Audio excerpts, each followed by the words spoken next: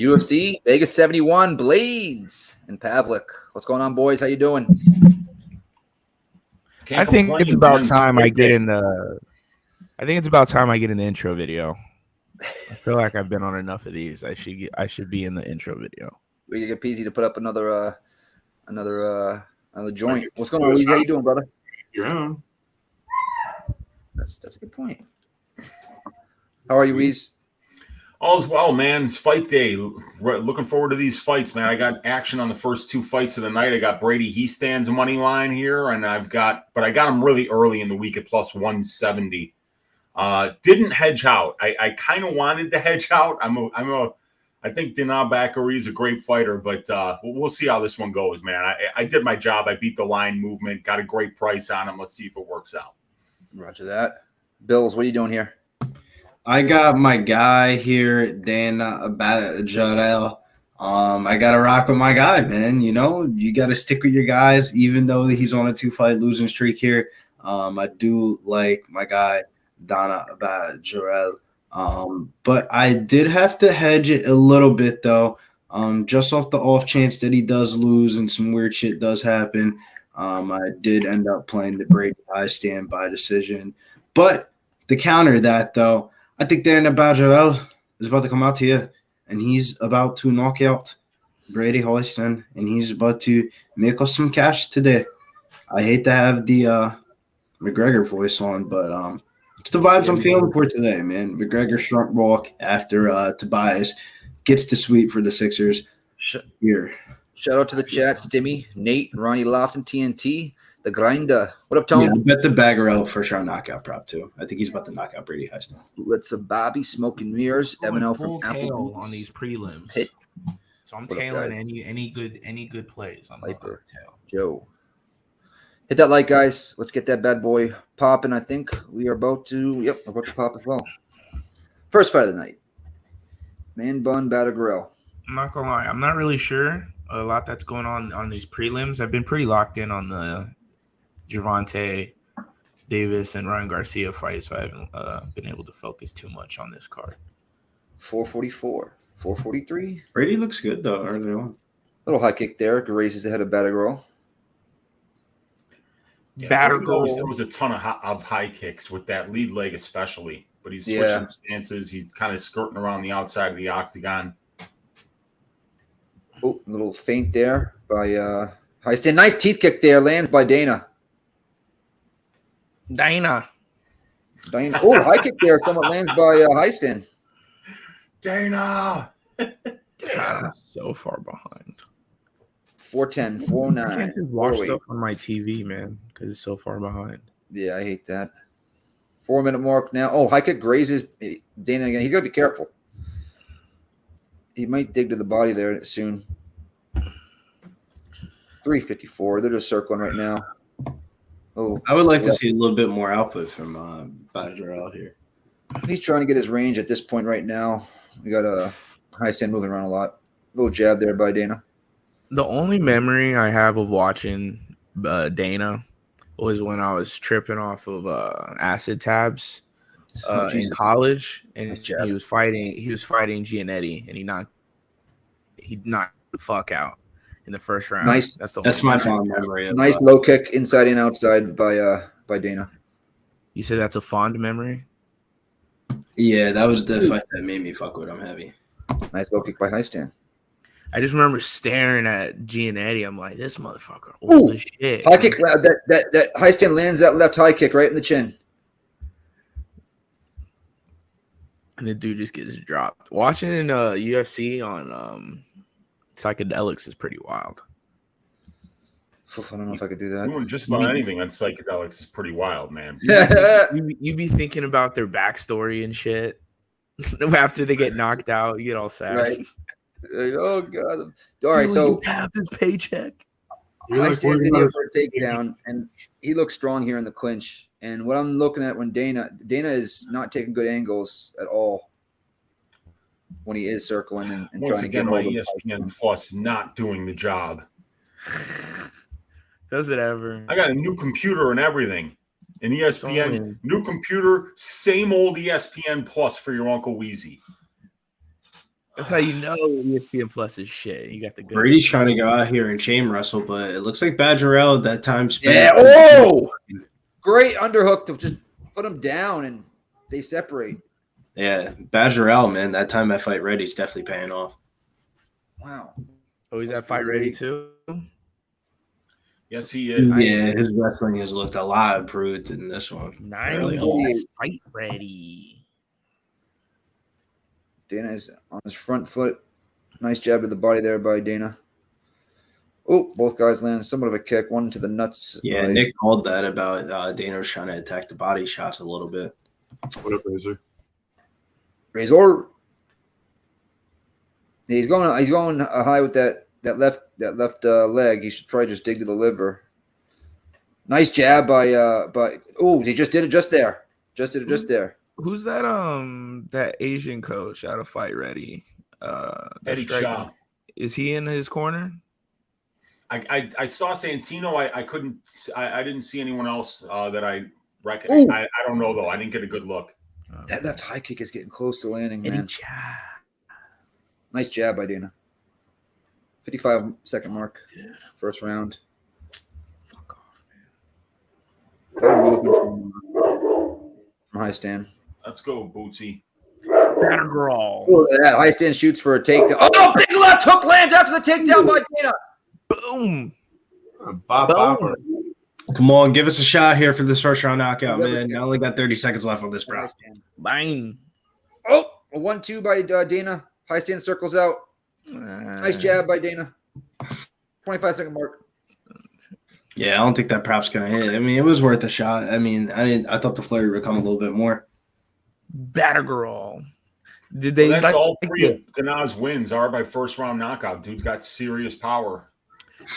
Is he one of those people where they're like, oh, big hand right and left. Oh, Brady's hurt. Oh, did you drop Dana though?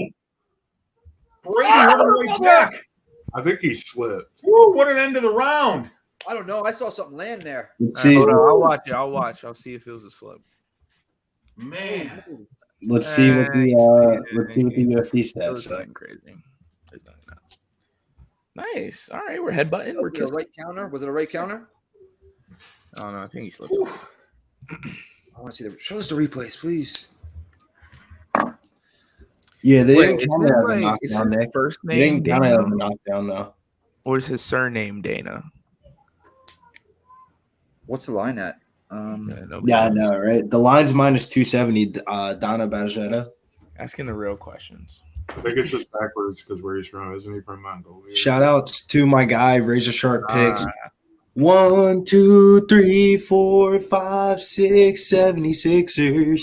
We had the Tobias Harris prop today. Tobias was hooping. It was a nice way to start off the day. We got the sweep. Joel gets a little bit of rest. Go eat some Chick-fil-A and rest up. Go get some head. Go do whatever you got to go do. Joel. You've been betting on the Knicks, right, Billy? No, not really. Yo, Battleground's face is a little bit. Did bet on that. I bet on him a couple of Oh, times. shit. Oh, big lead! Oh! High stand. Brady's I got think a he's over gonna get here. the second round knockout. I'll take the win though. Minus 650 right now. Oh, 1-2 by Dana. High stand is on Elm Street right now. He shoots for a big elbows by Dana. He shoots for a takedown. Oh my lord, he's about to take Dana down, and he does, but elbows galore. Dana's gonna post, try to get back up. He does, and look at that. Good whizzer. Takes down. Look at the high fight. stand. That's that. I've been at Fight Ready working with my guy Eddie Child and Santino. Cejudo. Him and Cejudo probably been grappling. Dana Badgerell looks really good in this second round, man. This is the best. This is the best he's ever looked, like complete wise. Oh, he's leaking, bro. He is He is leaking. leaking. And so is Badgerell though. Badgerell's leaking from his nose. Oh, he's working the backward choke here. Baby, let's go. Oh, he got like snot blood This coming is where out. Brady needs to be Yeah, he here. does. Bad girl keeping risk It's control. interesting right how you judge this round. now. Oh, he's gonna fall off. You're right. Does he fall Nah, off? dude. Yep. Looks like he's Maybe he about to gets the fall knee off. bar. Maybe he's looking for a knee bar here. He just needs to Yeah, stay he got the- Maybe looking for a patient. Salayev stretch. He needs to stay patient. And He's way too high. Yeah, well, he Uh-oh. can settle now if he No, wants don't to. Yeah. fall like that.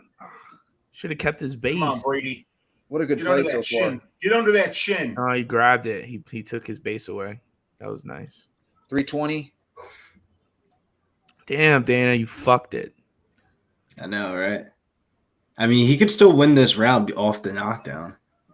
Oh, yeah. He is could. leaking. Yeah, the judges' chairs now, they turn 180 degrees when someone gets a takedown. They're not allowed to watch. Uh-oh. He might slip off the top here, and Dana might end up on top in guard. If he doesn't land significant strikes, they won't score it that heavy. Wow, that was good. Brady high stand, man. Oh, he got his back.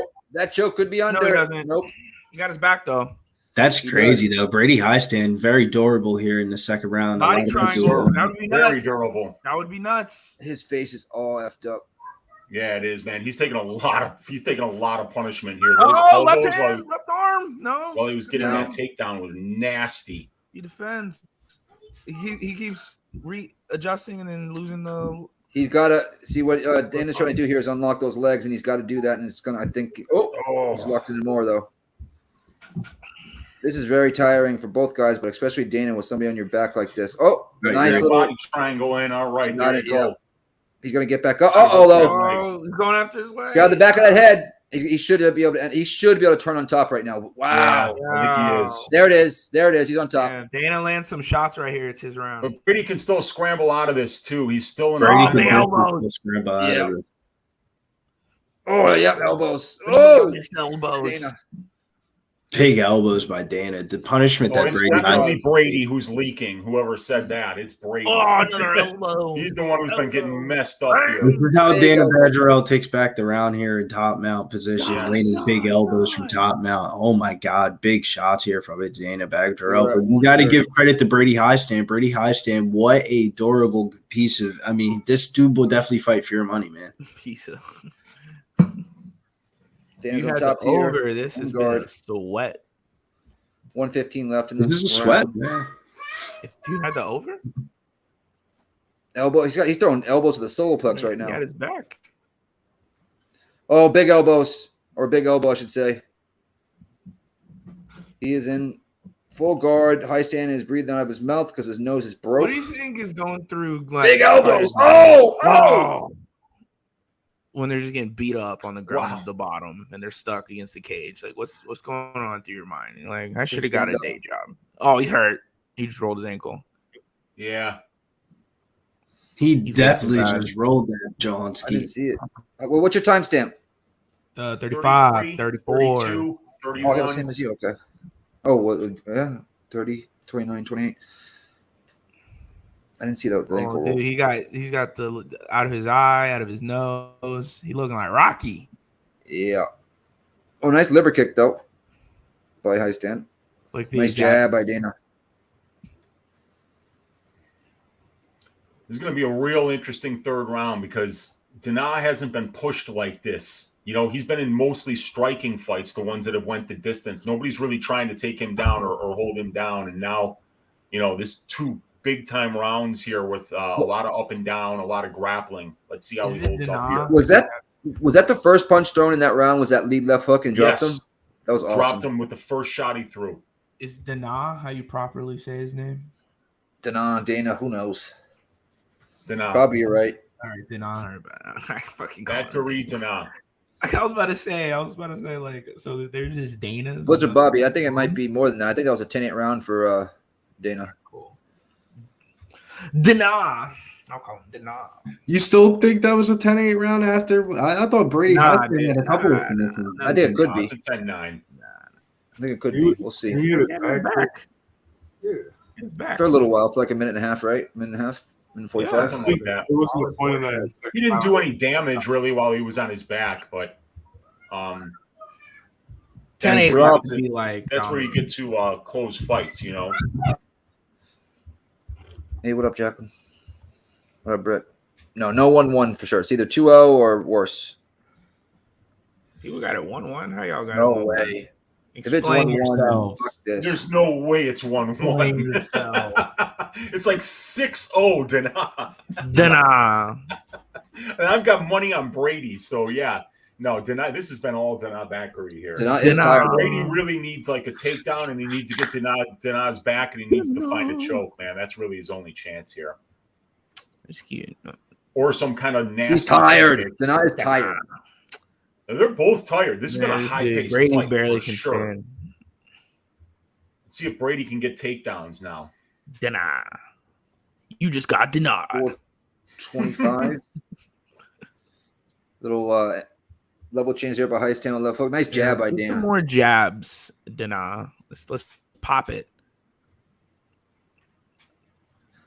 Freaking Heistin could not fake that takedown like that. He's gonna be getting kicked right. I think both guys are conserving energy through this first half of the round. That kick landed on the liver. Nice low kick there by Well, Dana's probably like, well, I think I'm up 2-0 on the scorecard. Yeah. So I'm waiting for you to start pushing. I'm not going to make a mistake. That's what I would do if I was up. You know what I mean? I wouldn't try to rush anything. I would just especially nice low kick by Heistin. Hard for this long. I'm going to pace yourself a little bit. 340. Third round. But if you're Brady Heistin, I feel like the best success that you had in this fight was getting this fight down to the ground and getting towards his back. You got the striking shit's how you. The striking shit's how you got your ankle fucked up and your face fucked up. It's too late now. I think his ankle rolled because he was trying that triangle so long it went numb on him when he got up. You know what I mean? Exactly what happened, Nick. That's why you missed it because it happened when as soon as he got up, his foot was just dead. Yeah, it was just numb. 306, 305. Both guys. Oh, head kick lands behind him. Nah, he glanced. Not enough on it though. These guys really doing nothing. 2 minutes in. I think both guys just ready to survive and they both blew their wads. Heistan's in tremendous shape. It's just I think his right ankle's actually fucked up. Oh, big rope. Big rope in right by Heistin. That wobbled Dana a little bit. 230 mark. Dana. This is everything of a minus 140 in a UFC fight, man. This is sweaty, greasy, not easy. That's why I'd be nice stuff by. Can't bet these fights. Like, oh, big overhand right lands again by Heistin. Dana's got to be careful. Imagine he just fucking face plants. Yeah, cool. I mean, we've seen that shit happen. That'd be cool. Start off the night. Seen that happen too many times. 2 weeks ago, yeah, it was winning and she got slept. Pods and Demio and Mills just talking that dumb shit. Oh yeah, that was one. Oh, big left hook lands from Heistin. See, Heistin has landed some decent shots. There's just not a lot of it. Not a lot. A little bit too late. I mean, he threw 3 strikes in the second round. Yeah. Heistin's winning the third right now, but he's definitely lost the first 2. Heistin. I would agree with that, Nick. I think he won the third, but I don't think he won the first 2. Here's a takedown attempt and easily taken down by Heistin. Dumb fighter. Unless Sony gave him the first. I know we had a couple 1-1s in the. He's gonna go right to mount here. He should be able to. Big shots here by Heistin. He's got the wrist control. Oh shit! He's smashing Dana up right now. Oh shit! Oh my god! Oh my god! He's stuck. Damn. Let's go, Brady. Let's go, baby. Oh, he's stuck. He's going for the neck now. The angle. He needs to just punch. Yeah. I mean, they didn't stop that one fight last week with all those 25 shots in a row. This Heistin guy, he's telling him to work, man. He's telling him to work. If he stops this fight, I think that's a bad stoppage. He's about to stop the fight. They can't stop. He stopped it? No, he's about to. What? He stopped it. Heistin wins. Oh, he stopped it. Yes, baby. Cash it. Wow. Take it. God. The unanswered shots. I love it. The guy pulls it out in the third round plus 170. Let's go. I don't think that should have been stopped, but let's go. I disagree only because I cashed a bet. I got nothing on it. I got to tell you, man, that's not the best stoppage. Yeah, I agree, but like you have to. I mean, he wasn't going anywhere. So, wow, what a good double leg there! Great duck under. Wow, I think you give him a shot. These like 95 shots. They weren't big shots at all. They were just short shots. I mean, maybe it was because he was tired. I don't know. He was stuck. That's- he had his that's, leg. He had his leg like entangled against the cage.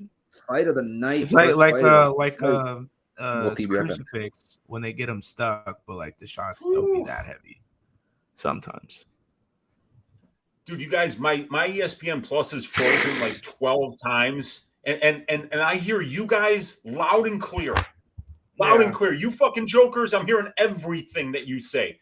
ESPN Plus, where I'm trying to watch the damn fights, they can't not stop on me. Brand new computer. What are we gonna do about this, you guys? What are we gonna do? I mean, like this is not just my problem. It's your problem. We can't do shit. There's nothing to do. Wow. Disney owns everything, so like they can be like, our product can be shit and we can get away with it because we're Disney.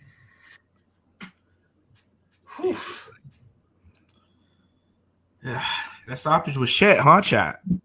He had to get a stoppage too. He had to. I feel like as a ref, you have to know the situation. Like he's not hitting him, he's not even punching him that hard. But I guess. Where was That's that so same kind of tough. reaction when he had dude up against the cage with the fucking elbows? He wasn't coming in there trying to stop that shit, right? Yeah. Dana hit him with like 10 fucking elbows to the side of the fucking head. There was no stop coming in. There was no lean in telling him to move and shit. It's kind of some bullshit. It's That was some bullshit, but guy's gonna get a it is fucking what it is. It is what it is. know?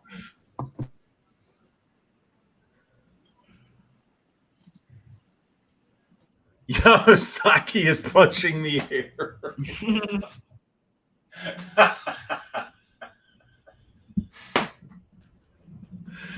Oh, that's great.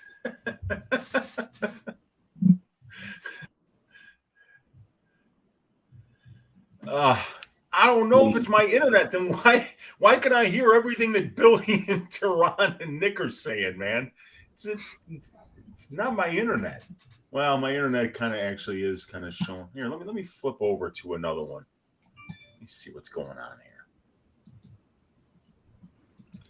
Dude. Yeah, I was peeing. I heard you guys talking. I think it was a bad stoppage, but whoever cashed, congrats. I don't have money on it, so I don't really care. We were saying that they didn't stop the. I agree, the elbows and all that kind of stuff. I mean, he was getting freaking. I mean, those were short rabbit shots that he was hitting him with. Hell.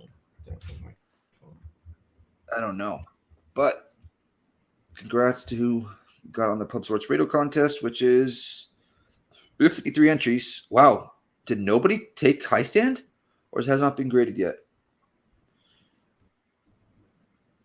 Wow, I don't see anything yet. All right, let's get on to the next one. Marshall, Gomez. T, you have anything on this one? Nah, man. I don't even know who these guys are. Roger that. What about you, Weez? Or Billy, go ahead. He's fixing his internet. Yeah, I got my guy Francis Marshall in here. Does a podcast with my boy Kenny. So it's one of the fighters he said we're gonna make money on this year. So it's now or never. So I got Francis Marshall and Montel Jackson in the 2-leg parlay minus 136. Oh, he's fighting a French guy. He'll win. He'll win. He's fighting a French guy. I just took the no distance at even odds. I was going to take the under 2.5 at plus 120, but I want those 2.5 minutes just in case. I forgot to do the oh, you can still get it in, Nunya. A bunch of people probably lost on that one too. So yeah. Let me see if I still have it here. Here it is. There's a link. He said the dude was told to sell the fight. Weezy, what you got here? I've got 1 unit on William Gomez money line at plus 180. I think Marshall throws a lot more volume on the feet, but I think they're very similar on the feet in terms of where they're at striking wise. Marshall's going to be throwing more punches. Gomez will probably be throwing more kicks and managing distance a little bit better. I think they both have got some wrestling and grappling upside here. I think it's going to be a very close fight. So I took the shot on Gomez at plus 180, kind of feeling like this is closer to 50-50 more than 64-36, which is where the line is right now. Okay. Big Show, you got anything this one? Not on this one, though. Negative. All right. Chat, what y'all got on this next one? In the contest, I think. Some of the dogs had it. Oh, no, we got Stimmy at 75, Origami 50, Crowler 50, D-Lank 50, Tone Miggins 50, and Say Jose. Oh, Jose 50. So 1, 2, 3, 4, 5, 6 people cashed on that one out of 53. 55 men. We need to get freaking Jose on one of these. On one of the big fights. On one of the big pay-per-views. I'd like to have him call one. Let's see what it sounds like. What up, NFO? Third quarter of Town Easy. Dad Father, what up, dude? Nothing this card suck. Going heavy on Tank. Yeah. Oh, you know what's funny? These cards, sometimes they look on paper. They look on paper horrible, but you can make some money. And they usually end up being like, you know. What you got on it, Dad Father? Put your bets in the chat. Oh, god damn, man. I can't believe that's the way we start off the first fight of the night, man. I mean, that's why you don't bet minus 140s, I feel like, in the UFC. Sheesh. I mean, he was winning that fight up until he lost it, so. See what I mean about mid-level guys? Like, I don't know. I can't. I think it's the officiating and the judging needs, especially the judges that needs to, you know what I mean? The officiating usually is all right, but that was, in my opinion, that was pretty bad stoppage. He got rabbit shot probably like 20 times, 25 times, I would say, and he was moving around, so I don't know how you stop a fight like that. I don't know, it doesn't make any sense to me. Especially remember last week? Yeah, last week when we're like, stop the fight, and it was the same scenario, and they didn't stop it. I'm trying to remember the fight. It was The ref had money on high stand. Ooh, Charlie. Maybe.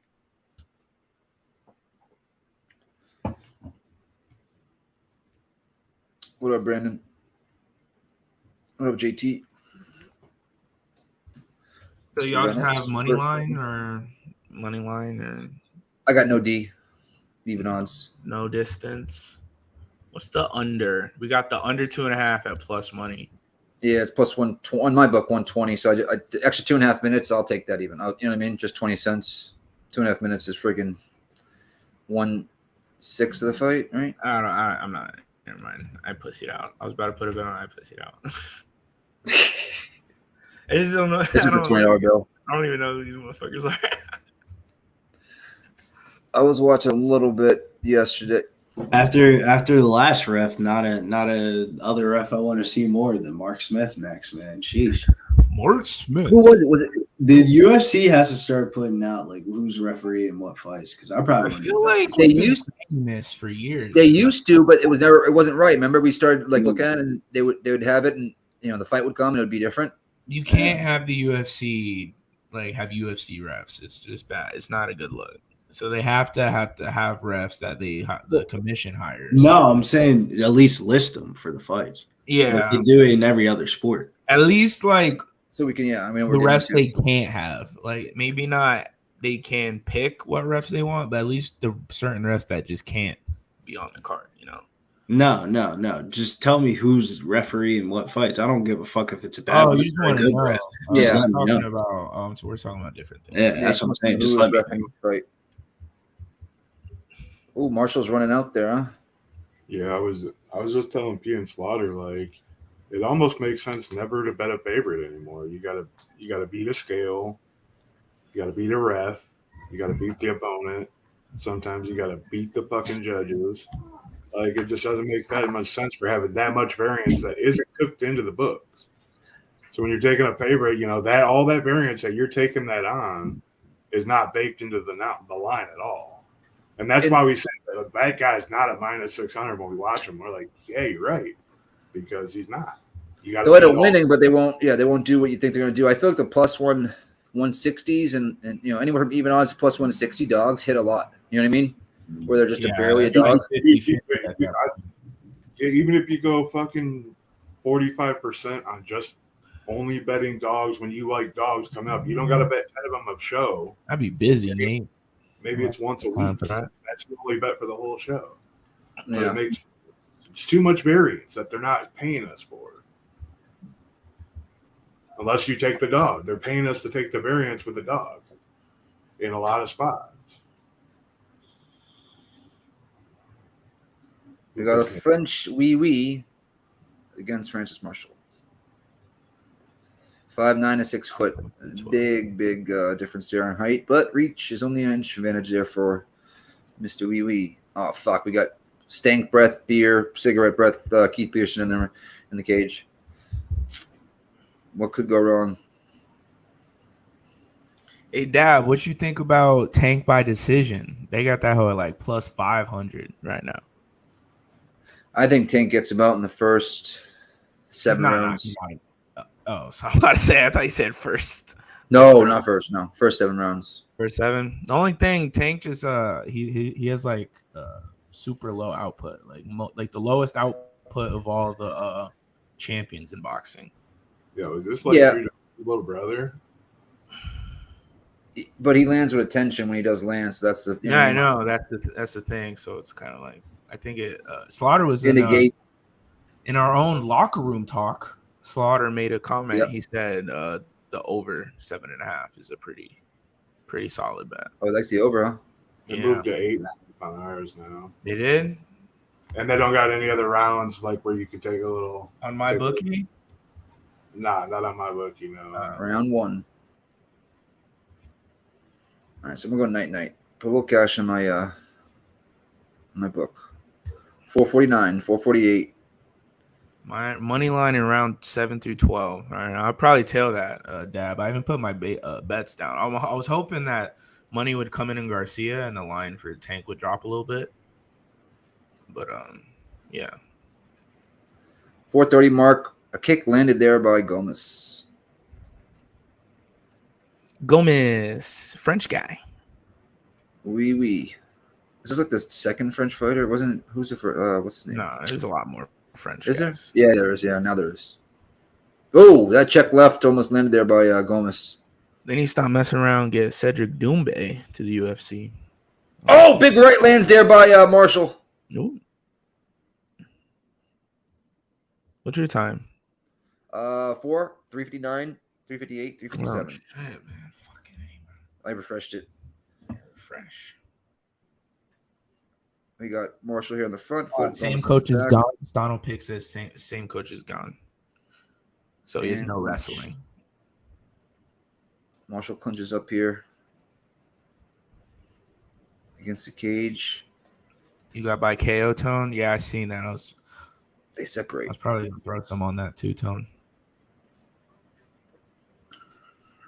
Bet Tank live. I might do that. Garcia probably have a good couple first rounds. The line drops and then bet Tank KO. I like that, Jesse Nunes. Ooh, nice little slip there by Gomez. 310. Yeah, Swiss Horton. I like the Lakers. All right.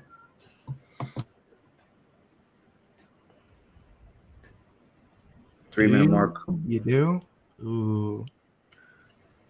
Oh, a high kick almost lands there by Gomez. Falls down, gets back up. I'd be rooting for the Grizzlies nowadays. No cap. Keith Pearson just put a cigarette out. Nice body shot by Gomez. I mean, like we even have a problem with it. I'd rather him be smoking and drinking in the ring. That would add a little character to the fight. Speak for yourself. Just try not to spill his beer.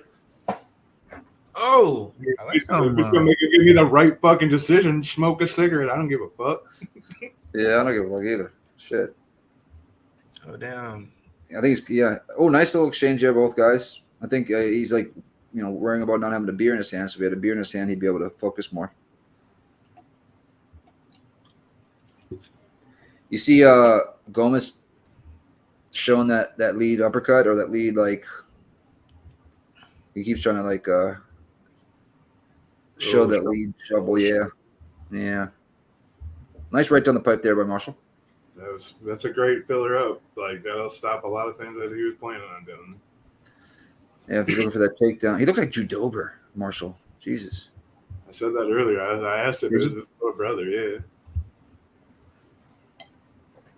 Really does look like nothing wrong going on, guys. 133 and counting, first round. Tone's over here emoting in the chat. Hey, Dylan Brooks going for 30, Tone, on their head in LA. Probably not, but it'd be funny if he did. A lot of fading going on right now. Both guys are worried they're going to get caught with a shot. There's a lot of fading. I think Marshall landing the better shots, right? Yeah, so far. He goes in for a single. I don't think he's going to be able to get it, though. No. Double unders here for Gomez.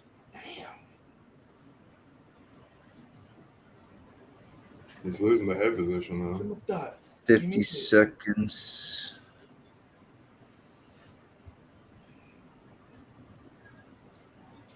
Yeah, I don't think we're going to get it here. Take off anytime. Green and Jackson, minus 170. Nope. He tried to get the outside leg chip, didn't work. Now trying to get a high single leg. I would let it go if I was him. He's going to tire his arms out. Yeah, but he's showing he's been the more offensive guy here in this round. Yeah, he should get the round just off this alone and the shots. It's a couple shots he landed. We're at the 10-second mark. Big Norm. I need to like Big Norm on the card. What's the live line on it? Big Norm. Minus 220 Marshall. Just got to win against fucking Spencer. Yeah. She a big girl. She a big girl, too. Yeah. Oh, man. I don't know what happened. Who won that round? I was watching it, but, like, I don't know what happened. Marshall won that round. Did he? You ever have those where you like It wasn't the most convincing, like, first round, though. I would That's say. what I'm saying. Minus 172 live line. I watched that we should whole round. we should probably get scorecards, bro. That's one thing we could probably do is just give everybody score. Fucking. And you know what? I don't think it matters with the scorecards, right? Well, it would just give us like hold us accountable to what we actually thought happened and shit. Like Fucking judges should get the damn scorecards. Make like a graphic or something. Who cares what we think? We're just trying to guess what the judges are thinking, right? At this point. Like, come back to it when it's a 30-27. No, because like you know how like MMA Junkie, they always list the journalists' scorecards after the fights and stuff. Yeah.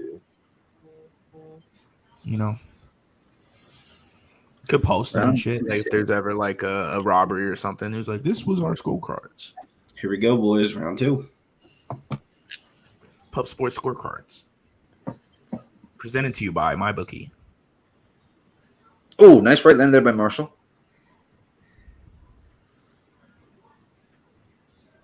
I swear it goes to commercial and then I end up 5 seconds farther behind. Like I don't. Yeah, that's ESPN Plus to showing you more commercials than there is time between rounds.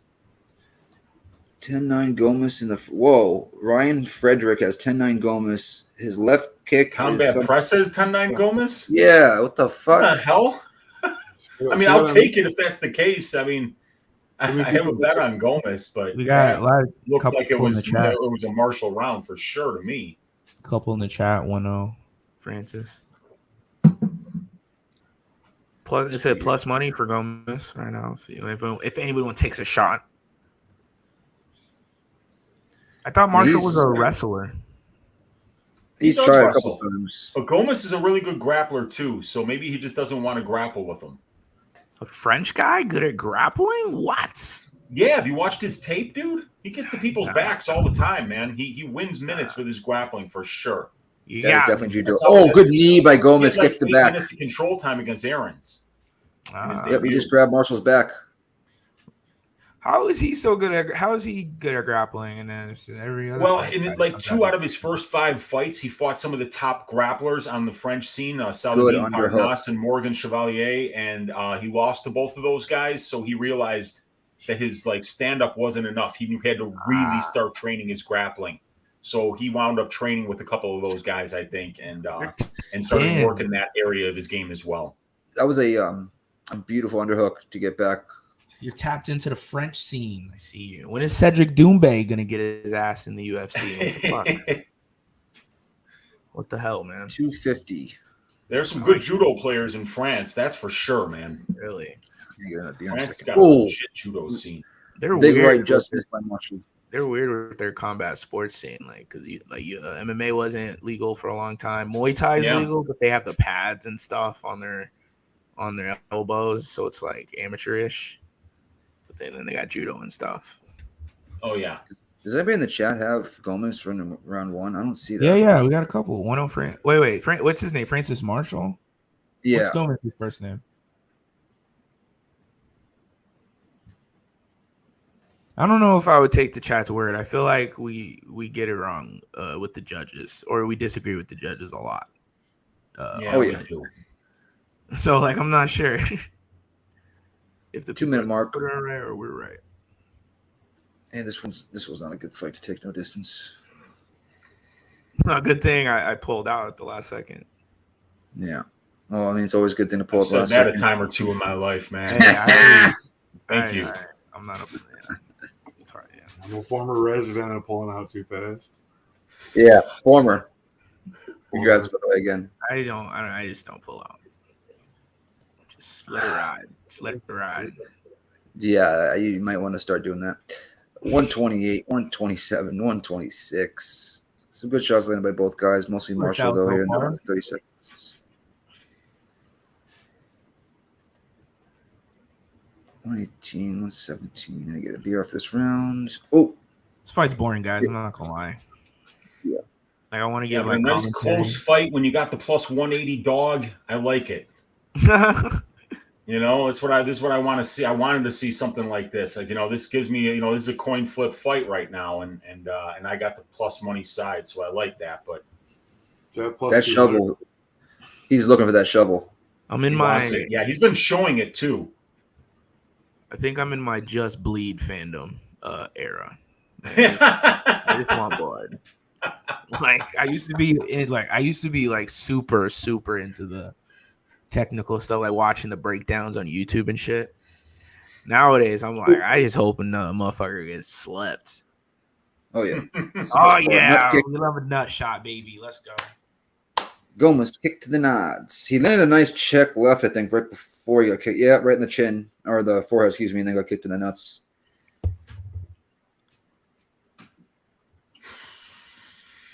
"29 seconds left in the round. We got a ball splatter. Back at it. Him in the nuts, man. He needs some longer shorts. That was like lower thigh, it looked like to me. That one almost got him too. Holy shit. 14 seconds. Second round? Oh my god. It's the longest 3-round fight ever. You're telling me when I got no distance. Nice check there, Bud Marshall. 2 seconds. Just shit. Gomez ended that round strong. He landed 3 good shots there at the end. I hope that's enough to get the. I think it's 1-1. And say, give it to William. Let's go, baby. Come on, Gomez. Get this nod after a good third round. Let's go. Chat, what'd you score that round? Tell me, chat. I'm going to just talk to the chat. Entertain me, chat. No nut shots, TNT. No, nut TNT. If you watch these streams, you get one free nut shot every fight. At least one good one. So you might as well use it. And Billy slumped. No, I'm looking at something. All right, we got 1-1s in the chat. Yeah, I don't know what to do with this live line because I tell him how it is, Thomas Hewitt. Tell him how it is. Gomez minus 135 live, 1-1, 1-1. 1-1. I think it's 1-1. TNT. Has TNT been in the chat before? I don't think I've seen TNT. Yeah, he is. Oh, has he? Okay.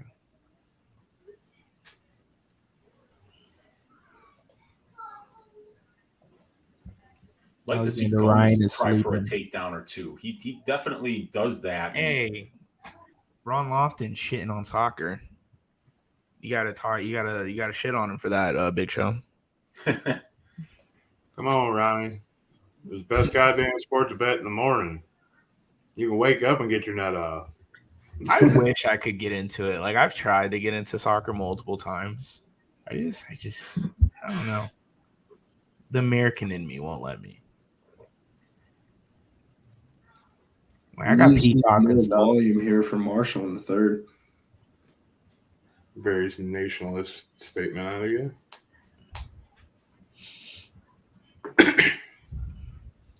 It's like a sparring. Like, it's really sparring of energy right now. Lie. Anthony, he said it could be 1-1, 2-0, Marshall, 2-0 Gomez. Dead ass though. I will give it to you though, Ron. Them foreign announcers in the soccer games do be put me to sleep. It's just like golf commentators. It's something about just the slow, methodical breakdown just puts you out. That was a cheeky little kick there by Gomez, man. He's showing a little bit of flair at this point now. This is what I wanted to see him do, was maintain the distance with kicks more, because he's got that traditional martial arts background. He doesn't have to just rely on his boxing like Marshall does. Marshall looks like he's 17. He's a baby-faced kid. I think he's 24, but yeah, he looks really young. Goodness. Yeah, I'm telling you, it looks like baby Dober. Gober's chin's a little stronger. Like, Dober has a strong. Let's see if Marshall gets the takedown here. Let's see what Gomez can do to. I mean, goddamn, Marshall, it's about time. It's 2.5 minutes left in the third round. Yeah, man, I don't know what he was waiting for. You know, like that too. He took him down like that too. Like, you've been waiting to do that. Yeah, Gomez has got to get his ass to the cage here. That's the reverse oil check. Oh, is that Zach Wilson fighting? That's a funny one, Chris K. Stacy's mom, and she's got it going on. Can we harp that one? Oh, yeah.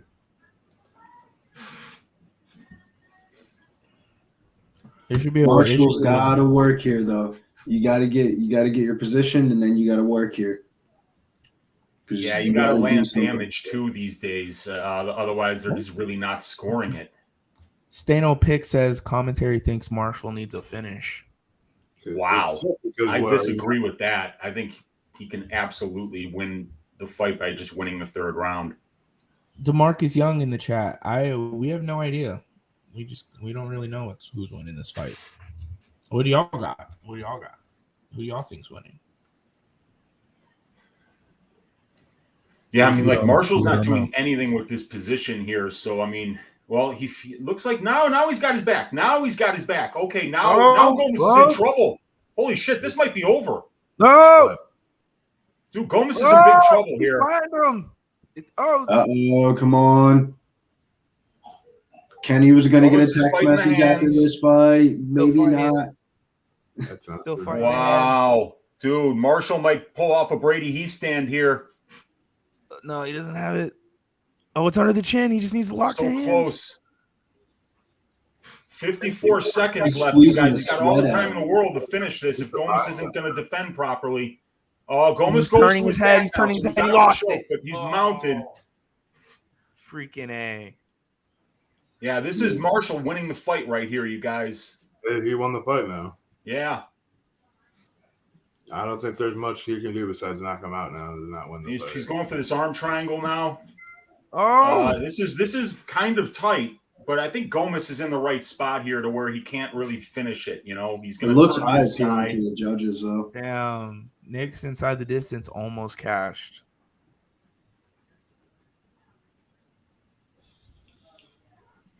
Good thing I bailed on that under 2.5. Yeah, and Peterson kind of let Marshall stay there, and work with the position. Big shot. The necessary time to work, and eventually he got to the back.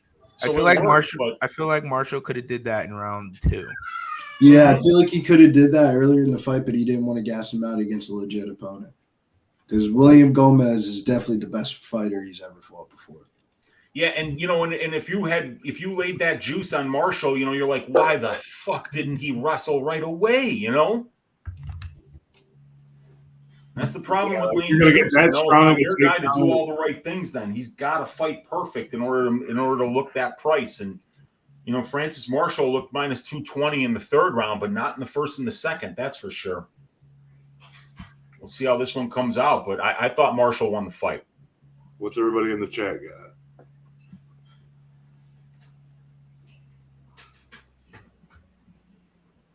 Man, that was really close. Marshall got really close there. Oh, baby. Everybody got a little overpiped in the chat saying it's over and over. I thought it was. So we got people saying Marshall, but I don't know. We need a new judging criteria, bro. I don't ever be knowing who won. I'd be like, I don't know, dude. You be thinking you know, but you don't know.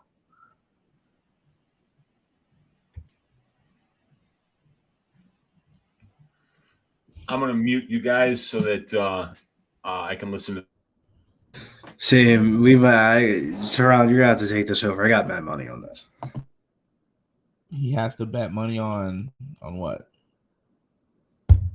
I don't know. Billy's betting on something, so I'm taking over.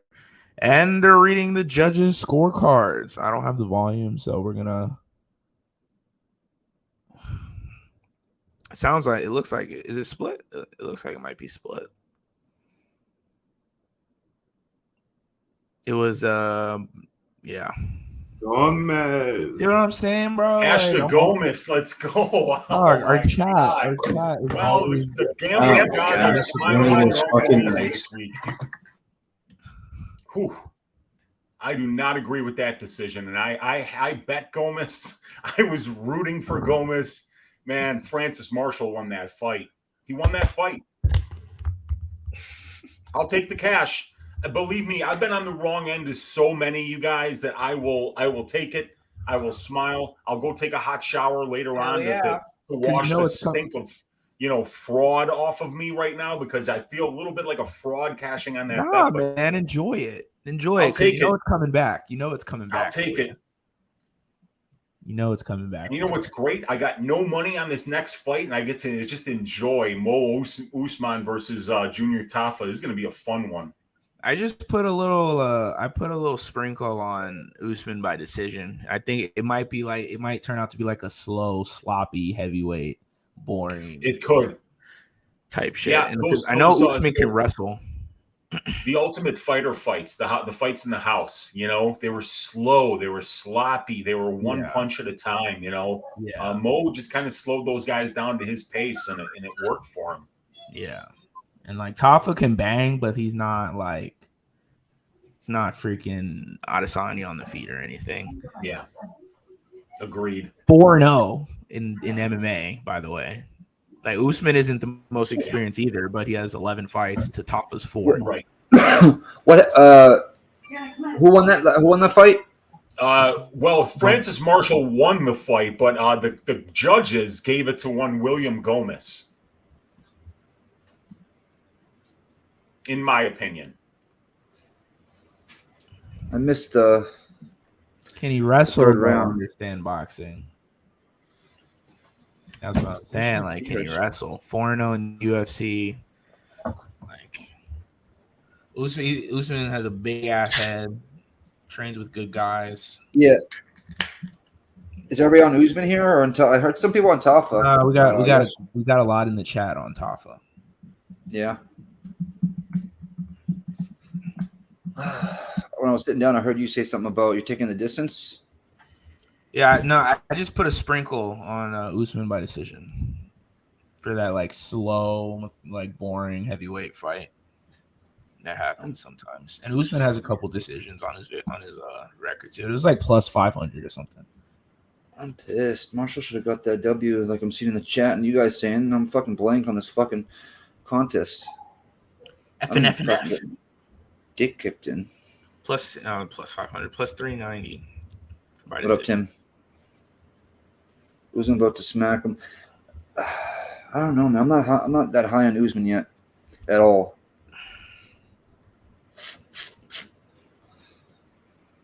But Tafa, he ain't nothing to talk about.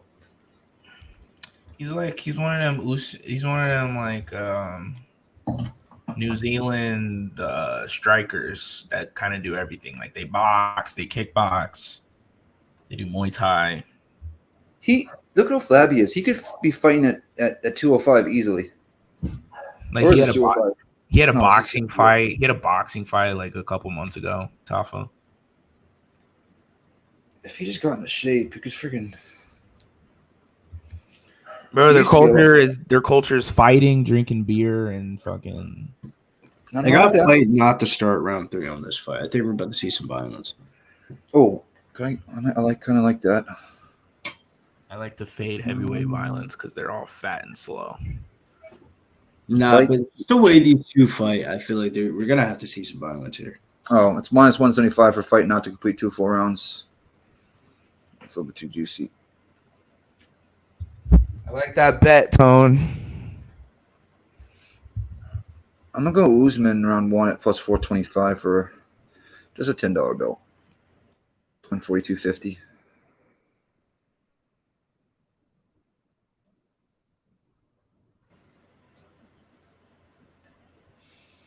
I think it's early if Usman gets it.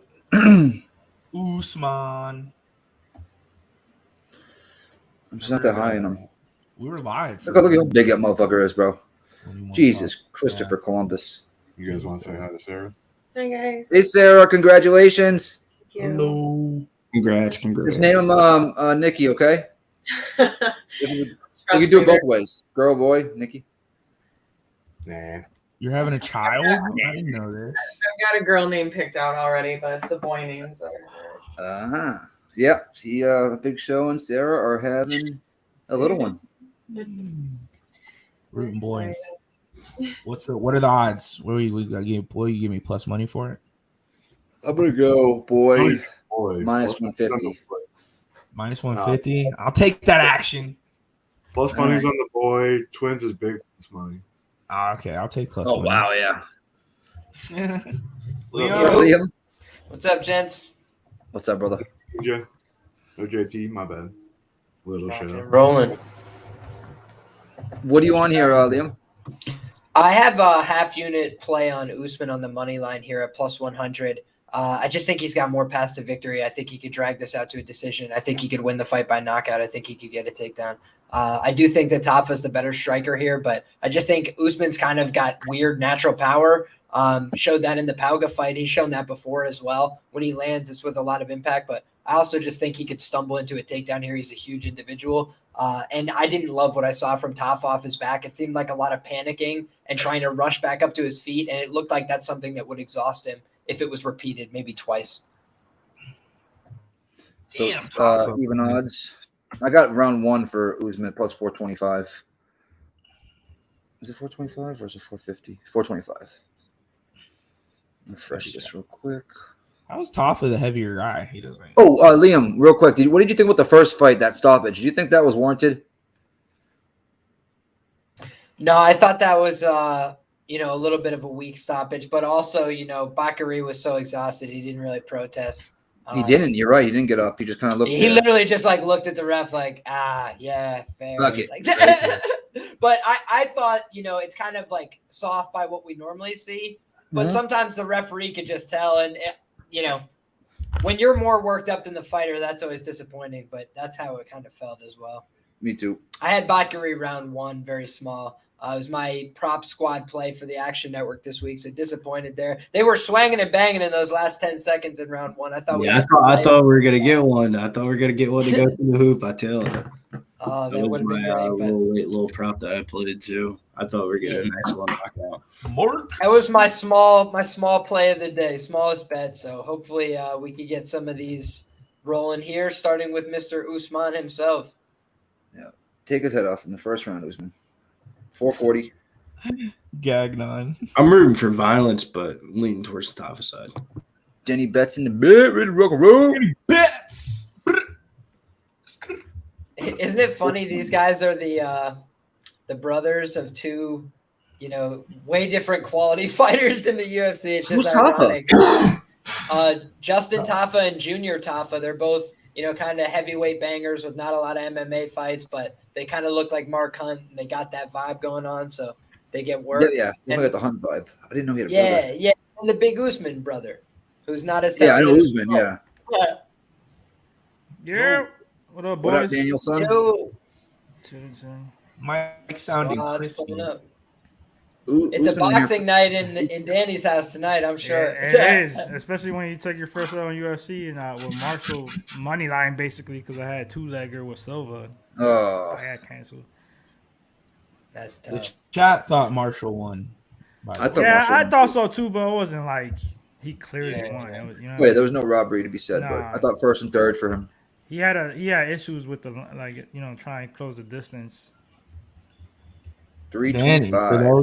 For those who missed, I gotta say, I came away really impressed with Gomez in the small cage, how he was able to use his footwork, because I really thought that was going to be his undoing. He's constantly retreating and giving ground, and I feel like Marshall, maybe didn't have the greatest game plan tonight. I felt like he came in to strike for the most part in rounds 1 and 2, and I just thought that was a huge mistake. We saw in round 3, he goes to the grappling, he looks like a minus 300, so it's just like, my brother in Christ, why did you not shoot takedowns all throughout this fight? But he fell in love with his hands. He's been getting better every fight with his hands, but come on, bro, don't forget where you came from. Jesus, this is just a grappling match right now. What's going on? Honestly, this is what I'd like to see, though, as an Usman backer, is just to try and put some blood in this guy's arms. You don't want to be dealing with him at space in the early going. Just pour some blood into his arms, make him work here against the fence, because these are all the things that he won't be used to. Relative to if you're just standing at distance, that's what he's a lot more comfortable with.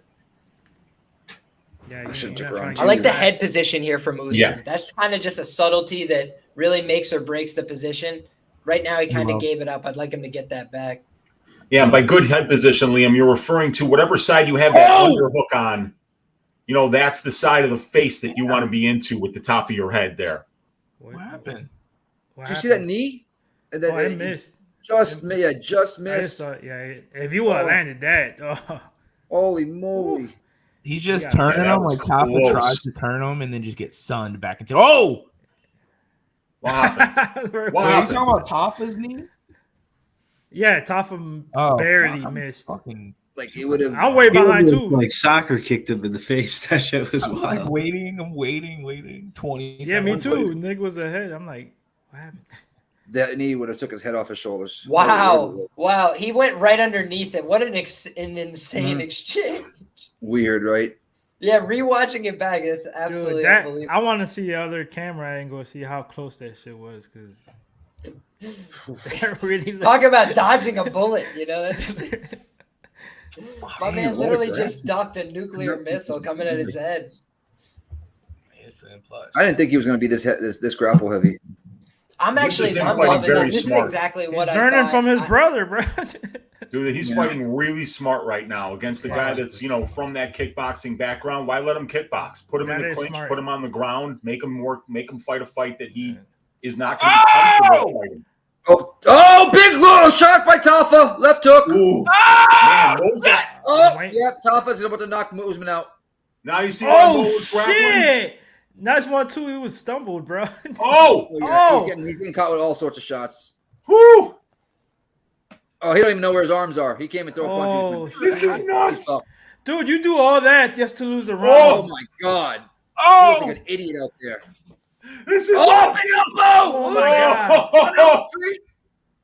Bro, how do I go from 20 seconds behind to 5 I don't know, T. I'm still like, oh my God, bro. He is shooting for life right now. Oh my God. I don't know where he is. Head kick. Almost a right hook lands. End of the round. Cash the fight starts round 2 if you had it. No at all. I'm so ridiculous. I can't get this bet in any quicker. Oh, I can't either. You were wrong. He was saying, bet Tafa. No, I'm so with Nick right now. It's been a while, but you rocked him in the clinch. I don't think he's conscious. His wrestling looked good, but I don't think he's conscious right now. Dude, that sucks. He's where he is telling him how smart he is. He's winning the rounds. 30 seconds left in the round. He gets clipped multiple times. That's why he was wrestling. For that reason. Exactly. He was fighting smart. And that's why he was 170. Very smart fight for the first, And then Junior got just a little bit of room, and he just, lit him up. Jesus. He was not, I mean, you saw him throwing shots after that. His arms were not doing what his brain thought it was going to do. Or legs. Yeah, right. So, oof. I mean, he might be able to get his composure here, but I don't know. It's true. I picked Junior Tafa by second round knockout. No money on it, obviously, but I'm feeling pretty good about that right now. Let's see Tafa's gas tank. Let's see what Tafa's gas tank is like. Yeah. Well, Mo took a lot of shots, though, man. He's really going to need to hold on for dear life here. Or he better get a takedown. Yeah, Tafa's breathing just out of his nose. He's good. 442. Oh, the jab that Usman just threw was he ain't there yet. He's still not there. That's what I was going to say. He's still not there. When that second round started, did you see when he walked in? Yeah. Oh, big right landed by Tafa. Uppercut by Tafa. Oh, I don't know if Mo oh my God, anymore, man. Come on, Tafa got to finish it. Tafa's got to finish him. Yeah. Nice left hand. Oh shit. Oh, you're ahead of me. Oh, big left. Oh, he's wobbled. Usman's on Elm Street again. But he's going for a single leg. Usman looking for a single leg here. Hell yeah, he is. He desperately needs it. He absolutely has to get his single leg. Help! Junior can stop it. Mayday. Junior looks tired too, He's looking up at the clock. Damn, bro.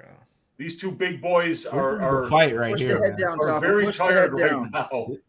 This could be the fight right here, bro. Man. Like, if he gets him down, that's a huge confidence. Oh, here it goes. Wow, bro! He's gonna take him down. Mo gets a much unbelievable. I think a live bet. He takes right to side control. And I think he's gonna rest here for a while. Wow. Yeah. That's huge. That is absolutely huge. What she saed, not to me. And I don't know if Tafa has the technical ability to get up from under Sony as big and heavy as Usman. Like, look how big this dude is. He's a fucking gorilla. That was legitimately my entire cap. I was like, even if it's by accident, he should get on top, and he's huge. Son of a bitch. He's just too big. Tafa sneezes and Usman at plus 200. What? The gorilla has landed. Yeah, maybe they're thinking, now that he got the takedown. Usman plus 200, though. I mean, that's not a bad look. It's got to suck being under Usman. Oh, elbow, big elbow. I took it. I'm right here in the fucking middle. I mean, you had Usman at plus money? 200. You can get it right now on Bovada. Nice. Yeah, because what you get Tafa at? Minus 170. So I need Usman to win some money. As a Usman by decision better, I love this. So far, yeah, like this. I don't see Tafa getting up right now, but round 3 he could still get some. Yeah. Hopefully, he can get mountain right here so easily. It's there. He can. He's gotta get that. They got way too tired for all that. He's just gonna lay here and chill. Maybe land an elbow here or there. Yeah. But no. He ain't working that much on the. Real quick, Danny, what you got tonight? What you got? I missed. That's Tank. Come on, bro. You got Tank. If you follow me on Twitter and me and Preston on Tuesdays, but what about the sprinkles? You already know. But what about the sprinkles? The sprinkles. I like round 8, 9, 10. Yeah. 10 on FanDuel. On Bet365, round 10 was plus 1,400. On FanDuel, was plus 2,400, bro. That's why I put that. I made sure I put FanDuel because that line is crazy. Yeah. This fight's going to go the distance. What? I mean, you said that. No, this one. Not. Did you see the first round? I really think this one's going to go the distance. I think they're both too tired. If he gets them down again in round 3, then yeah. But dude, I don't think I've seen Tafa shrimp one time. No, he isn't. Probably just trying to get out the round, bro. He's not even trying. Down. He's like, I guess I'm down here for 3 more minutes. Yeah, because like you guys said, all that weight on top of you.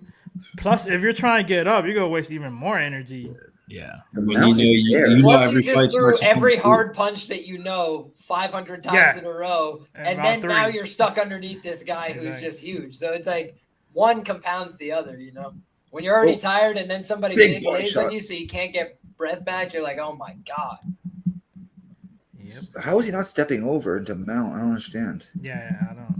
30 seconds Mount left. is inherently a less stable position, so especially less experienced grapplers in MMA, they'll tell him, like, just stay in half guard. Don't get bucked off. Just stay heavy. And you see, Usman's not even, like, just posturing up from half guard. He's, like, getting double underhooks, then grabbing a wrist, then throw 2 punches, then grab again. Yeah, I mean, he's, like, trying to stay real close to him, which who could blame him after the absolute shellacking he was taking on the feet. He's like, bro, you're not getting up by hell or high water, dude. Unless that bell rings, we're staying down here, brother. I know we want to see him out, but he did. Dude, he should take that free head and arm choke, but I don't even know if he knows how to do it. He did play it safe, and I mean, it's smart because you don't want to risk losing position. Tafa keeps trying to throw these elbows that are literally just like a pre-gift wrapped head and arm choke for your opponent if they decide to grab it. Well, it's definitely one. He's like, let me load this up back here. Don't do nothing with it though. That's how they teach you to throw them, right? Like this. Smile your arm here. No. Yeah, that's how. No, scratch your back a couple of times too. See if the guy has, some self-awareness. Yeah, it's 1-1, so we'll see. Not gonna lie, all week Usman by sub plus 900 stared at me, and then I went back and rewatched his tape, and I was like, I can't. He never go. Yeah, I'm not. He's just not good at grappling. Yeah, that's. But plus, I would think plus 900 is kind of short. Dude, it was plus 550, 14. Plus 575 on a lot of the sharp books. Plus 900 was the peak. Although, granted, some of the really sharp books, like the ones that I think are among the sharpest, they had the plus 900 themselves, which told me part of the story too. Yeah, they know. But like Bet Online, I think closed like plus 575 on Usman by sub. Oh, he's tired. Usman's tired. Dude. Yeah, they both are. But Usman really needs a take. Oh, single. Alpha really needs a Usman down against the cage. Together. He can he could chain together a takedown now. If he takes him down, I think it's over. Tafa doesn't know how to defend. Down, like Tafa can do the initial takedown, but once it becomes chain grappling, he doesn't know what the fuck to do. Pick his ass up, Usman. Oh! Did he dump him? Yep, he's on top. He did. But Tafa's got his back on the cage here. He can still, if he scoots his ass out, pick the ankle. Fucking go. Good. I'm exhausted, but Mo's winning this position. Plus 390. Usman by decision. Let's go. Mo down back to the mat. Great bet so far right now. I don't think Usman, and I'm pretty confident because I don't think Usman can finish him either. Like Usman's tired as fuck. Yeah, he's not. Yeah, he picked the elbow right there and just laid him down. I fucking love beef jerky now. Wow, that was an impressive takedown, dude. That's a feat of freaking strength. If I could tell you one thing that kept me at a half unit play as opposed to a full unit bet here on this Usman side, was that I saw these two guys square up and Usman wasn't the bigger guy. And I was like, holy shit, how big is this guy? And he just went out there and picked him up like it was no big thing when he's clearly huffing and puffing. So the guy, this is what I tried to say in my cap. I know that he's not that good, but he's a freak athlete. He really wants to win. He's going to come forward and try. I was like, this guy at any kind of plus money, I felt like was the side. But it's still a long fight to go. So he's got to seal the deal here and close the show. He's trying to do a nice job stepping over that arm now. And that could be his ticket to a finish. It's just a simple crucifix because I do not think that Tafa has any idea what to do on the ground. Nah, yeah, he ain't get up. Nothing. No, you can see his face. He's just like fish out of water. His movements. He's not even moving. Like, nothing. And he's trapped in the cage too. Really. Yeah, he's fine. Oh, we got a head and arm attempt here. No, gotta go. I thought he was gonna go for the head and arm. Yeah, see, again, Tafa is clueless that he's offering the position, but the problem here is just the presence of the cage, where you really would need to occupy the space that the cage is occupying. So actually, we saw a good example of this last night. Liz Carmouche used that nice neon belly position to solidify and then finish her head and arm choke, and that is what you would have need to see Usman do. And I don't think the big man's got the dexterity to be hitting. Who did this fight last night, Liam? Diana Bennett, I believe. I actually did not watch the card in full, but I did see the replay of the finish. She was winning that fight from what I heard. I think she was up a couple rounds, and then Carmouche took her down, got the finish. It was nice. It was one of those ones where the person really doesn't want to tap, but then you see their feet starting to go, like they're almost doing that involuntary foot tap before they tap. It was a real choke. 120 Usman on top, and Tafa ain't getting up. So cash it. No wood. Oh, make a little bit of money off this one. Nick, why you got jinx? Sorry, not good wood. If he gets up, I mean, come on now. I mean, he's gonna. I know. I'm with you, but you never. Why you guys watch our streams? We give out expert opinions like Usman by decision. Oh God! Oh my God! Tafa's gonna get up. Why'd I talk? See? Almost. No, he's not. He doesn't look. He's exhausted, bro. Look, he's just leaning up against the. I mean, Usman is it's just like having a slab of marble on top of you, dude. It's really hard to get out from underneath this man. He's up though. It would really suck if a knockout happened. Oh, he's up. That was like Mo Usman is like the male version of Norma Dumont. Look at that ass. Hey, don't disrespect. Hey, don't disrespect Dumont like that. Come on. There's some power like that. Look at that. Look what he's doing. He's using that lower half. That's where the power comes from. You gotta say pause or something after that. Tafa with some short shots. I mean, I'm hoping he's look at Look at that. Look at him beefy cheeks. Oh man, that's hilarious. 12 seconds, 10 seconds left. Oh, Usman just got hurt with a shot. I told you. Oh, no. We're good. Tafa needs one. I don't care, though. Did he do enough on top there in that third to win the fight? Go, baby. Way to go, Nikki. You made this interesting, bro. Usman by decision, baby. Did Usman do enough? Did he? Dude, could he was up top. Still win that, you guys? You never know, right? He had him in so much trouble in the second round and in the first half of it. Dude, they might give this to Tafa because he definitely won the first. He definitely lost the third, but the second round was what old school broadcasters would call a tale of two halves, if you will. Where we had Tafa really landed some big shots at the beginning of the round, and then Usman getting that desperately needed takedown and having a bunch of top control and some ground and pound in the second half of the round. So we'll see. Let's go, baby. Let's cash it, baby. Let's cash it. And understand boxing saying Tafa won the first round 10-8. I mean, he was landing some big shots there too. I don't think remember the first round we were saying that he was smart. Usman had him against the cage for most of the round. It was only like 40 seconds. Yeah, that's not 10-8. Yeah. That's not 10-8. Definitely not. No. Usman by decision. Let's go. 2-1 Usman. T from the chat. Yeah. Here we go. I think Tank gets it done later in the fight.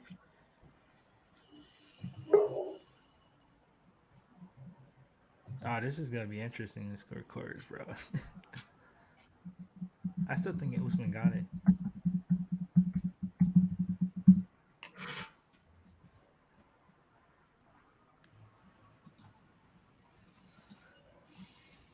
Yep. T. Oh wow. Yeah. Okay. Muhammad Usman. Yep.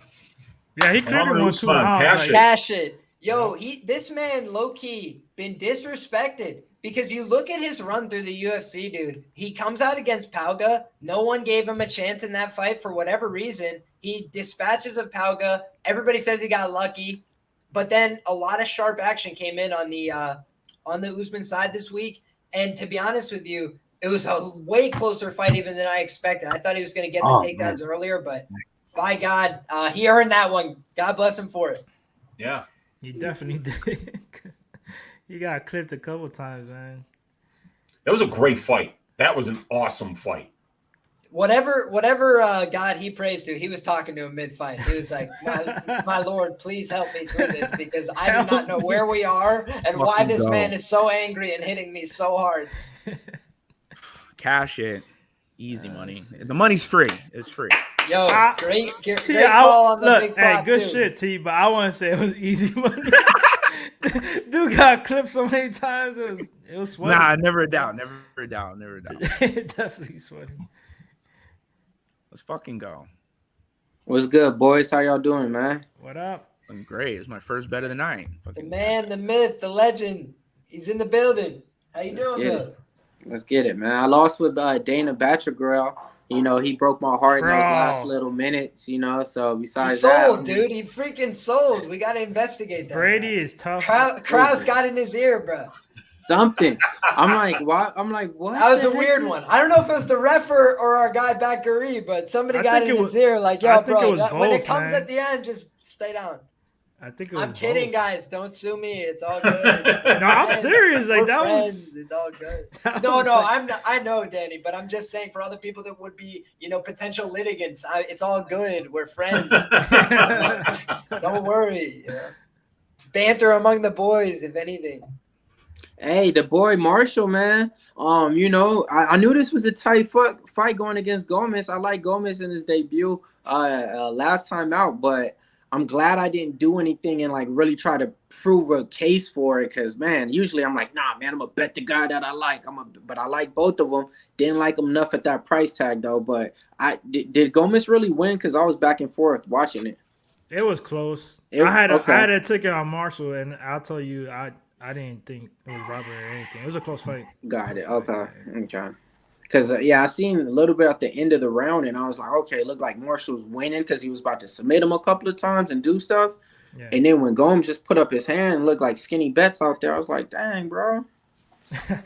Yeah, he won round 3, but if he would have grappled like that, he would have won easily. But all right, so who we got right now, man? We got Big Norm stepping in the cage, taking on Karol Rosa. Big Norm right now. You know what I mean? For the people. Who's making their debut in this weight class? One of the girls moving up or down, probably something like that. I know y'all know the officials on that, but I just know this is a pick'em fight. And the price tag pretty much stayed the same. I don't think too many people are convicted on either side, but it came down to this. I had to pick one of these fighters in my survivor pool this week because my original fight, Kareem Silva, got canceled. So it came down to Brady Heitstand or Karol Rosa. And I took all the way down to the last minute. I went with Karol Rosa. So I need her to survive in my survivor pool. Anybody else got any bets on this fight? Yeah, I got Big Norm here. I don't got shit on this fight. First leg of the greasy 4-legger, it's Karol Rosa by decision. I like that. I thought that there was 2 different ways that you could play this fight. And you guys, if you ever watch my stuff, I'm probably the last person to ever bring up the split decision prop. I don't think I've ever played one myself. But this is the kind of fight where just like instinctually you have volume against power, theoretically, where you think Big Norm, a little bit more power, maybe a little bit more likely to take it to the ground, got a BJJ brown belt, maybe a little more likely to mix in that grappling game. But then on the other side, Karol Rosa is a lot more reliable to throw volume, right? So I think that for those reasons, you could have 2 judges watch the exact same contest and have a different opinion. One says, I prefer the volume. The other one says, I prefer this. That's a setup for a split decision. This fight has 2 fighters that are like going over at an insane clip. I think for Big Norm, it's 5-1 to the over. For Karol Rosa, she's one of 2 fighters on this card with a perfect totals trend. 6-0, to the over. She just goes to decision every time. So the thing is, everybody knows that, and they're betting it accordingly. All the money is on the over in this fight. That always makes me, I'm like, oh, like literally like 99% on VSIN on the over. But that being said, that makes me want to throw a little bit on my baby girl here by something. Your baby girl. Your baby girl's Norm? Smoking mirrors. I mean, dude, if you're not submitting Danielle Wolf, I gotta ask some questions. Who won that quiz? Who won the top of fight? I'm just getting back. Usman, baby, by decision, plus 390. Let's go. Okay.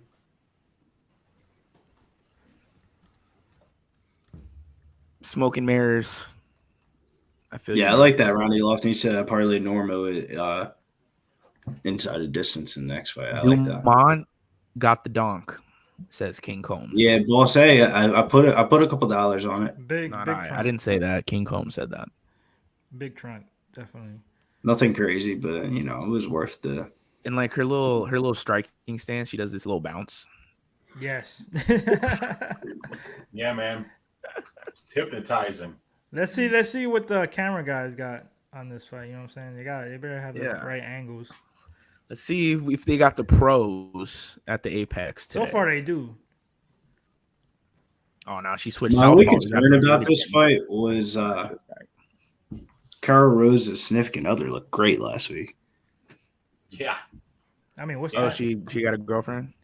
Yeah, Denise Gomez. She looked good last week. I bet you. You know, with the chick, especially with the chicks, if they're living the life, they're training together. So Gomez then popped their ass a couple of times in some sparring sessions. So she's definitely equipped for this fight.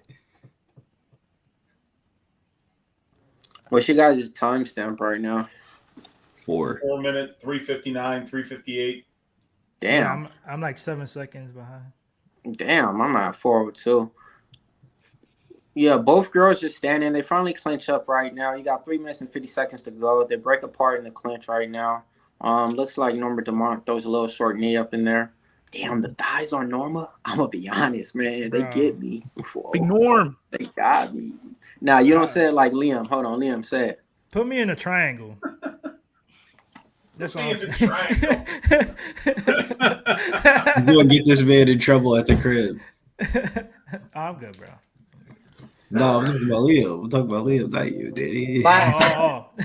My thing was frozen over here for 1 second. If you have best fight odds even pulled up as a tab, your shit just randomly freezes every minute and a half, at least in my experience. But you ask me to say Norma Dumont? Is that what you're asking? Dumont? No, you got to say Big Norm. It's the way that you say Big Norm. It's not the same like Big Norm. Yeah. When you say it, it's like it's like she's real big, bro. When you say it. Watch out for the thick girls. She's not a small girl. I mean, so Norma Dumont's been the more active fighter. I will say that. Nice little leg kick right now. Not a whole lot of activity. Karol Rosa really not doing nothing. And a lot of people used to parlay Karol Rosa because of the volume that she does. The volume, I'm not seeing that at all right now. You actually got Norma Dumont being the first fighter to strike. Bro, I remember the last fight. We tried to fade Karol Rosa with Lena Landsberg. Landsberg gave her a ran for her money in the first round. I don't know not me. Dumpers. Yeah, me neither. Dumpers. Okay, women clinch up. Norma's doing pretty much all the striking with the leg kicks. The leg kicks are connecting. Now she got some pressed up against the cage. 2 minute mark. 2 minutes and 13 seconds to go. Pressed up against the cage right now. Rosa's best defense. Vicky May said, "Fight! Oh my goodness, fight! Oh God. Do something." Vicky, this is boring. What'd you expect? But I was literally I just wanted to see Big Norm for this fight. I didn't Does expect. anybody remember when I said there might be value on a split decision here? So far, there's been nothing to judge. Oh, definitely. Yeah. I don't know what's going on. Price, man. 120. I'm sorry. 118, 117. What's up, Lucky Power? I heard this. Look at all that power coming from Norma's lower half there. Holding her up in the clinch here. Winning some minutes. Is she winning minutes? She's not losing.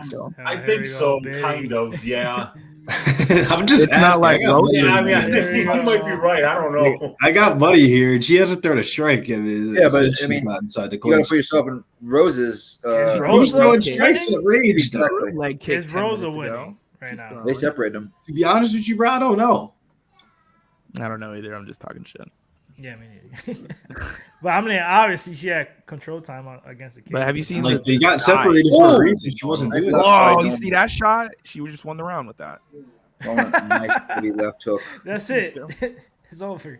Literally. See that 20 seconds inside leg kick? You missed. Oh, nice right and then a left hook that lands. Dude, see this last minute just won her the round. This last 30 seconds. Yeah. What's going on right now? Big Norm was hitting a nice rake to the eye there for a second. Talking hands. Big night for talking hands. Oh. Yes, sir. Hey. Big boxing night. That's got to be going on this round. I'm feeling Big Norm gets half a point every round anyways, just because they're, Banana boat with a donut. Body, big tree butt trunks. cheeks are so fat. Gee, good call with the Usman play, brother. He says. Hey, thanks, Banana Boat. That's what I'm here for. Professional capper over here. Thank you. 629. Wow. Thank you, brother. All right. Thank you, Banana. All right. Let it go.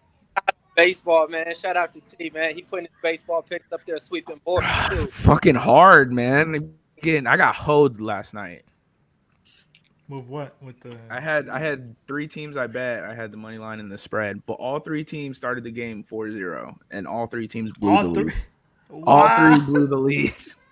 I've never heard of that shit. All 3 teams 4-0 and they end up losing. I'm like, I was all over it. I just didn't expect them to blow the lead.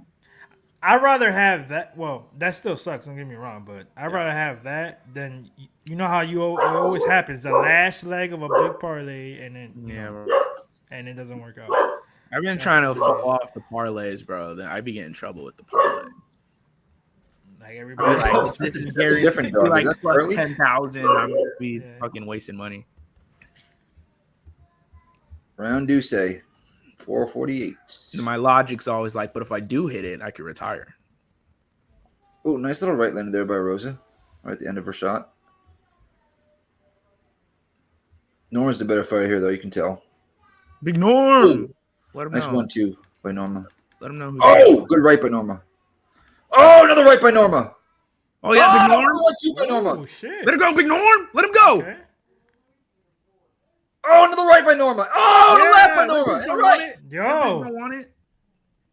She woke up in this round. She's slanging him. Yeah, that's what I'm talking about. Karol Rosa's first time up at 145, and even though she looked big compared to Norm, sometimes that power just lands a little different. Nasty girl. Not used to it, yeah. Yes. Norma's always had a nice 1-2. She throws that left with power. Her corner said you got to make this more decisive, and boy, did she make this more decisive. Oh, she split her eye. She's leaking from her right eye. She's leaking. It's like on the eyelid or something. It's weird. Where is it at? Come on. I don't know. It looked like it was coming out of her eye. It's fucking weird. It's on her eye, definitely. Holy crap. It looks like she's crying blood. Yeah. It's got to be right under the eye or top. Yeah, like right under it, like literally. Or is that in the middle of the nose? Kind of? No, it's dripping down from her. That's crazy. Let me see.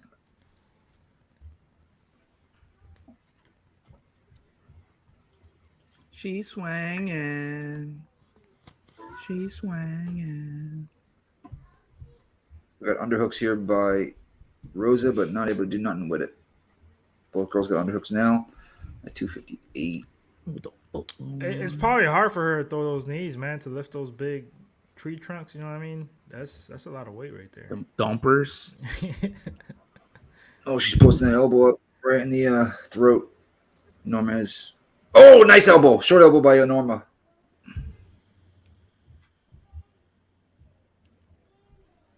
I think Karol Rosa is going to be moving right back down to 135, ladies and gentlemen. Yeah, I don't think she likes it up here, man. Nope.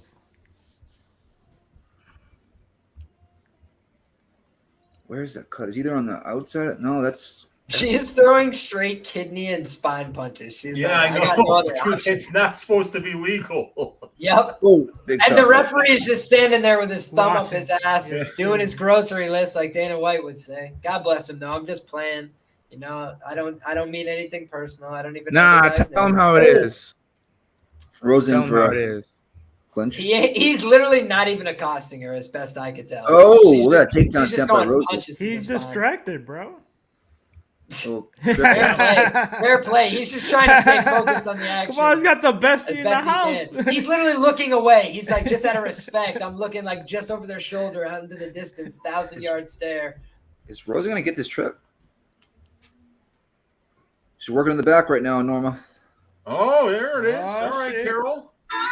I still need a Karol Rosa win by decision here, so let's get a takedown. Let's do something here, huh?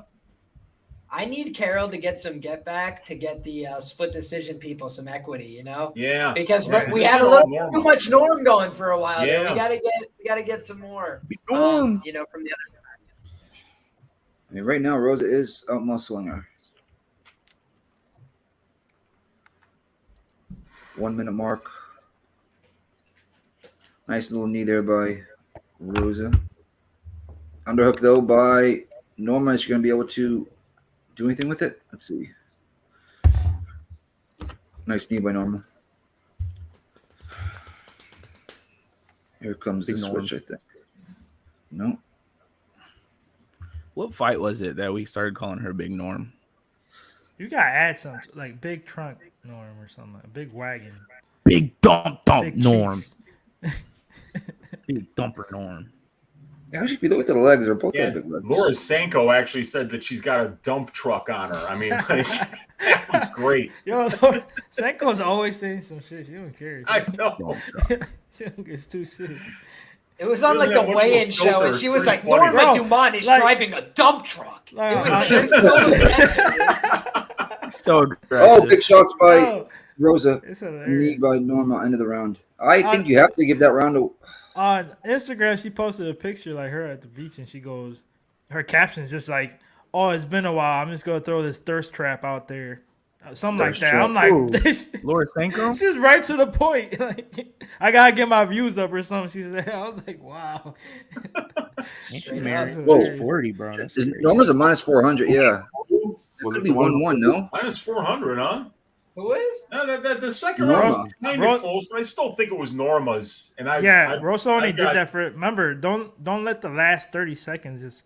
I'm trying to think like the judges. Yeah. Literally, that's all. She pieced her up and made her bleed out of the eye. Yeah, I know. You got. I'm trying to think like the judges though. They're dumbasses. If I was them, I would be thinking about the eye. So would I, but no pun intended. No pun intended. I was gonna say. Danny, you talking about the little blue number she had on? The what? Yeah, this feels like a fat line though. Still at minus. It is a fat line. Wait, guys, we have just enough people in the chat saying 1-1 that I think that the split decision is imminent. Shit, it might be judging. That's what I'm hoping for. Stupid judges, bro. Just because I advocate. No, but you know why? I don't even have any personal investment on this. But now there needs to be something good that comes to this fight. I always say this. We get a big separation like that, like minus 600, 700 on these type of fights because you see Rosa again to finish in the round 3 if she's down 2-0. She's not a finisher, man. That's what I'm saying. Especially not at this level. Exactly. That's why. 6-0 to the over, 6-0 to the goes to decision. Right. So that's why you get that. They stopped that blood pretty nice. Give me lit. Oh, lead left. I'm still trying to figure out where's that cut. Man. By Norma. They separate. I don't know. Big Norm deserves a title shot. Well, it's featherweight. Yeah, why not? I mean, yeah, it's true. I mean, who else really? It's featherweight. It only takes one win. Ooh, good jab by Rosa. Yeah, that is to pretty be true. the number one. I laughed at it at first, but thinking about it, yeah, that could be true. That's what I'm saying. Very low volume here in the third.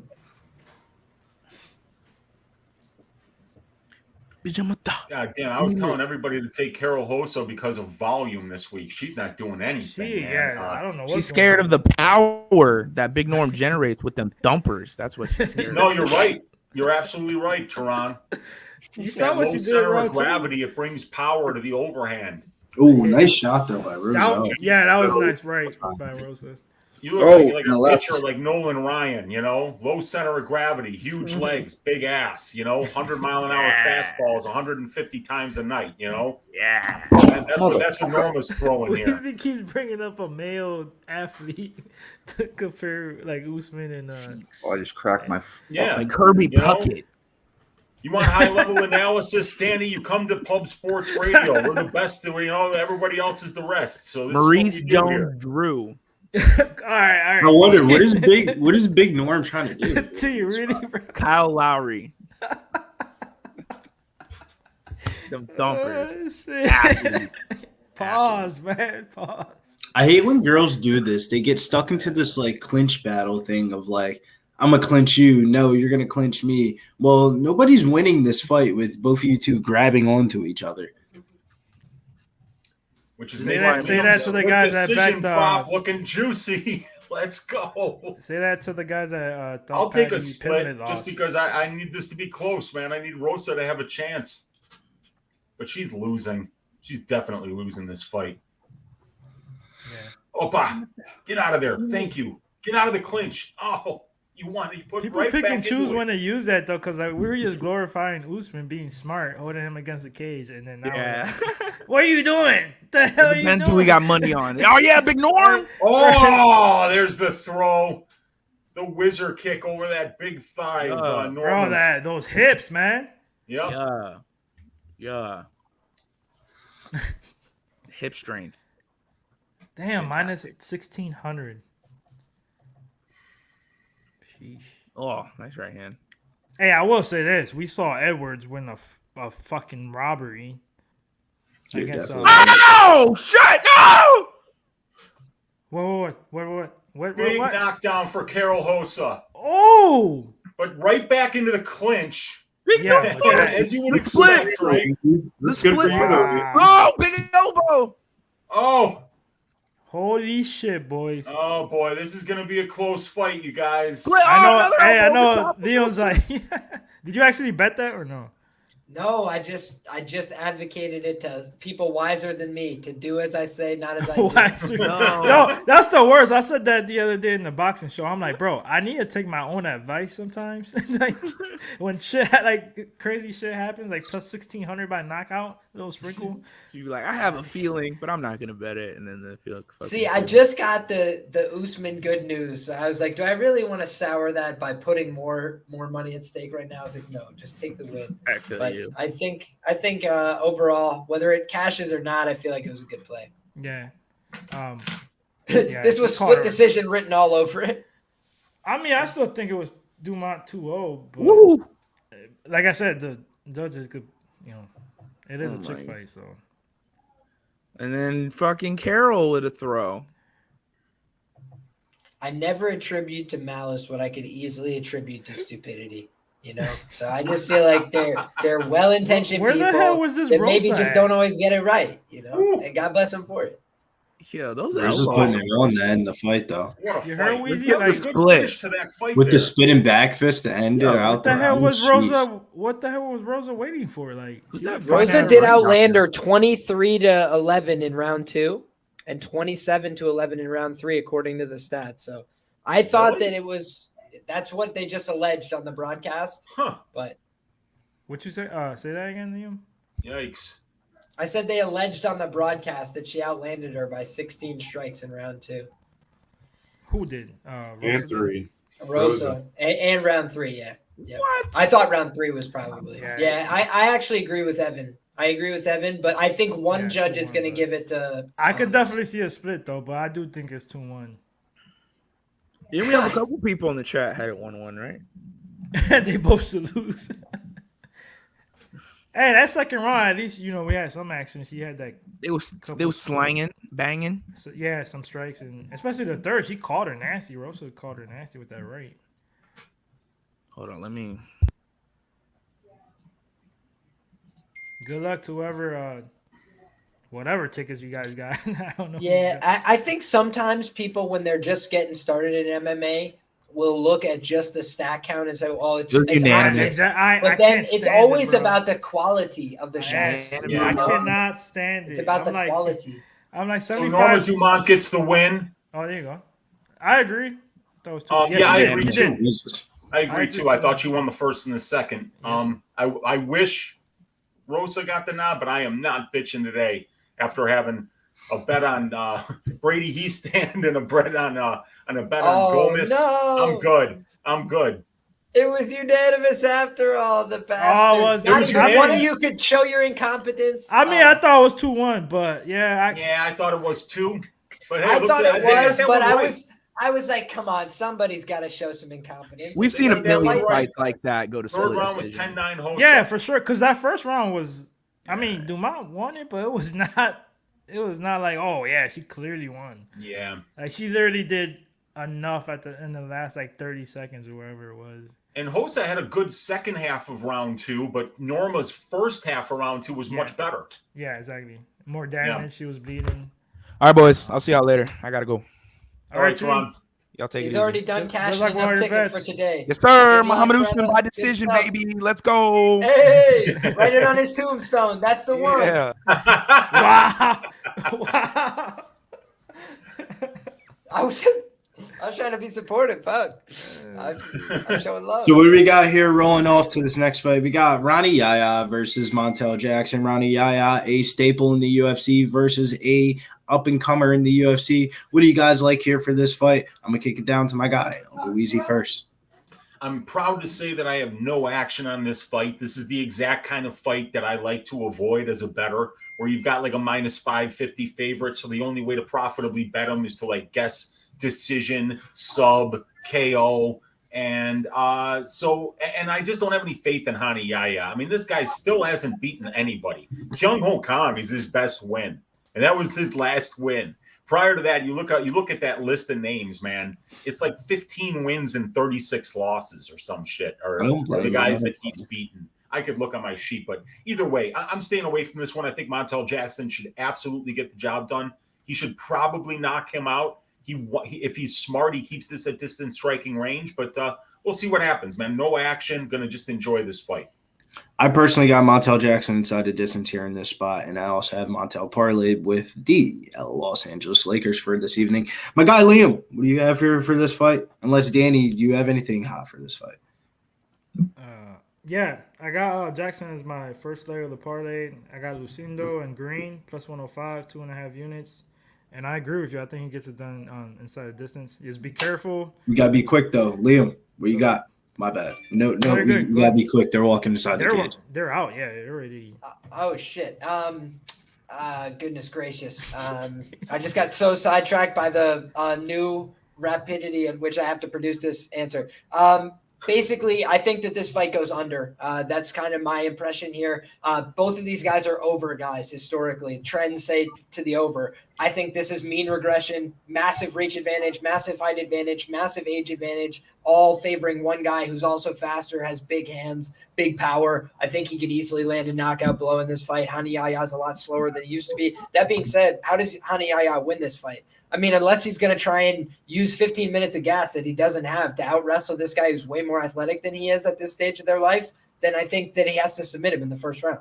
So I think that either way, this fight's probably going under 7.5 minutes, despite the fact that Montel Jackson is a pretty inconsistent finisher. I just feel like this is a layup. And the other thing I'll mention is just I think that you're sharp with that ITD because it's about the same price as the KO. And I just think that ruling out the Montel sub is foolish. We've seen how many guys that are better at jiu-jitsu get submitted. He has two clear paths to it, in my opinion. Club and sub, he rocks this guy so his brain's scrambled. He grabs a hold of his neck, it's all over. Or conversely, if we think about just a guy getting exhausted who's 38, who's been doing this shit for a long damn time, he's gotten beat up on the feet a little bit. Now he's really tired. It's late in the fight. Montel takes his back and submits it. What? We haven't seen that before? Of course we've seen that. So 1,000%, man. He hasn't been submitted since 2006. No, but I'm saying after Fluffy submitted Rodolfo Vieira, I don't throw anything out of the cards of discussion anymore when it comes to nothing here in this fight. You know, jiu-jitsu's jiu-jitsu. It doesn't matter if you're a purple belt, black belt, or whatever belt. If you catch somebody's neck, you catch somebody's neck. So that's the reason why I went ITD here. But I ain't gonna lie, Craig. I ain't gonna lie. I did throw a couple sprinkles on the Ronnie Yaya sub as a hedge for don't count him out of that sub, man. Yeah, I mean that's 950 Ronnie Yaya sub is just that's a clear head spot. Like, clear head spot. I think if he loses, this is by he's sub. got 21 subs. Like we know what he's gonna try to do.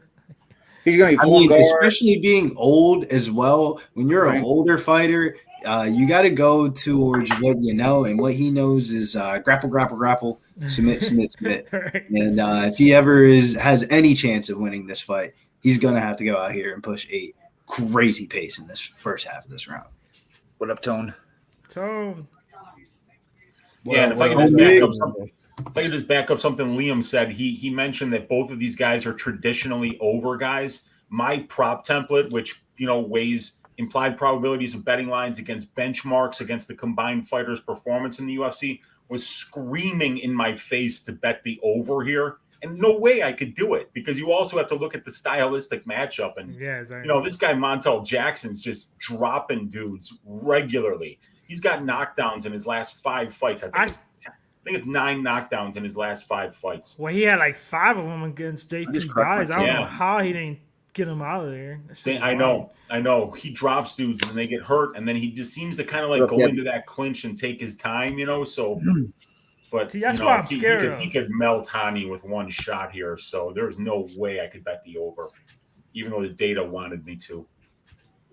Yeah, I thought crack my Kimberlin. The thing that we got to take into account as well is that some of the guys that had like Yaya on death's door, they're guys like Barzola. They're not great finishers historically. I just don't think he's going to let him off the hook. If he's completely death gas, I feel like he's going to be way more aggressive.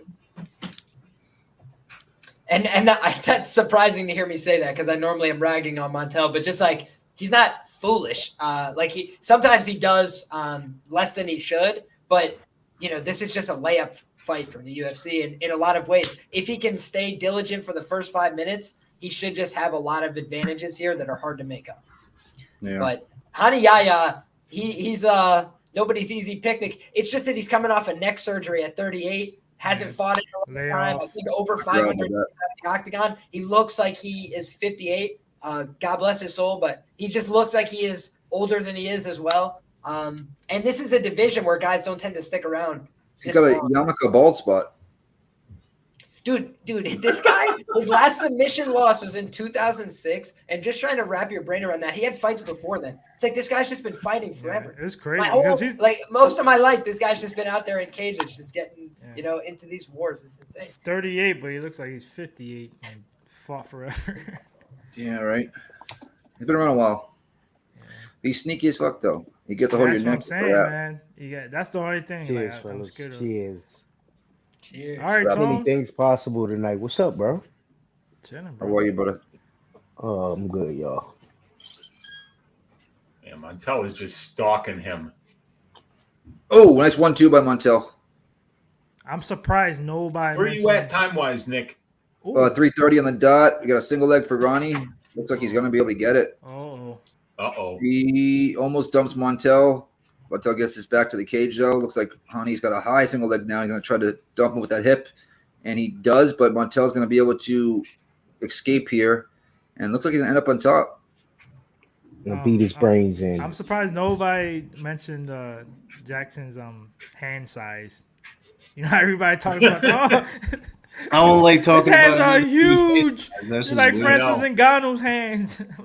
It's such a massive advantage in the grappling, dude, to be able to get wrist control that easily on your opponents. Like if it was a NFL he's going for an arm here. That's all they were talking about. Yeah, Montel's right arm, he might be in a bit of jeopardy here. Bro, any chance, just get up. As soon as you got a chance, just get that. Oh, he's going for it. What's that called? Fuck, it's something lock. Key lock? No. Nope, he's not built. He's gonna have to let it go now. I think he's gonna burn it. He about to burn his arms out to get dealt with. Jackson's past the elbow, so he's good. Yeah, basically like a shoulder crank he's working on. Yeah, it was weird. On that. Now he's gonna go for Jackson ground and pound strikes. Here we go. This is what we paid our $10 a month for ESPN Plus for. God, he back there. He goes, I don't want to be on the ground with you. And you don't. All right, smart. Get back up. Smart. Yep. There we go. You're not good to see Montel. No, that's bopped his ball. Good decisions.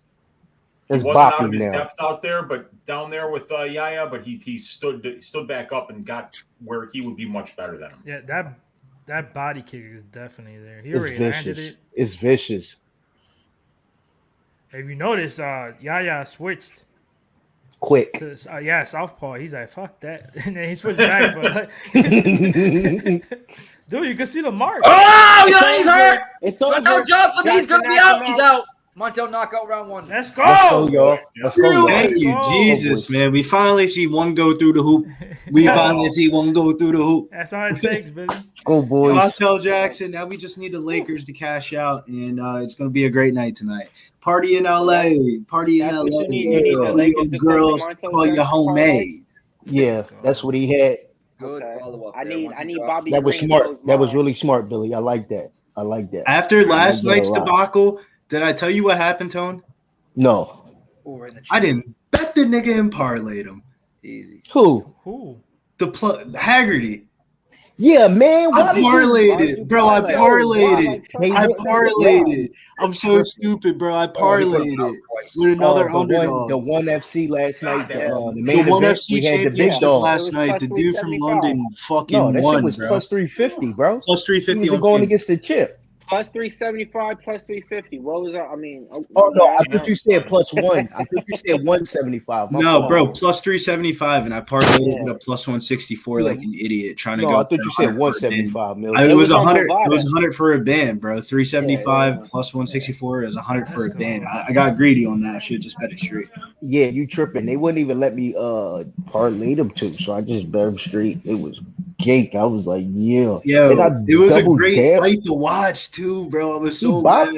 He bopped him. I knew he was gonna bop him. I was like, yo, ever since they signed that contract in ONE FC for PA, oh yeah, y'all done messed up, man. I was going back and forth to Liz almost losing yesterday. Nah, see, look, choke her out, bro. If our girl Deanna could cut weight efficiently and make weight, and the shit wasn't in Hawaii, she would have whooped that girl's ass on land. But it was in Hawaii. She was feeling herself. She was joking around too much. She got real cocky. She walked around like Conor McGregor. John ain't want to come out to Hawaii, so she ain't have the boxing coach that was there for like the last 3-4 fights in her corner. It was like John ain't want to go out to Hawaii.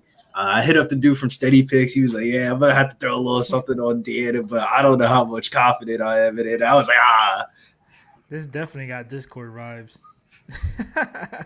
Nah, man, that shit was just. I had to tell Tone about that because I told him, I said, "Yo, ONE FC comes on in 5 minutes, and this underdog." Bro. That was easy work right there, fellas. That was easy work. What, this one, Jackson? That fight, that was like that was seen a couple easy go work. through the hoop. I had mad money on Big Norm and Montel Jackson. That's why I like no sweat. Easy. Only just a little bit when he was on the ground. That's it. Once I saw him get up, I was like, "That's a Ronnie Iasmin fight." Right. And I had that under, so the whole time I'm just sitting there like, yes, all right, it's over.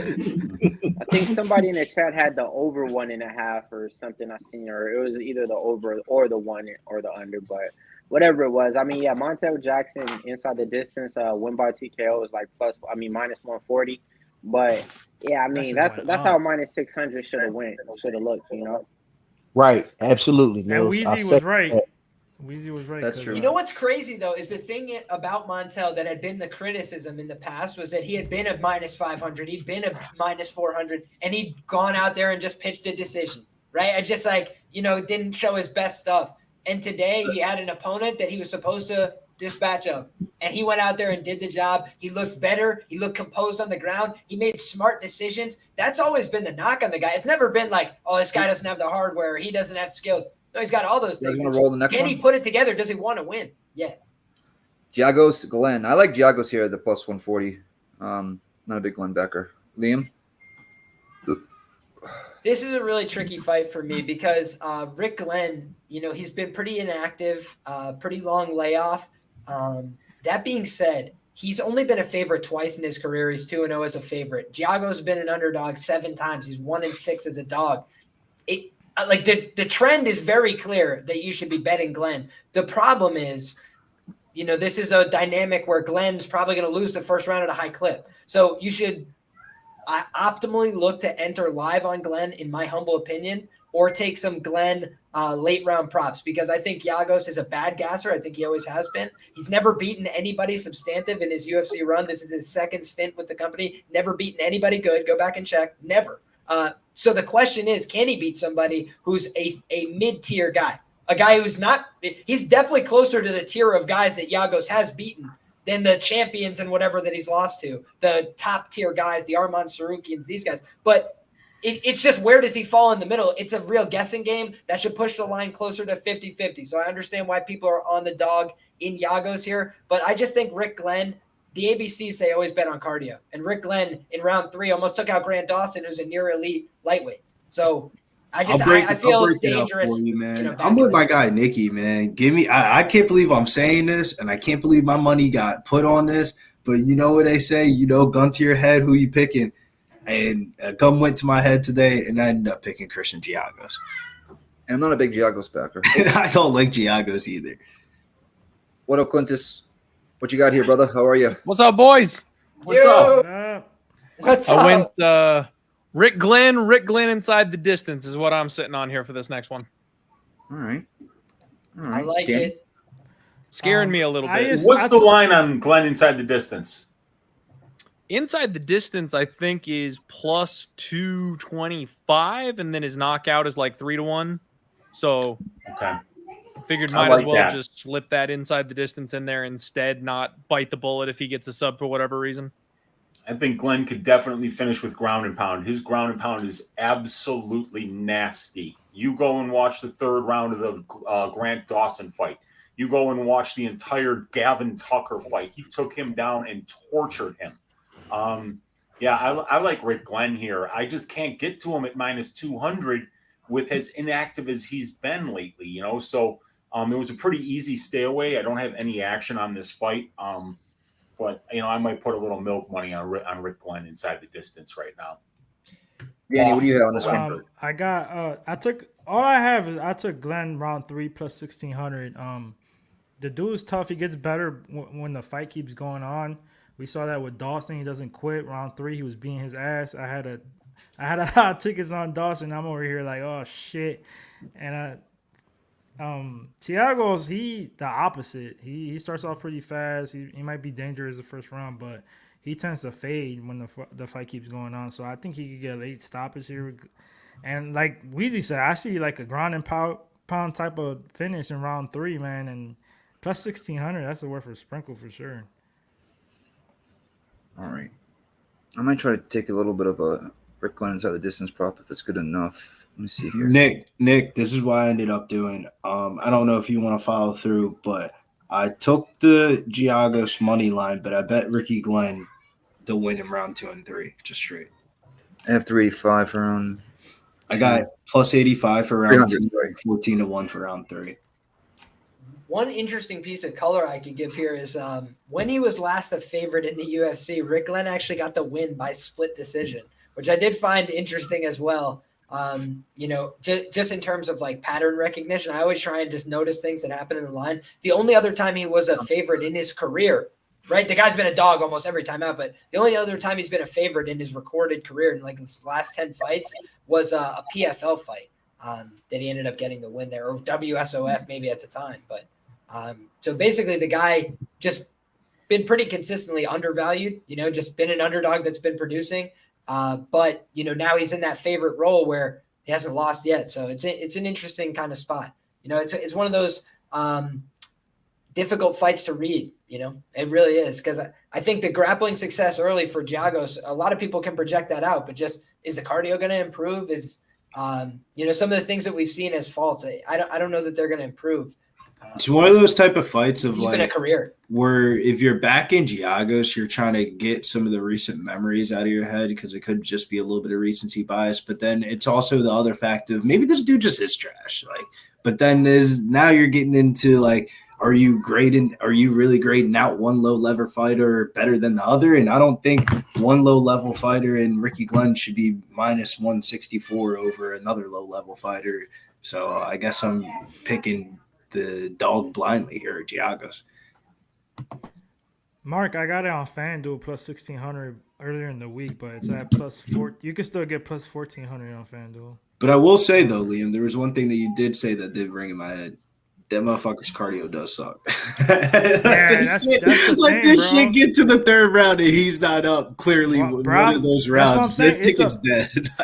That's why I love that little sprinkle on round 3 or like Clint said, inside the distance, because the way he was taking over against Dawson, bro. That's why I told you, Danny, because I could definitely see That's- Giagos putting up a good round one that just died out in rounds 2 and 3. I don't know if you remember. I was shitting bricks having a Dawson ticket. I'm like, no. Bro, that Dawson ticket was one of the worst losses I've ever taken in my UFC career. I had a 2-leg parlay that week of Grant Dawson and Ramazan Ameev, I think it was. And it was like, I thought I was never going to bet on the UFC again.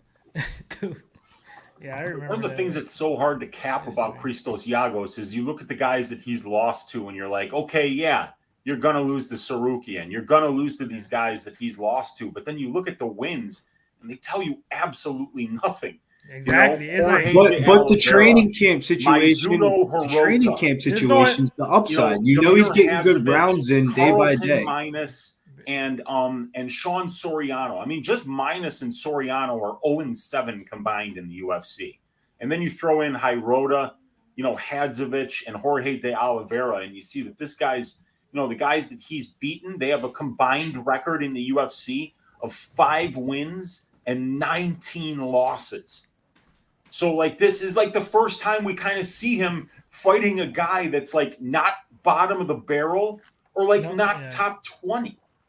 So it's the training situation, we're though. Missing some information on this. He's coming out of a great training camp. He's getting good rounds in out there. And what do they call it? Kill Cliff MMA? What do they call it? What do they change it to this month? But Ricky Glenn, the artist formerly known as Sanford MMA. Yeah, right. I mean, Ricky Glenn's a great fighter, don't get me wrong, but there's 20 Ricky Glenns in that gym that he's probably kills, that he's not trains with every day. I'm just saying, like, maybe one day it just clicks for the guy. Right, I get it. It could be. That's not what he's saying, though. He's saying there's no in between. There's no in between. He's fighting either bums or like really good fighters. I agree. I agree with this sentiment. That's the reason why I have money on Christos Giagos here, because I think this is the right level of fighter for him. As a 35-year-old man, Billy, I can tell you it does not click at this stage. For shit. It's not getting better. I'm just saying, man. I mean, I just don't like betting chalk on Ricky Glenn, man. I just can't. These guys are athletes, though. I'm not saying you're not. I mean, no. I'm just. But these guys are in camp, and maybe they're not doing Fireball every weekend, right? We're not taking shots like we do. Giagos, like maybe Christos Giagos isn't that bad once he fights somebody that's the same exact level as him. Is that a new mic, Danny? No, I've had this for like a year. For a year? This is never had the lights on or something? Man, I can't even think about the last time. For real? You never noticed? I don't think I've ever seen the lights on it before. Maybe I just never noticed. I always got it on. Yeah, I always got it on. I like that. Man. Yeah, I could set it up the way, like different. Nasty color, Nate. Like... Nasty Nate said, "Speak for yourself, Clint." That shit was funny. Yeah, because I've seen like, I work with a dude, he's like 53. This guy's like a tank, and like he's still in great shape, huge. So I mean, it depends. Clint, my question for you is there any D-Gen ice hockey out there on the slate that you put your paws on? There is. So I'm 1-0 already on the day. Got the first period over, and the Knights and Jets came home for us easy. For the Leafs game, starts at 4:00. You got 20 minutes. I've got the first period draw. It's plus 170. Wow. So whether that score is 0-0 or 1-1, like I think those two teams are going to duke it out tooth and nail. Could be low scoring, could be high scoring. I have no idea. But for that first period, I think they're going to end up tied, and that's plus 170. I've got the over 5.5 in the Devils Rangers. That's minus 125. And then I took a shot on the Seattle Kraken at home at plus 130. They've played the Avs tough the entire series. I know everyone thinks the Avs are the better team. I think the Kraken's going to outright beat them in the series at this point. At this point, yeah. I mean, I feel like the Avs aren't as they used to be sold up as last year. I feel like there's a little. They're missing Kadri, man. They traded. Yeah, they're missing Kadri. A little bit of buyer's remorse. I feel like in the books, like they're just juicing the Avs every time they're playing, but they shouldn't be this. Take Nathan McKinnon over 4.5 shots on goal. Nice shots by Giagos early here, man. Billy, I'll say this though, like you like to say in Liam, like optic wise, if you had to pick two of these guys or one of these guys, you'd be like, I got Giagos. Glenn, dude, he looked like he can't fight. Yeah, I feel sometimes, Danny, like when you dumb down sports betting, that's how you get dumb bets. Danny, I'm picking him. Dude, that always reminds me of like Joe Lozon. That's the one guy that you're like, you would always pick against Joe Lozon, but he's a motherfucker in there. Like, you'd never know looking at the guy. Facts. You remember when he made his debut against Jens Pulver and won, and everybody was just like, what the fuck just happened here? Yeah. And then he had to be like his coach. That's right. I forgot about that. He was on his Giagos team. is being a lot more active with the strikes right here at the 3-minute mark and 45 seconds. Nice little leg kick from Giagos. Hitting him with some powerful strikes right now. Glenn hasn't been able to catch his distance set. Doing some dumb stuff out here, looking like Macy Barber punching ghosts. So, you definitely don't want to see that right now. Oh, Rick Glenn just got knocked out by Giagos. What? I'm about to see it now. Rick Glenn just got knocked out by Giagos. Oh! It's over. Cash it, baby. Chris Josh Giagos. What did we say? When it goes low level, we go towards That's how you know he's not there. Glenn got up. Nah, what's funny though? What's funny though? Okay. Something had to be wrong with Rick Glenn. He was out there looking stiff as a board and fell on the first punch. Like, that was not Rick Glenn, folks. He got clipped right in the temple. Oh, no, he got clipped on Was I the only one? Where's my guy, Nicky? Oh, right there. Ooh. Where's my guy, Nick, at when I need him? He got clipped. Giagos looked like how Shane Burgos used to look. That's how Shane Burgos used to look and fight. Y'all remember that? It's raining hard as shit out here. Yeah. It was over here too. It's raining hard as shit over Ricky Glenn's Hey, face. Red Dog hit it on point. He was fighting in slow-mo, man. Everything that he was trying to do. He was stiff as shit. No homo. Mills, he was fighting in slow-mo and got caught with some dumb shit that was actually like fight speed. Like it wasn't even that hard. Yeah, shout out Marshawn Lynch. Yeah, he just joined the panel. Yeah. They see you out there in the chat. Hey, Marshawn, you still mad they didn't give you the ball for the touchdown? And then Russell Wilson got intercepted for the Super Bowl? Or no? Nah, he got his Henny. He good. And the block. Damn. I always keep it hands. I'm always good. I always look keep at it Weezy. beast mode, Whenever we need to go beast mode, we got Captain the Lynch Skittles jersey in the house, man, Those Skittles, man. He used to love this shit. Violent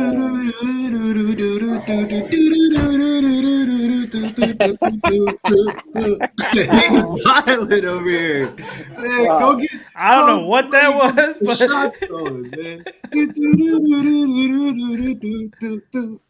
hey man, that was crazy. Yeah, that guy didn't. He's gonna retire probably after this. No, honestly, damn, man. The way he just looked, it looked like something was off, and we was like, it looked like he didn't want to be there at all. Wow, man, that's not the Glenn that fought Dawson. That's not the Glenn that was expected to show up tonight. That's for sure. Definitely not, bro. Right. He's like, stay back, bro. Stay back. I almost dodged that bullet too. I added that play this morning at the last second. Fuck. That's why I only and go ahead, man. Clint, I'm with you though, because I added him to my plate too. So yeah, man, I took that loss. I took the Battleground loss. So yeah, and I just added that today to my plate. That's what I'm saying. Yeah, this I close to wasn't on dodging it at the all bullet, man. Yeah. So yeah, kind of quiet. I was over here backflipping, man, athletic. Man, that's the second one, bro. The second one, right when he got the knockout there. Right, looking like Danny Best with braids.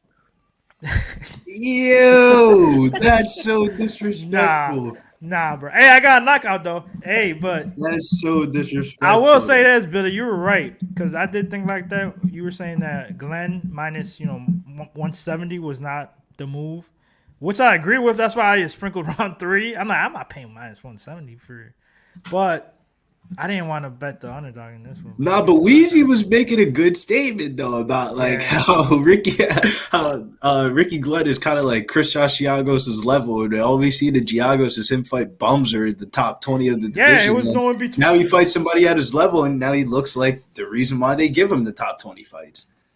That's why I stayed away from the fight, just because like I don't know what Giagos is going to look like, against somebody that's on his level, and we just found out. He's got real power, it turns out. I do think the other thing is, though, he has always been a guy that comes out and wins round one. That's never been. That's what. his Yeah, issue. he's always. So it's like if he comes out and wins a round two, we'll be like, oh my fucking god, Yeah, he's turned a corner. That's why I was saying. We might not have even learned anything.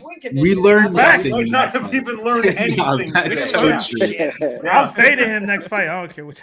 How about that? That is so true. We learned nothing. Thiagos. They're dancing in the streets of Athens, Greece right now. They're going to be partying on Santorini. They're going to be partying on Mykonos, on Paros, on Crete. Let's go, Greece, baby. Are you getting Christos Thiagos mixed up for the Giannis and the Bucks? Shout out to him because he's actually from Deerfield, Florida, which I'm gonna be there next week with my boy Nicky. But Weezy, are you getting this mixed up for Giannis and the Bucks that play at 7:30? Because that's what Greece is running in the streets for. Is Giannis and the Bucks. The Greek freak. Oh man. Let's see. How's his back? He's out for this game, but man, I still want to. If I had, we can go quickly over my NBA nightly card here. Lakers money line is the future bet. Hey, y'all call me crazy. Remember we were talking about it backstage the first game? I'm like, yo, plus 140 money line. They're like, no, take the points. I'm like, nope, money line. I told Tone in the beginning of the series, since we was talking about it, and Tone sent me the link for NBA.com. We about to win $1 million sitting courtside. I bet the Lakers in 6 and to win this series, and that's exactly how I think it goes. Lakers in 6. Let's see, man. What's the next fight? But let's get back to the fights, man. It's enough of my basketball ranch. Jeremiah Wells versus Matthew Semelsberger here. I'll start it off. I'm biased. I'm rocking with my guy, Jeremiah Wells. I second one that. time for the one time. Philly stand up. We had my guy Tobias shooting threes from downtown earlier. I remember the last time Jeremiah Wells fought on one of these UFC cards. It was the same exact day as the Sixers, and I won a lot of cash that night. So I can't go any other way but my way. My guy, Jeremiah Wells, stand up for the 215, baby. I'm going to kick it down to Danny. I mean, I can't add much. I am a little bit biased here, but I wasn't going to bet on my minus like 130 or shit. Or I am too. He got plus money now. We betting. So I got my minus 110 just for 1.1 units to get one. I'm just scared like later on in the fight because, you know, he tends to slow down a little bit, but he's got the grappling. People forget about that. He's got the power. He does swing wild. So he's got to be careful with the straight rights and straight lefts from Jedi. But I think he could get it done here probably. I think he could get a submission, honestly, if he really has the IQ to bring this fight down to the mat. I think you just bet the money line, Danny. I could see him. No, I know. I could see him winning this inside the distance. I do have the money line. I'm just telling you how. I would not. I'm just telling you how I think the fight might end up, but. It's a minus 108, man. You know, you got to pick the side that you're on. So let's see if there's anybody else on the other side here. We're going to kick it to the die-hard MMA man, the Mr. Viking man himself. What are you playing in the victory of the Meadowland? Isn't that the Giant Stadium? My bad. So my reads have been completely off on this entire card tonight, apparently. And this fight is the one that I circled and went, I have no fucking clue, man. Like, I can't get these fighters correct. I absolutely have not been on the right side of either of these guys.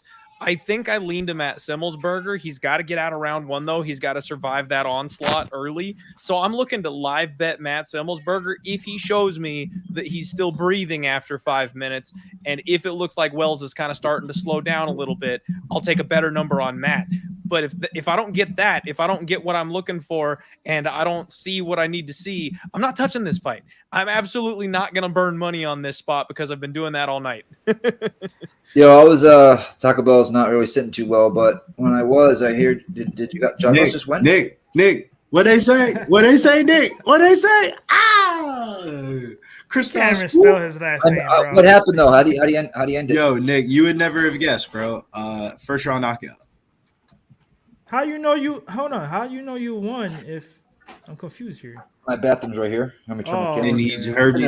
He definitely heard me screaming and hollering. That was. Hey, Clint too. You forgot to mention you hate Philly, so you definitely. It's true. I have a problem with disrespect. Damn it. You hate Philadelphia. You should hate Canadians.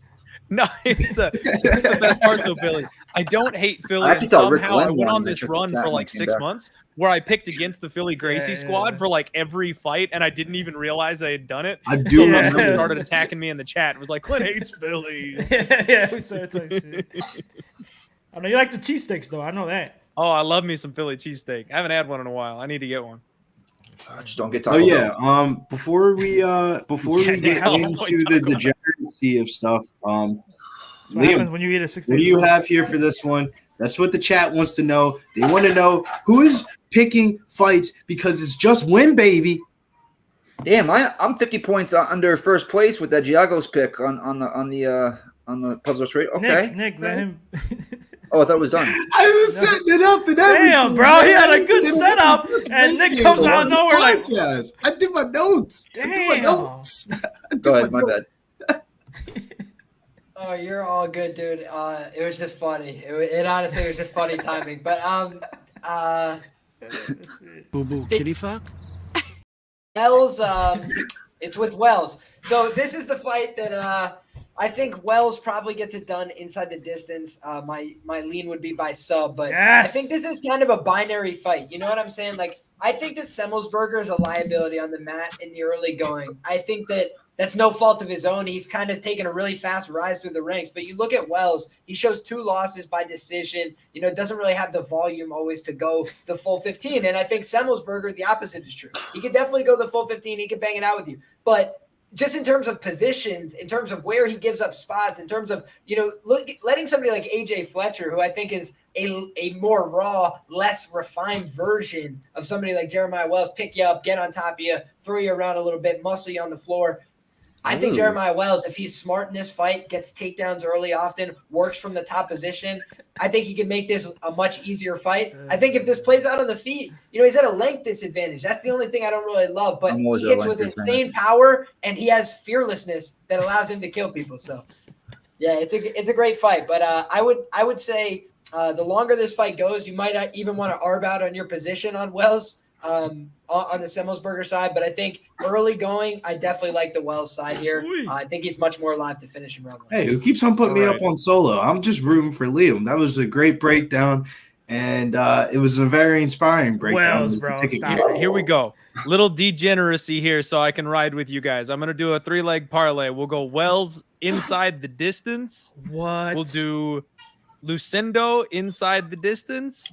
And then we're gonna get crazy with Silva by decision, 55-1. Just a little sprinkle. Well, Clint, you almost had my violence parlay. You got the first 2 right, but then mine end with Sergei by knockout. By knockout. Let's go, Sergei. Anchoring it on that main event KO is never a bad idea. Shouts to my guy, Uncle Weezy, the man, the myth, the legend out there in the Chicago land. What's breezing in the city for this one? What does the prop template say? And what is Uncle Weezy's little fingers pressed on the button? And does Bootsy have a call in this one? Because this is a pick'em fight. So no Bootsy, no dog. Wells, I've been hearing Bootsy, you know, I don't know, whoever the underdog is here, I think Bootsy likes the underdog. It would be theoretically Jeremiah Wells. I've got 1 unit on the under 1.5 rounds here. Plus Yeah, 145. he plus Prop 100 likes that one on quite a DK bit. now. Guys, this line is crashing. I don't know if anyone's looking at it. Hold on. Yes. All 3 of Jeremiah Wells' fights thus far in the UFC have finished under 1.5 rounds, and for Semelsberger, it's 2 of 7. So 50% of their combined fights have finished under 1.5 rounds. Wells just comes out blasting, you know, and I think that he could get caught because of how wide he swings by Semelsberger, and I also think he can catch Semelsberger. I think he can get an early sub too. He's a black belt. And if he goes really hard for that finish in the first and doesn't get it, I could see him coming out with nothing left in the second and Semelsberger getting the finish. I'm rooting for somebody to get served here in under 7.5 minutes. Weezy, they have the under 2.5 at minus 150 as well. I think that's an even better look because it gives time for Wells to kind of gas out, which he will do because you can't fight at the pace that he fights at for a full 15 minutes. Not when you're as bricked up as Jeremiah Wells is. I'm going to get greasy on this one, man. I'm feeling the Jeremiah Wells sub prop round 2, 12-1. That's what I was saying, but you kept interrupting my ass. I didn't know if you were done yet. You're like, no, you stick the money line. I'm like, whoa, I am, but I think he's gonna get a sub. I said that, Danny. Yes, I apologize. That was sober me talking. Hey, but hey, so Weezy, what Weezy's saying basically is Wells is the ass shaving of the week. Under 1.5, Wells is gonna get it done. Watch. I got to tell you, there's going to be 0% chance that the ass shaving is right today because it was Priscilla Cachoeira. So that fight did not happen. I did not know that. Yeah, that was the first time I think I might have ever in my life in a very long time, besides Gina Manzani, laid chalk under 2.5. Clint, look what Nick has. Yeah. What's going on? Zombie girl just comes forward. That would have been such a great fight. Such a shame. It was one of the fights I was actually looking forward to on this card. Little ass sip. Me too. It's 2 shots in one. You literally won like this. He said, "You're right." That's not even a shot. You just put your lips on it. You didn't even taste it. You tasted the cigarette more. He's like, put your lips on it. Jesus, Billy.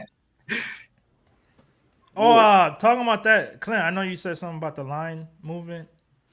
Yeah, I'm looking over here and on DraftKings, Semelsberger's minus 135 now.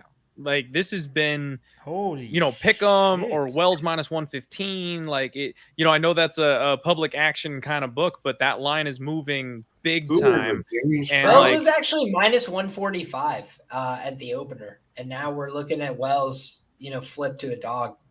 But it's that late flip that scares me. Yeah. The flip makes me think that this fight's going to go under. That's what I'll say. Okay. I'm trying to look at So my problem is I feel like with that line is that it's not like people are coming in on DraftKings from like California or freaking Oregon or some random ass like West Coast state. Majority of DraftKings action is East Coast action. So to see them fade the hometown guy doesn't give me the warm and fuzzies. Under 2.5 is minus 160. It looks like that's not so bad. But I'm gonna lie. You know what they say: stick with your guns, stick with your guys, and I'm gonna stick with my guys here. Yeah, FanDuel, I know it's got minus 112. Yeah, and I'm gonna say, and my old thing is my turn. I don't give a fuck about no line movement. Never was my thing. Remember when we said that in Contender Series? How many you? times that happened? Sometimes it does work, but Chad and Hellinger. I kept fading the steam against Muin Gafrov. He went from like plus 235 to plus 315. I kept betting it all the way up. I was like, y'all are wrong. I ain't wrong about this one. Sometimes you got to stick your finger in the market's face. Make it few and far between them. Shout out to Nate train against Onama. I was a fucking island. Everybody's like, you're crazy. Nate, though. You're not on the island. I was right there on the island smoking weed with you. Nasty Nate in the chat, smoking weed with Danny. That's island vibes. You don't get Danny out there doing that shit on American soil. The same thing. My guy Nasty Nate says Jared Gordon is live, and I fucking agree with him on that. I faded the hell out of Jared Gordon. I called him a drug addict. I called him everything in the book in the last fight, and he showed me something. Hey, he showed you that he sucks. He can get punched in the face for 15 minutes and not drop. Bobby Green is better than him everywhere except for maybe. Bobby Green is historically known for going to decision and getting robbed. I can definitely see Jared Gordon. All I'm saying, though, that could be recency bias just because he lost, but everybody in their mind thinks he won that fight. So in your head, you're probably, he won that fight. You know what I mean? He's live in this spot. Bobby Lee should be able to beat him just about everywhere, literally. But I don't know. And remember, you forget about his chin. He's been knocked out. I know Green has piddle fist pretty much, but with his volume, he could get a late TKO here because Gordon. I don't know, man. Green was busting Dober up in that last fight. If anybody's got pillow fist, it's Gordon. Yeah, him too. I like Gordon. You guys all know that. But it was more. But that's my thing. It was more volume. He was like overwhelming him and over a time in that fight. Why do we have to have a rain delay on Rich Hill Day? Why do the books have to kill my Rich Hill Day? There's nobody in the world that gets more geared up for when Rich Hill gets the mound than this guy right here. Yeah, he's weird. He's weird for that. I think Nate is just a Green hater. Look, he said Green is going to Bellator. He's retiring with the UFC. He ain't going to freaking. He's retiring with the UFC. The UFC's got him and Dana have a really, really good relationship. When his mom died and he was a little bit broke, Dana paid for the funeral and everything. Man, and when has Bobby Green ever been in a boring fight? Like, robbed, win, lose, doesn't matter. Like, the guy puts up 115 significant strikes every single fight and makes it entertaining, even if he does something stupid in there to pull it off. Yeah. Who did Bobby fight last? It wasn't Islam, right? Who was there? Somebody in between Islam? Dober's right. He was whooping Dober's ass, bro. too. I was surprised. Yeah, I was so surprised at that. I was so confused. I was like, wait, is this the same exact Drew Dober I bet on in past years? I bet on Bobby Green pretty significantly in that fight, and I was feeling like a fucking genius, boys. Let me tell you. I'm sitting there like, yeah, Bobby, paint that masterpiece, Bobby. And then I'm like, why are you sleeping, Bobby? The job's not done yet, Bobby. It's brutal. I was on the other side. I'm like, he was man, sleeping on the job. I was like, Bobby, wake up. We're not done yet. We only did 7.5 minutes. I'm a serial Bobby Green gambler, and I dodged that bullet. I was like, I'm not putting money on Green again. Of conversation here. Me and Mills had a phone call conversation about this fight yesterday, and I wanted to share it with the group and the panel to see your guys' decision.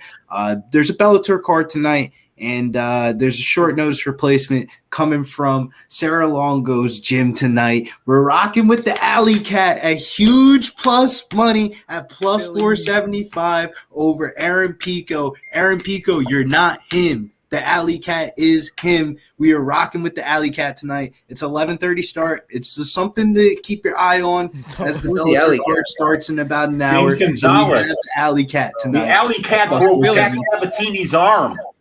That's so there. Remember when Pat Sabatini's arm was left limp like that in CFFC? Yeah. That was James the Alley Cat Gonzalez.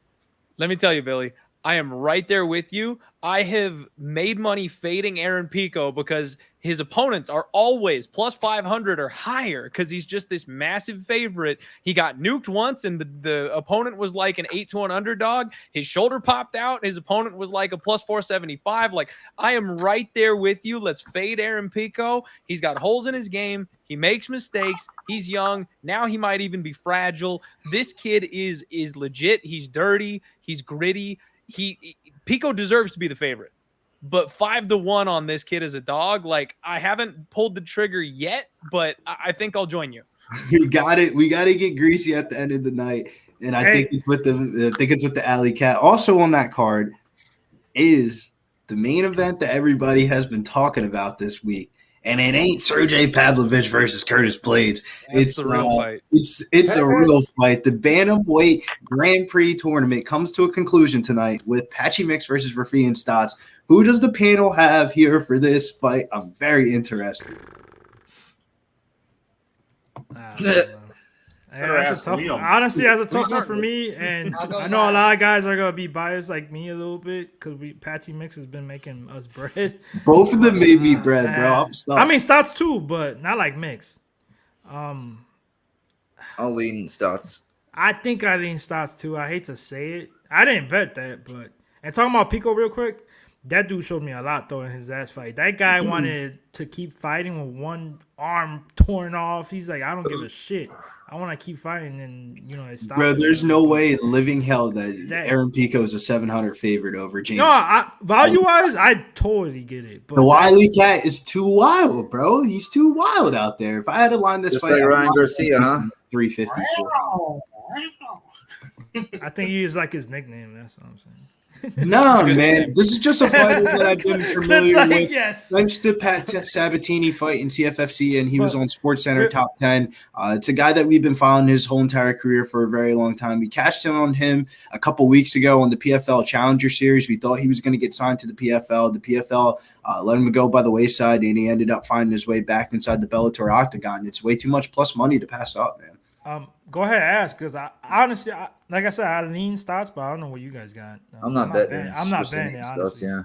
So I jumped on Patchy Mix early. I got plus 115 on Patchy Mix. And guys, this one's simple for me. I've said for a couple of years now that Patchy Mix is going to have that belt around his waist in Bellator. I think he's the man. I think he's the guy. He's got the frame. He's got the jiu-jitsu. He can finish. He's got he's showing improvement in the striking area as well. He also knows how to ride it out with the body lock when he needs to. High fight IQ. Patchy Mix is the complete package over in Bellator. And if you give me plus money on Patchy Mix, I will pull the trigger every time. And that's what I've done. Every single time he's been a dog, I've pulled the trigger and he's been printing money for me. They opened him up the dog. I immediately fired on him. I got 2 units on Patchy Mix at plus 115. Now that the line is flipped, I don't know that I'd lay minus 130 with him. I'm a huge fan of Rufion Stotts. I like Rufion Stotts. I've bet on Rufion Stotts and made money with him. I am not looking past that man. He's championship caliber as well. It just came down to the fact that Patchy Mix is plus money and I'm taking it.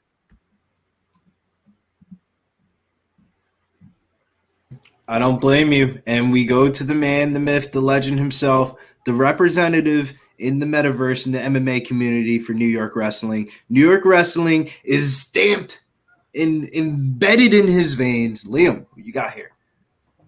I mean, of course, we're going with Patchy Mix, the New York backpack, the guillotine assassin, the absolute ascending champion in Bellator. I have to say, I think that Patchy Mix has been criminally underrated. You see the line flip here. He's finally getting some respect in the market. I think it's justified at this point. He's huge. He's shown he can fight for 5 rounds. He's absolutely proven people wrong. I went 5 units plus 235 against Kyoji Horiguchi. Thanks very much. He absolutely mugged that guy, took his back.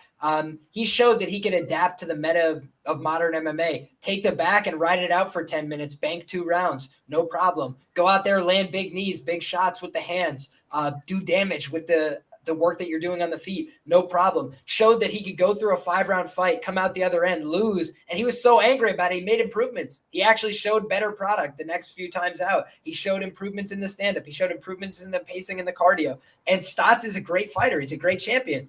But he's 34 years of age, and he's been doing the damn thing, and he's had a lot of tough fights, and he's the one of these guys that's been finished. You can't say that about Patchy.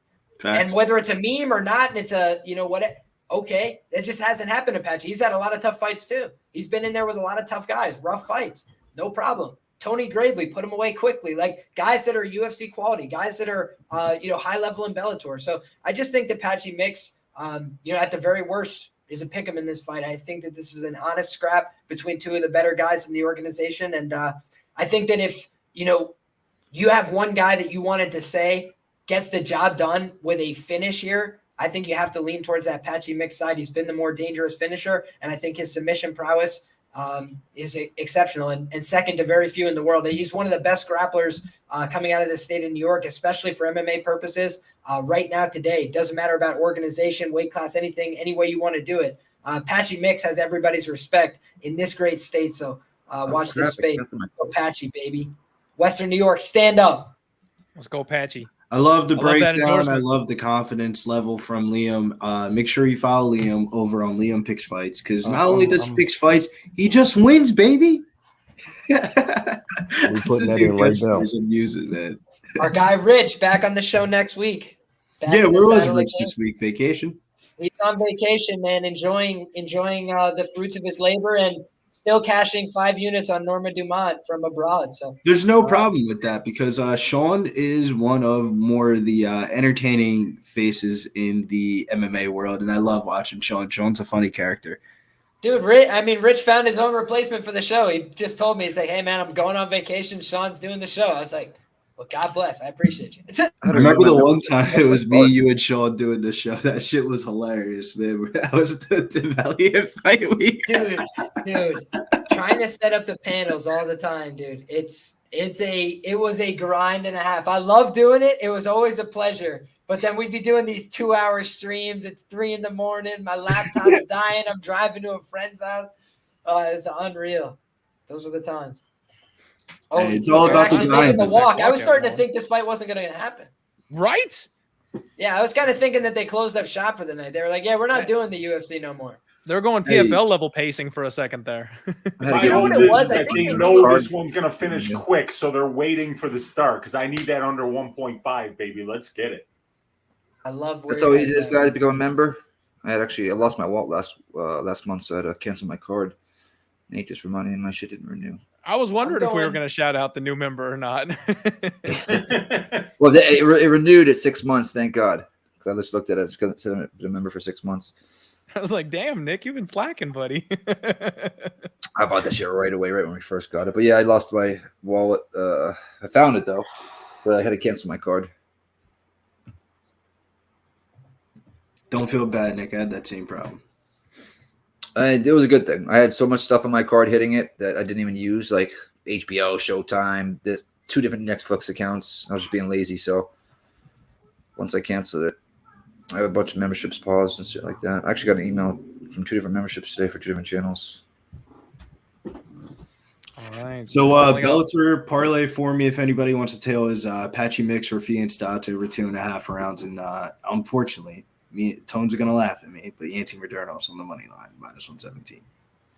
Man, do we think that Patchy Mix can actually sub Stotts late in this fight? I think he could. Never mind. The numbers are garbage. I was going to say, I think he the could. numbers. Yeah, Clint, I was going to say, I hate to be the bearer of bad news. It's +200, so it's absolutely sickening, and I would never. However, I do think it's still his number one path to victory. Like, for sure, he could win a decision here. I actually think people would be, foolish to count out the possibility of a knockout. Patchy Mix is only improving on the feet. He's got dangerous skills, but he is a guy that he's going to preference the sub. He's like Jared Mearshart, right? He knocked out Bruno Silva, put him in the box, and he's like, give me that neck, boy. Like, he's just a certain way about him. Some guys go for the choke. Some guys go for that sub. And I think Patchy Mix, he could knock somebody unconscious and still grab a hold of their neck just because. He's that kind of guy. Well, and I was looking like sub round 3, 4, and 5, but it's 14, 18, and 25. Whereas, like, man, if I'm going to do like a specific round and method, you better reward me. And 14 to 1, 18 to 1 doesn't get me out of bed if I'm going to sprinkle those type of long shots. I think it makes a huge statement from the Martinez BJJ camp that all the main head coaches are here for Jeremiah Wells' UFC fight over real quick. You're right back on the beer. Championship fight. Maybe they didn't want to make the trip to Hawaii, but I also think that makes a huge statement too that they believe in this guy. Let's just hope Wells doesn't trip over his feet this time. Yeah, exactly. That was fucking annoying. We really got a weird kind of bond with this guy. Bro, and he's like sprinting along the outskirts of the cage and almost died at the beginning of that fight. Was like, I'm just happy Coach Martinez is in the corner, man. Coach Martinez is in the corner. He's one of the best striking coaches in the UFC, man. He sees things clearly. He gives out good advice. He gave Joe Pyfer the great game plan of the last fight. Like Coach Martinez with Mr. Gracie is a great little combo that they have going on over there right now. Well, what we need, Billy, is Semelsberger just be showing up for a fucking paycheck. That's what we need. It's hard because it's like I made money with Semelsberger before, but I've also tried to fade him with AJ Fletcher. And if I try to fade him with AJ Fletcher, I have to do it with Jeremiah Wells. I'm 100% right on fucking on getting Semelsberger wrong, and it's vice versa with Wells. Like I'm 100% both ways. Completely. I've hit a bunch of tickets on the Wells side, but Semelsberger's been a money pit for me. Bet 3 units, I think, on Fletcher that night. I got a ton of CLV, all this stuff, and he went out there, won the first round like I expected, and then just got absolutely pieced. So this is a tricky fight. I definitely prefer the violence here, but the one thing that in my breakdown was kind of keeping me away from this was the contract negotiation stuff that's kind of in the background. Like Matt Semelsberger just re-signed with the UFC, just signed a new lucrative contract. Apparently he was talking about, I need to show them my value. I need to show them that they, I deserve what they're paying me now and whatever. And then on the other side, I believe that Jeremiah Wells is on the last fight of his deal. It's normally 4-fight deals. So he would be looking for a new contract, presumably after this fight. So it's going to be, kind of that leveraging position. And one thing just, for y'all at home, sometimes the UFC tries to put you in a position to fail on that 4th fight of your contract. Oh my God. Because it's about money. Let's go. So I'm a BJJ guy. Wells striking has never made sense to me. He comes out and immediately gets torched by Semelsberger. Holy crap. Jeremiah Wells just gets flatlined. Is he still alive? Shit. He's alive. He's alive. For now. How is he alive, though? Oh, my God. But he's barely surviving here. He's getting mounted by Matt Semelsberger. Hey. It looks like Wells is at a strength disadvantage. That's why I was worried about the straights, man. But oh, okay. He's slowing it down. He's got him pinned up against the fence now. Take a deep breath, Wells. Oh, elbows from hell now. That's Note to Jeremiah. Wells landed two good punches and thought he had it, so he just barnstormed in and got absolutely flattened on the return. Whoa. That was Wow, he hit a lot of really big shots there. This Jeremiah Wells is a tough individual, man, because he's getting rocked all over the place right now. He's up and yeah, this is kind of the opposite of how I thought the fight would go in my head. Yeah, I thought that Jeremiah Wells would be doing a lot more of the battering in round one, not the getting battered. That's what I said. I was hoping more of Semelsberger. This is why I said under. What do I know about these two guys? They're just beating the hell out of each other in violent fashion. Bro, after like 3-4 straight weeks of great predictions, we get the week that reminds us we know nothing about this damn sport. Oh, dude, and it literally always Wells on top. There we go. He's back. Big Surprise, takedown surprise, from Wells. He's motherfuckers. in The top king is back. position. 3 minutes left to work in this first He's got round. a big mat burn on his right knee, though. Oh, it's bad. I was looking at that. Yeah. Jeremiah Wells is plus 200 on the live line right now. If you still like that. That late line movement was because they knew Semelsberger was going to knock him down in the first 30 seconds. Dude, that's what I'm saying. Like somebody somewhere knew something here. Come on, man.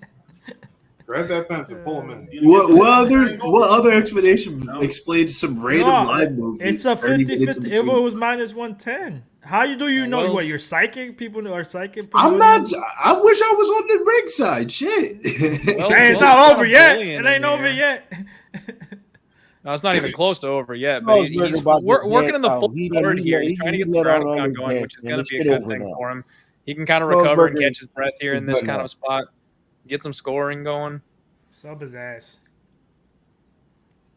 I mean, Matt Semelsberger's doing a pretty good job of covering up. He's in a bad spot, though, pinned up against the fence like that. Oh, okay. Now he's trying to turn away. The ref catches him getting his toes in there, and some big elbows from Jeremiah Wells on top now. I mean, if Wells just does this for the next 2 minutes, he still wins the round even after that awful start, I would think. Yeah, he's getting some big ground and pound going. Ooh, this is big shots. He's got like that forearm to the neck type of choke and is just hammering away.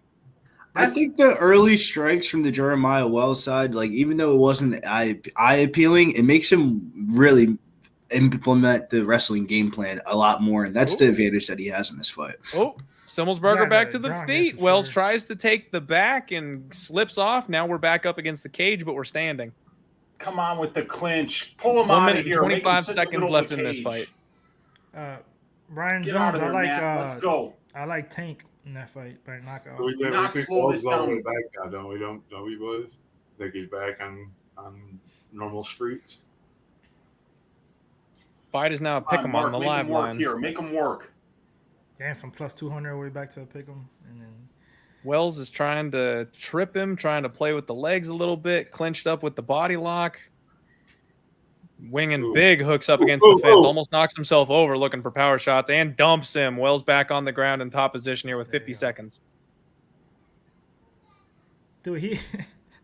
and now he's just like Gorilla Kong ground and pound. Dude, Wells got has one of those one big shots speed. through. Wells has one speed when it comes to the striking, bro. He really does. That's it. No technical, no jab, just swing and bang. There's never been a fighter that earned the moniker all gas, no brakes more than Jeremiah Wells. Have you ever seen the training room that they train out of in Philadelphia? It's like a bunch of weed smoked in there and a hot box upstairs basement floor in like Philadelphia. It's like man, if you could breathe in there, you could breathe anywhere in the world. I'm just worried about the gas tank. That's it though, man. Don't get caught again and Yep. Hey, round 2 starts on the feet. Wells took a bit of a deep breath with a little stumbly back up there, and Matt Semelsberger still with it. He kind of nodded his head at him. You can get minus 120 on Semi the Jedi. This is exactly the spot that I talked about. I'm like, do I do it now? Well, I think you got to, Clint. It's up to you. You said it, because then you're gonna be like, I said it and I didn't do it. Yep. That makes it worse. Yeah. I'm doing it. Semelsberger live minus 120. Oh, he just moved up to plus 125. Never mind. I'll take that. I just need this to finish in the first half of this round. So is that a Wells round, boys? I don't know, man. They both got some work done, that's for sure. Yeah, good luck to the judge who had to score that one. I do not envy you. That's a tough one to call. I think it's a Wells round, honestly. I thought it was a Wells round. I mean, it's got to be based on the live market, you know. The live market, I think, was reflecting the fact that Wells won that round. But like the rule of thumb is old school boxing. If you drop your guy, you win the round, right? But in MMA, you get taken down twice and beaten up for 4 straight minutes. I think that's worth more. Like I think Wells stole the round back the way that it went, but I still think that Semelsberger is the more durable with the better gas tank of the two. So that's why, live bet, and I'll jump in here because I think we got 10 more minutes to go, and I'm not sure Wells can do that again. I think that was a rare 10-10 round, to tell you the truth. Has there ever been a 10-10 round? You know, they don't call them, but they should. Wow, somebody just got hurt real bad. Oh, Wells is out badly. I think. Is it Semi the Jedi? Semi is on top. He got clacked, baby. On top, and he got clacked. Let's go, Semi. Everything locked up, but he's not finished yet. Damn it. I don't know exactly. Finish. I mean, he dropped him really bad. He should just be posturing up here. Wells is just trying to control posture. Wells looks fragile, Liam. Oh, on the feet? Oh, absolutely. I mean, he does not want to get hit by Semi. And this is what I said in terms of the length. I said, I think he hits harder, but it doesn't matter if I can't touch you. You can touch me from further away.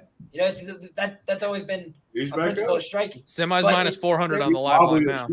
Oh, wow. They're both capable of knocking each other dead right here, right now. They're swinging heavy bombs in the pocket. Neither one of them is moving very much.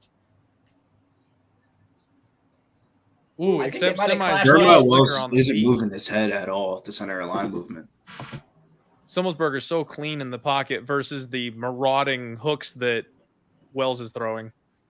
Yeah, and this is low-key a Beast Coast matchup. New York's own. Matt Semelsberger went to Marist University. Never forget. My neck of the woods here. 845, stand up. Ooh. Well, Semelsberger just got caught with a shot. Wells isn't dying. He's not going away. Oh, my God.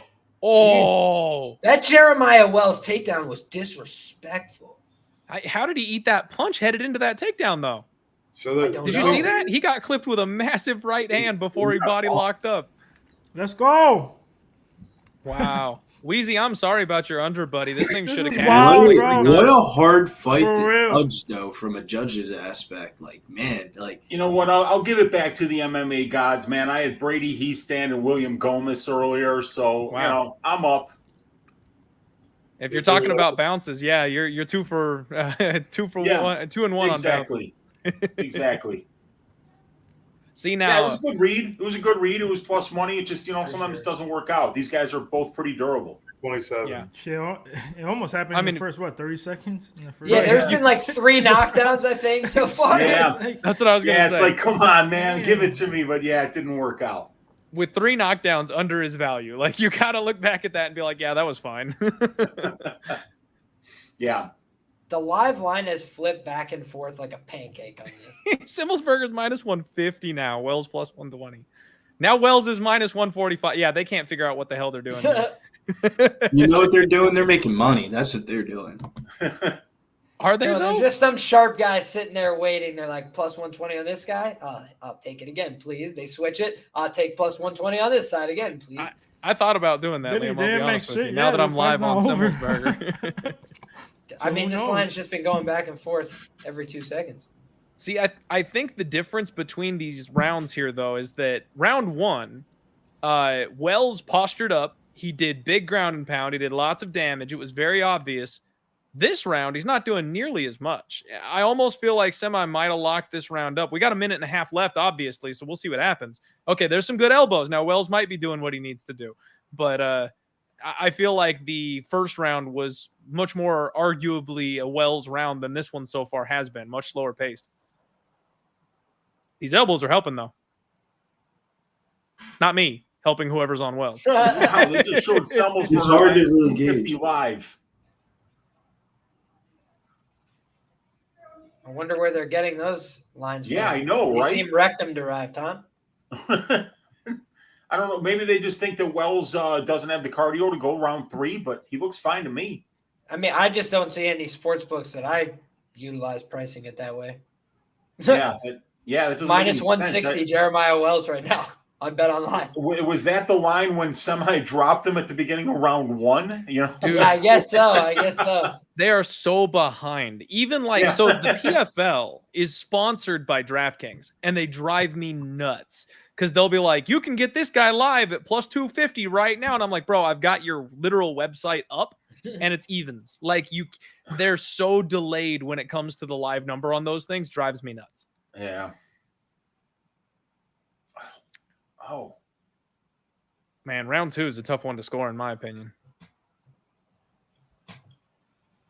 Yeah, I think you could split both these rounds. Top who was standing and who was winning on the ground, and the time of control on the ground is just going to outweigh the time it's been standing and Semelsberger actually winning up there. I think he took him down with 3 minutes left of the second round there, so that's 2 minutes of control.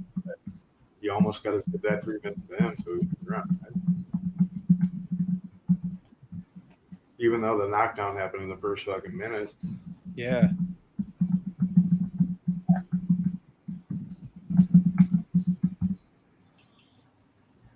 Yeah, Dude, it's this a weird fight is wild. Yeah, it's a weird thing to say that he might be up 2 with 2 knockdowns. Yeah, this line, it literally was the same thing. He gets hurt early in the round, gets him down, gets the control time, gets some ground and pound. It's like, Did you double down on this round too, since it's pretty much the same? This is wild. I mean, the line's not good enough for me to put any more money on it at this point. Dude, it could be 2-0 either way, right? In my opinion, it could be. It really could be. It depends on who's sitting behind the desk right now. This is crazy. This is nuts. Yeah, I don't think Jeremiah Wells has ever won a decision in his career. So it's going to be interesting. Oh, flying knee from Wells. Did it land? Looked like it did, but it didn't do anything. Oh, I saw it Yeah, now. If it did, damn, he ate it like nothing. That's the thing, man. Matt's got a chin on him. He tried for that takedown, but it didn't work. Yeah, I don't know how the judges are going to score this fight. Oh man, Yeah, I need this is gonna Matt be a not to tough go one to down here score though. for sure. Now I'm sweating because I need Matt to have a good round 3 here. He can't get on his back for another 5 minutes. Oh, and Wells slams him. We're right in the middle of the cage, full guard, and Semelsberger is never going to stand up again. That was a bad bet. That was Congrats nice. to Wells backers. I'll tell y'all one thing. This guy, Jeremiah Wells, might have the most powerful takedowns at welterweight. That's crazy. Yeah, unreasonable. The Took him dude down is just, he's going football tackles, dude. He's round picking 3 people too. up and then Round spiking. 3. Yeah, that's kind of unreal. After getting rocked. Yeah, like 3 times. He is what you call in the industry a legit soldier of fortune. Yes, this is exactly what I wanted to walk back to the screen to, man. Great bathroom break, and we come back with Jeremiah Wells in top position, not getting punched in the face. But Billy, I will say this though, I was telling the guys, I'm like, this fight is wild to score because he got hurt in both rounds. I have no idea how they're scoring it, but and then he takes over. But I'm with you, Danny, but I will say it makes me feel a little bit better if Semelsberger's on his back to end out every round. Oh yeah, for sure. Right now, oh yeah, he didn't get hurt in this one. So minus 420 on Wells. I honestly, if you're on the Jeremiah Wells side and you're Oh scared, my god. At least finish it. At was least a finish weird it for me, fucking because then my escape parlay from is live. No. Hold on, what I missed, Liam? Matt's It was just a scrambling. He's weird trying to bucking. force It something to was get a Oh, back. I weird just saw it. bucking I just saw it now. Yeah. Weird And scramble. It, It looks like almost worked.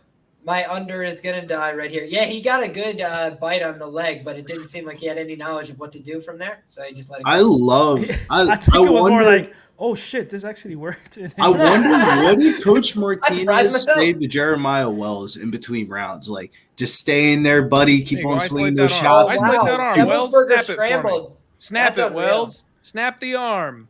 Dude, Wells' gas tank is way better than I thought going into this. Well, And then okay, get I got hurt? a shot now. Trains with Okay. Sean Brady. What do you expect? No, I know that, bro. Almost but he better to looked- knock him out now. He looked dead in a couple I'm cheering of for his both fights men. So I need Wells to get a finish, or I need Matt to win the fight. One or the other.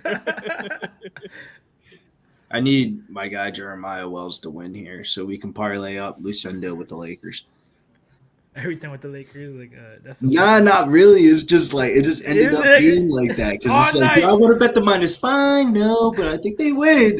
all night you've been saying I'm parlaying Parlay. Your arm out of there. Parlay with the Get your fucking arm out of there. Looking for a Kimura. Could you Oh, imagine? Can you Could you imagine? No, imagine? I don't want to. Could you imagine? Coach Gracie in the corner too. He's screaming. You know, Coach Gracie is screaming right now.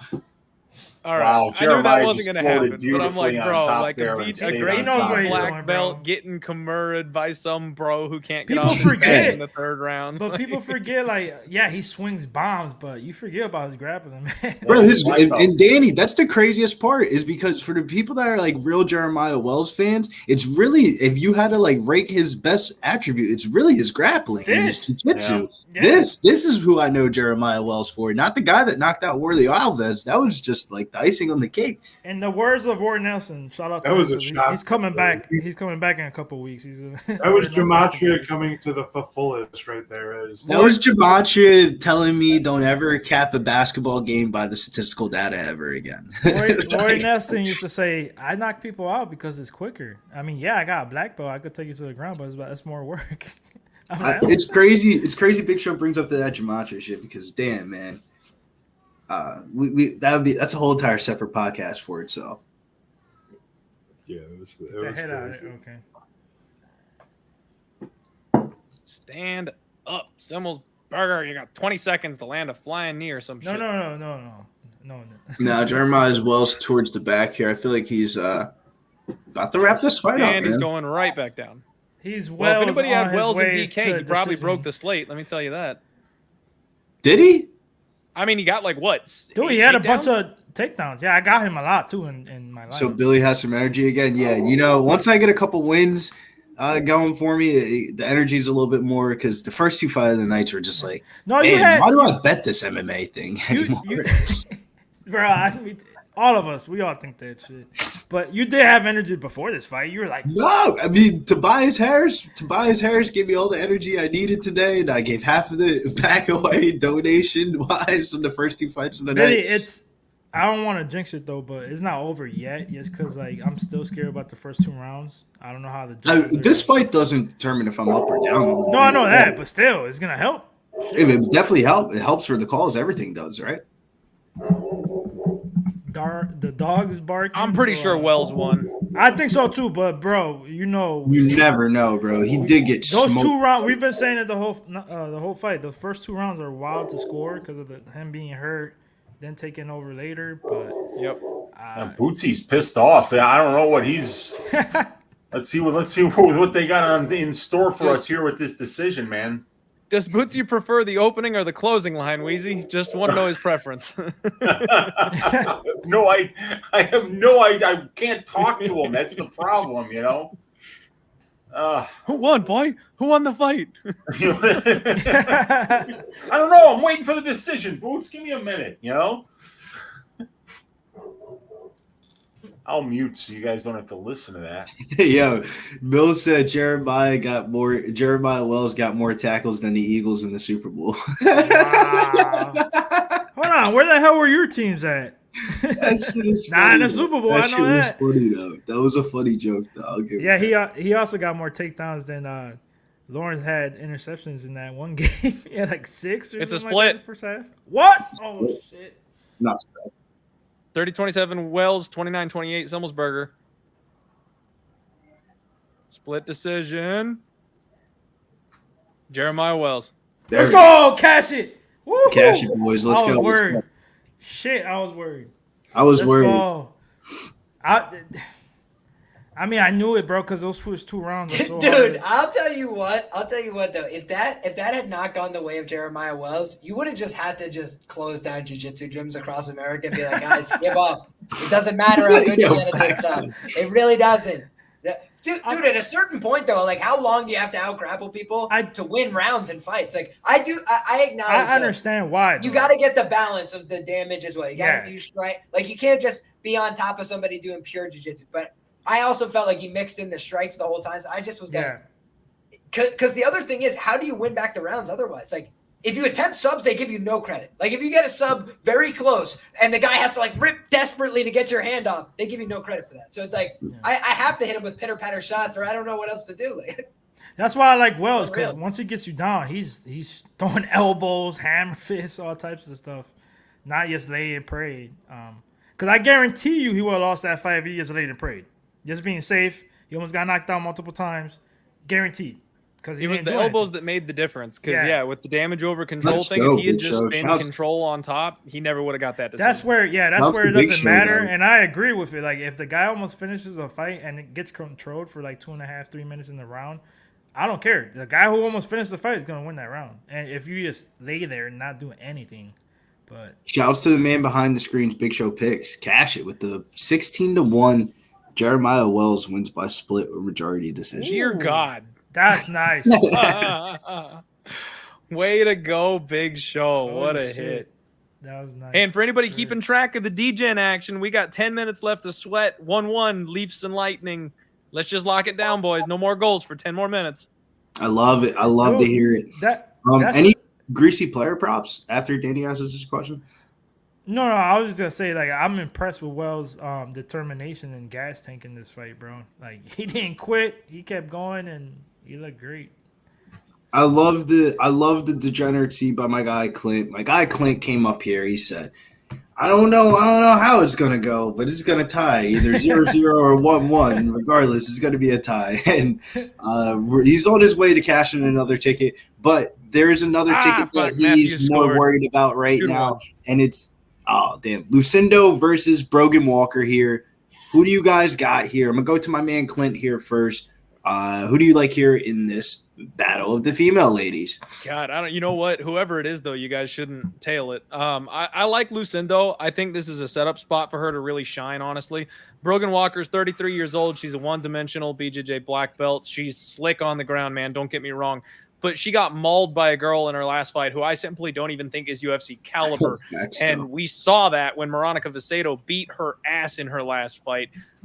I think that the way that Brogan fights with her hands down on the feet, she swings from the hips hard. And it's kind of your classic BJJ girl where, like, I'm not convinced she can readily get takedowns for 15 minutes. So Brogan by sub at like 15-1 is super interesting. That's her path to victory. That's the way she wins the fight. I think the under 2.5 makes some sense here. But I actually think that Iasmin is going to rock her. I think she's going to knock her out. I got Lucindo in a parlay, money line style. And then I got plus 330 on the KO prop to save my night here, hoping that she comes out and just rocks Brogan early, jumps on her, and pounds her out of there. I'm going to scroll it down to my guy to the bottom left here. He's got the Jordan. Danny, who you got? Real quick in the chat, somebody asked me, I think it was Maria. The only boxing bet I have is Tank. I didn't touch the undercard because all the big favorites are going to win, and the lines are juice. Like, KO's like minus 600. So like my boy, damn, I just forgot his name. Morel is gonna be the co-main event. Cuban fighter. He's gonna get a knockout in that fight. Like, it's minus 600. I mean, parlay it if you want, but yeah, I can't add too much about it. I like Lucindo. I agree with everything that Clint said. I got this is my second leg of the parlay, and then the last one's green plus 105 for 2.5 units. All right. I like it, Danny. Giving some people a little bit of boxing love, a little bit of MMA love, a little bit for both crowds of people. But the crowd wants to know, what is Liam picking here for this bout? Yeah, actually, I'm going to agree with my man Clint. I like Lucindo inside the distance here. The only thing I think that I would differ with is that I just think that Lucindo's actually live to win this fight by sub. She's less credentialed on the ground, but a lot of winning ground fights in MMA is about being on top. And I think that for Lucindo, she's more likely to get takedowns and get on top in this fight. I think that what I like about her game is her aggression. She's very young. She continues to improve. You watch her old footage, she kind of stunk, right? But she started when she was 14. She kept working.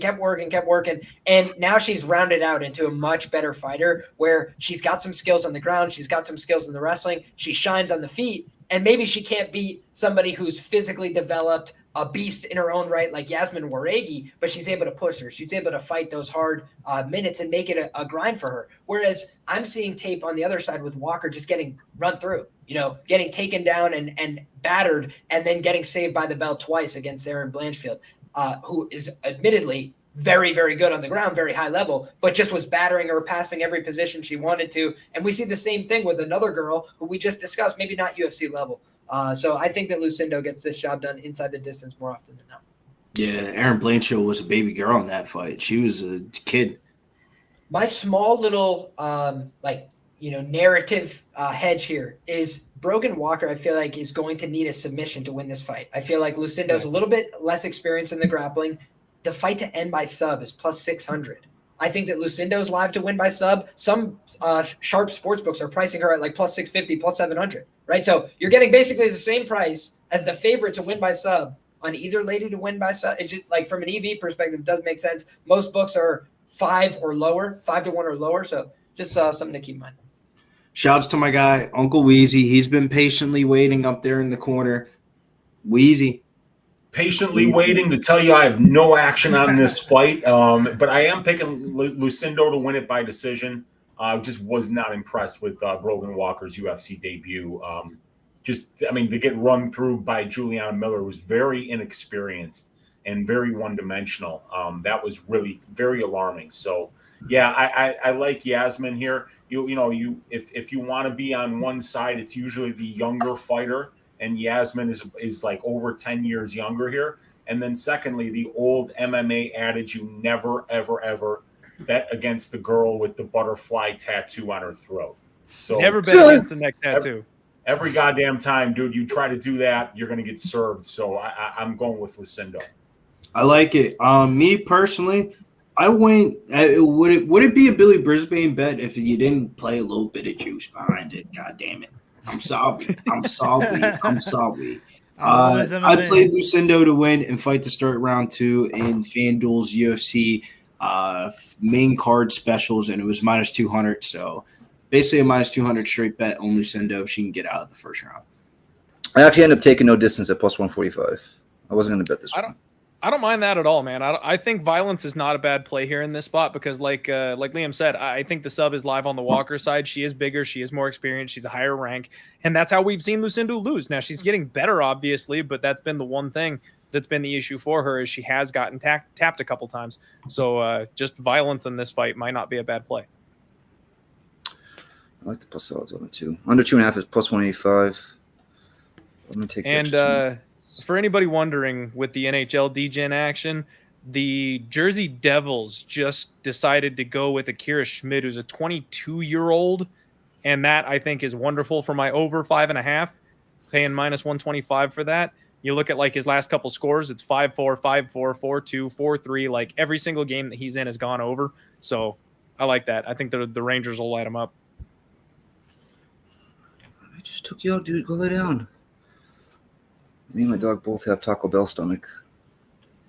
Dude, that's what happens when you eat Taco Bell 5 days in a row. How'd you know? No, I had McDonald's 3 days ago. You tell me all the time. You're like, dude. I had McDonald's 3 days ago. Every time I'm on the phone with Nick, he's in the drive-thru ordering Taco Bell. You only got some good deals. You know what I mean? Let me get this. Let me get that. Oh, a little bit of this.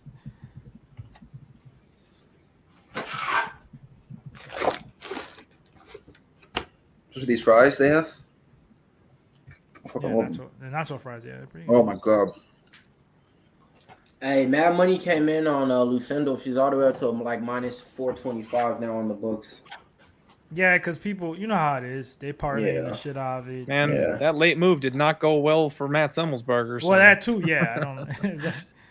I don't know what to think of it right now. He almost knocked him out 2 times. But guys, what you have to understand, there's a natural process that goes on over the course of a fight card where as favorites win, their liabilities change completely because they have parlays tied to all these bets. So they have a number, right, that shows like, oh, this is my liability right now. And if 2-3 favorites come through, that liability could change completely. So now they need to rebook this line right now, today, at the limits they've got right now to try and get this money more balanced.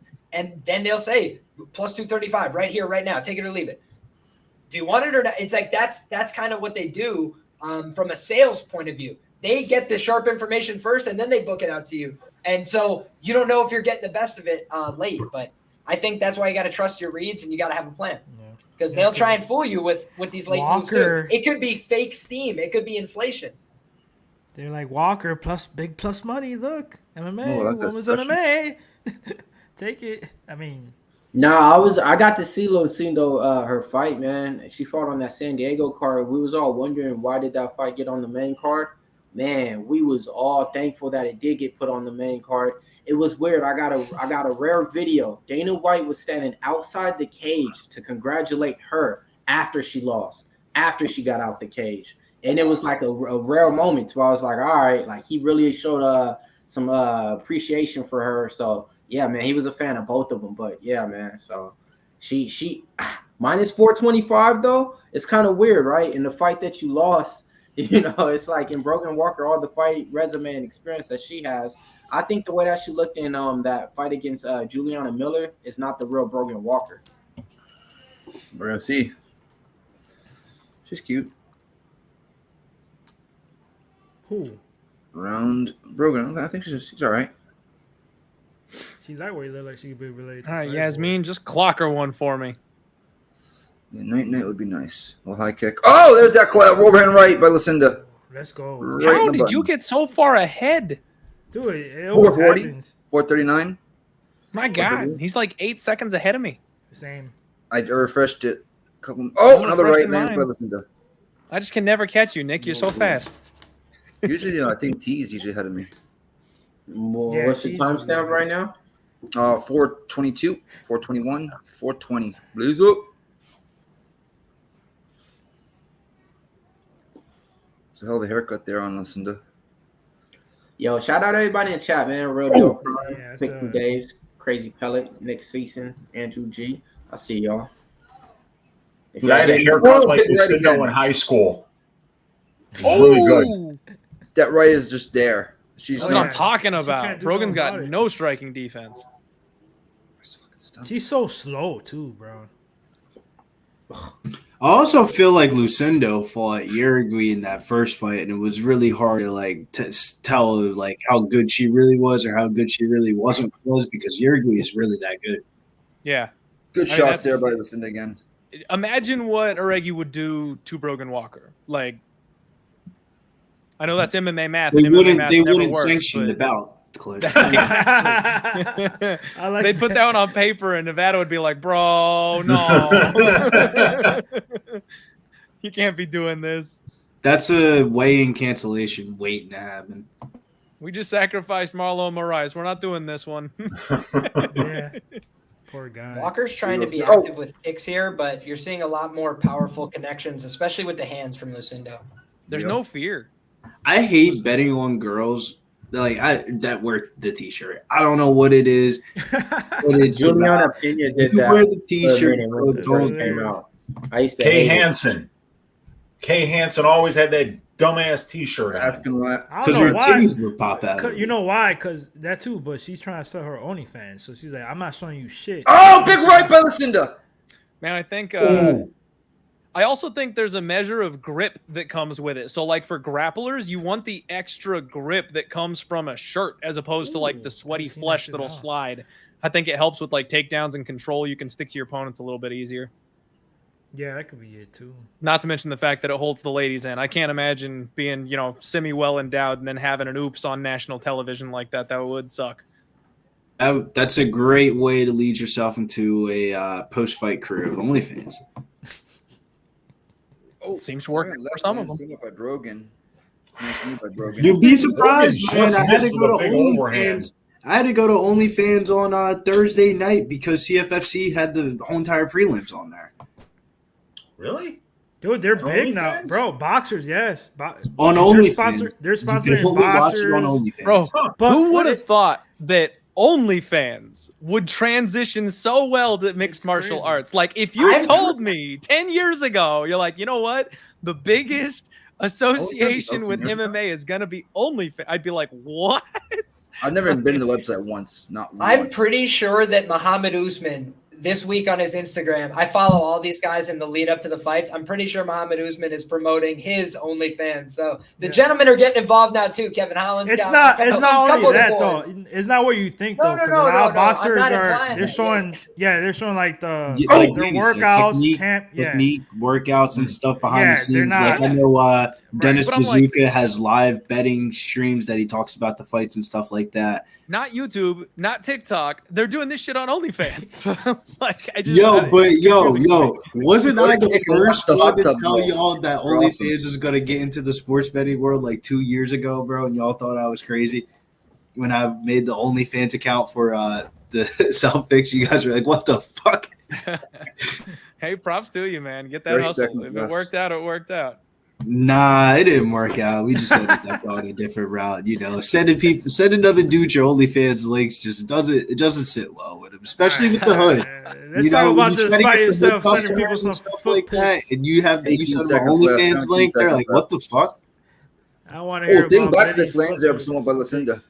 Ooh, spinning back fist just missed. Oh, big 1-2 by Lucindo. Come on, Walker's face. I've never needed the second round to happen so more than that. That was a juicy prop and it was greasy, but here we go. Second round is happening. Minus 200 still in play. Yeah, if you guys want to Kick this, I don't know if you guys heard of Kick, but it's a new platform.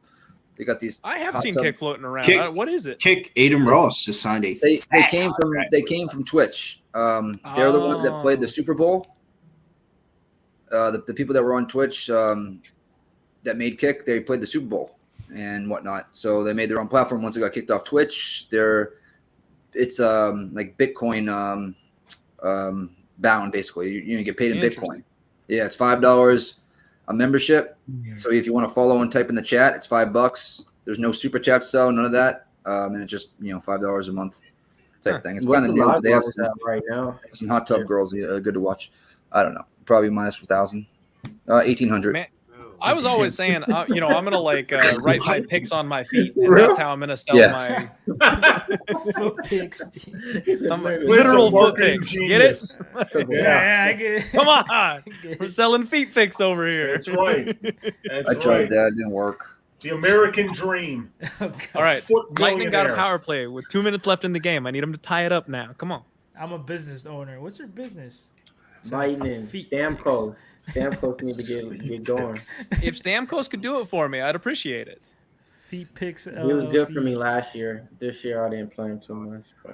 I think the Lightning are in trouble, man. I'll be honest. Oh, them and the Abs, they're not the same like how they were. I used to always just parlay them and mess with them.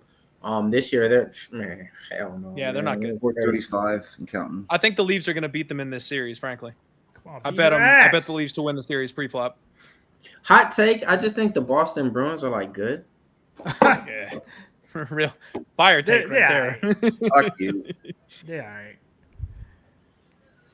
All right, come on, Lucindo. Lucindo on that front foot. Come on, Lance. Spinning back fist missed there by Lucindo.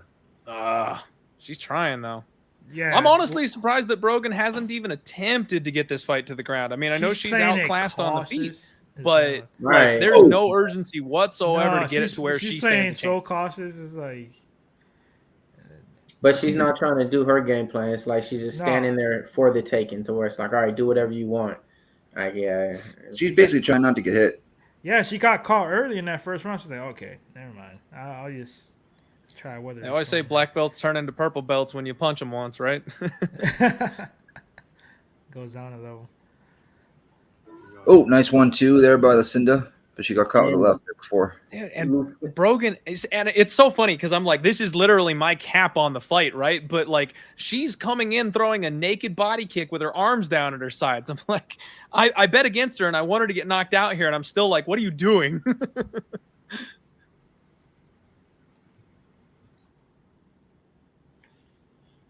Let's go, man. Speak for everybody in the Walker chat. is talking to her. It makes no sense to me. Yeah, she's not doing shit. She's talking. She's doing more talking than fighting. 3 minute mark. Lightning. Come on. Her strike. They're not going to do it for me. Oh, spinning back fist into a takedown. Looks like almost under double underhooks here for Brogan. Big test here. See if she can get it with the double unders. Can she fish? Can she keep it standing? Oh, we got it under there for Lucindo just about. Does she have it? Not really. Now she does. Let's see if she turns her off the cage. 226. I'm telling you, this kid is going to be something. I don't know if she's ever going to be like a title holder or something, but she's this good, this experienced, with this kind of explosive power at 21.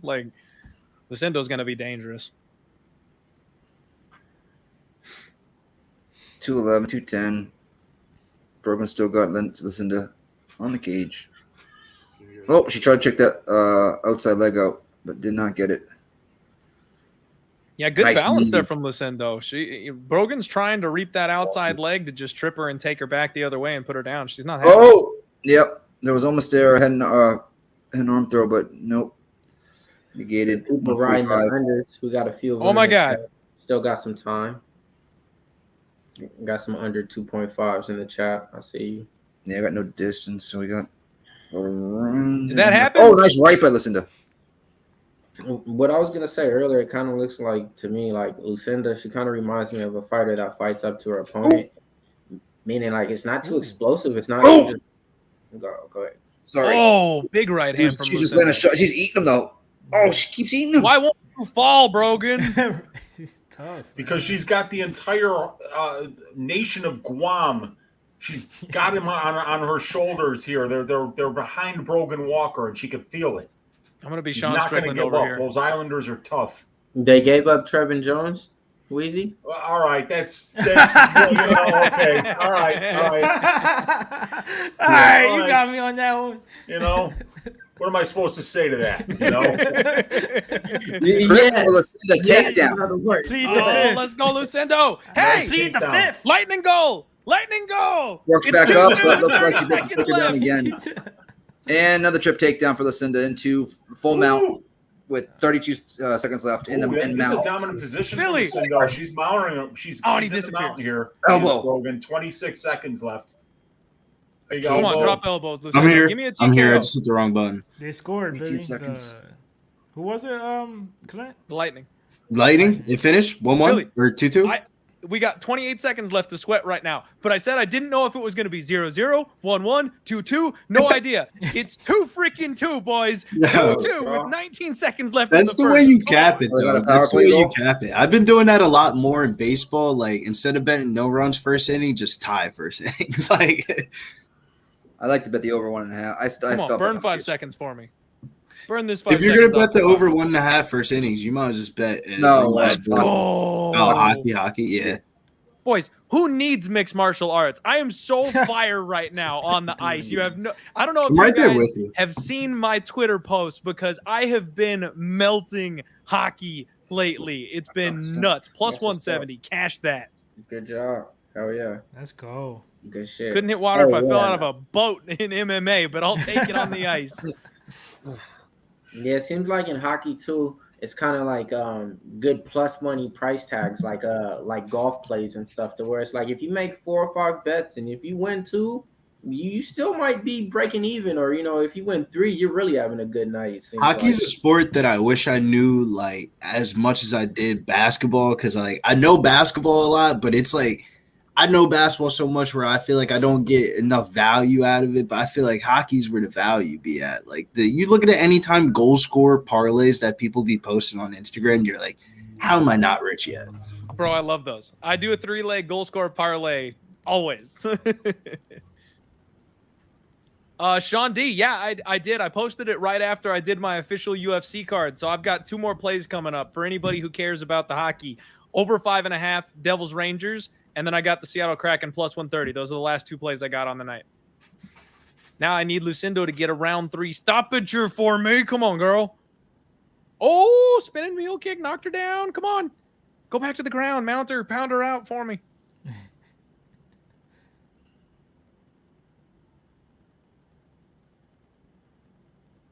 Man, if she does that wise beyond your years thing and just like grinds her way to a decision because she can and she's in no danger, I'm going to be mad. Yeah. I mean, it's kind of Let's go, tough, like I was JSG. saying, because Walker's been like fighting so conservative and safe. Dude, and you know what? MMA is so weird like that sometimes. Because, like, this is obviously Lucindo all day. If she had a dance partner who would come forward and, have some risk, she probably finishes. But she's got Brogan Walker, who's running scared and, like, trying not to get hurt and trying to back away. And it's like, I can't blame her. You know what I mean? Like, if I'm in the cage, I don't want to get knocked unconscious. I'd be trying to protect myself also. But from, the entertainment and betting standpoint, I'm like, shit, like, couldn't you go forward and go out on your shield one time here tonight? Get hit. Just let her hit you. Nah, I just want the win here, man. I got the FanDuel Johns that they've been giving out of these fight specials. You can basically bet any favorite on the main card and the fight to start round 2 and cut the price tag in half. So it's like, can you get out of the first round, man? I mean, I tried to get cute, but Adrian Yanez the other last week, and I picked Adrian Yanez in the fight to start round 2 and got burnt like a pancake. But but we tried to bounce back with the Gilbert Burns in fight to start round 2. That was minus 160. But I mean, look at the FanDuel fight specials though. If you haven't already, man, there's so much value under those props. There's like 50 props for each fight now. I hear you. Yeah. Man, honestly, though, some of these shots Lucindo is landing on the feet. Like, damn, like Brogan could have gotten dropped by any of these already. She's hit her hard. She's not really setting them up, though. They're kind of just like single shots, you know. But, yeah, it seems like she needs a dance partner in order for her to actually look good, because when it's just like this of her just, you know, okay, set the tempo and do what you want to do, I don't know, man. It's not the same to me, you know. It's not the same. Sometimes, though, when you get signed to the UFC and you lose your first fight, that second fight, bro, you just got to do what you got to do to win. It's not about being cute, being flash, you're adding to the knockout reel. It's about not getting cut. Yeah. Well, it's also about your health and being able to remember your grandkids' names, too. So, like, I get that. Right. What's the live line at the end of the round? What, minus 200? I don't know, man. This makes me want to bet the shit out of Jared Gordon. I don't know why. I'm getting Jared Gordon. Somebody take this dude off screen talking that. Yeah, I'm Lucindo preview is a 10,000 to 1 favorite. We're loading up Jared Gordon by decision.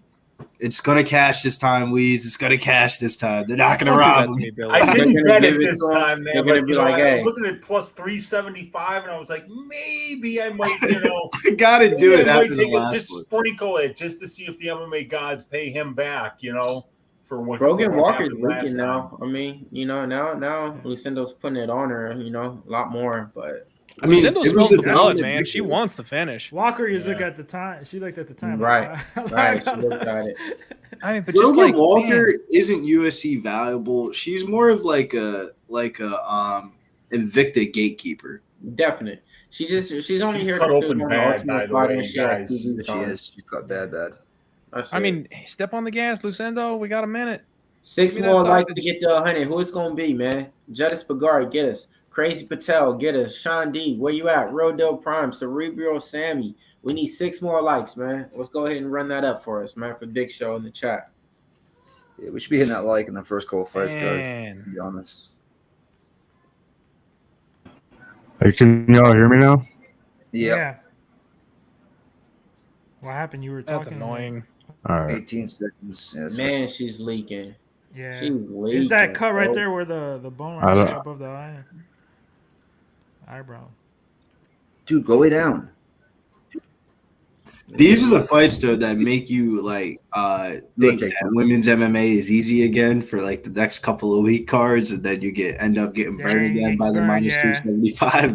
Because I was thinking all week, I was like, am I about to parlay Lucindo, or have I learned my lesson? You know me when it comes to women's MMA, and I'm like, am I really gonna put her in a parlay, bro? Like talking to myself, like I wish I would have been, man. I would have been a better parlay than putting Francis Marshall in there. Yeah, I had to, bro, because Walker is not. Yeah, I ended up parlaying Iasmin because I was looking at, hey, she might not get the finish. I don't want to go out here and not make something off her, you know what I mean? So I did both, but still annoying. Yeah, man. Yeah, this card right here, a few more fights left. I mean, goddamn, who would have thought? Like in 2023, I'll be saying like Bruno Silva and Brad Tavares is the co-main event, like in a UFC fight night card. Shit, and I think I'm betting Bruno Silva in that fight, man. I already bet Bruno Silva in that fight. Means he loses. I didn't bet it. That's my lean though, but I feel like everybody and their mama is on that side, dude. Honestly, Danny, and that's been the thing tonight. Like I do my breakdowns all the way on Monday, and I don't like being on the public side. And when I get nothing but love coming in for my picks, oh, great pick, Clint, I love it, it's great. Yeah. I'm like, oh shit, I'm gonna lose. Like every single time when you get nothing but love on a pick, I almost feel like it's absolutely dead. It's a mental thing, though. I think. For sure. The public is right sometimes, but man, there have been some dogs coming through already tonight, and the fact that people like all the same dog in Bruno Silva, I'm like, shit. I don't. It had to do with that, and just me having him in the parlay, and him and Silva made GM3 look like Muhammad Ali. I can't do it, bro. I'm sorry. Maybe it was just a little bit of like he thought he was gonna beat Alex Pereira and he just couldn't get over the fight. It could be a lot of things. I'm not saying he's not gonna win here, but it's somebody said that he was sick. Personally. Hey, real quick. Let me get a chat some love, man. Let me give a roll call, man. Who we got with us, man? We got Crazy Pellet. We got Blitzer Bobby. We got Vicky May. We got Real Deal Prime. We got AJ Worse. We got Cerebral Sammy. We got Justin Pagule, JSG, Smoke and Mirrors. I see you. Who else? Ron Lofton. I see you. Timothy Atino. I ain't saying no more last names. That's the last time. Andrew in the chat. Let's see. Yeah. Just pick whatever's easier. Their first or last name, whatever. There you go. That's what I do. Hey, Mills wanted to throw that out there for the people. He said Big Boss was in the chat earlier, man. He said, "What up, though? Getting sacked all day in Vegas. I need a cashier." Shout out to you, man. If you're still in the chat, man. Let's go. Marvelous Mike. And AJ, I see you in there, man. No big deal, man. You know how it goes gambling. Some nights you get good bounces, some nights you get bad bounces. I've been on an absolute tear so far in 2023. So if I have an L tonight, if I've got some bounces that don't go my way tonight, I can't even complain. And on top of that, like I said, if you follow me on Twitter, I've been hot as balls in hockey. So like, it is what it is. You know what I mean? Like I want to win every single night. It just doesn't happen. Casinos don't exist. It wouldn't exist if we won every night. So tonight's my night to take a bath, I guess. I'm just laughing at your example, like the metaphor. Hot as balls. Hot as balls, baby. Billy Biz, what fight's next, man? What we got going? The Silva fight. Around. Yeah, what we got going on the panel? Oh, like I said, I got nothing on this one. I think Silva. Oh, is this the co-main event? I think is it? No, it's not. Bobby Green. No. Who's the next fight? Gordon I think Green. it's Bobby Green, right? Oh, Gordon Green. Then it's going to be Tavares Silva. That's the next Mic one. Okay. test 1, 2. So we good? Yeah. Go ahead, kick it around, Billy. All right, bet. I want to see if this mic was working or not. But we're gonna kick it off to the man, the myth, the legend, Danny Betts. What do you got here for this one? Do you got action here for this fight? Yeah, I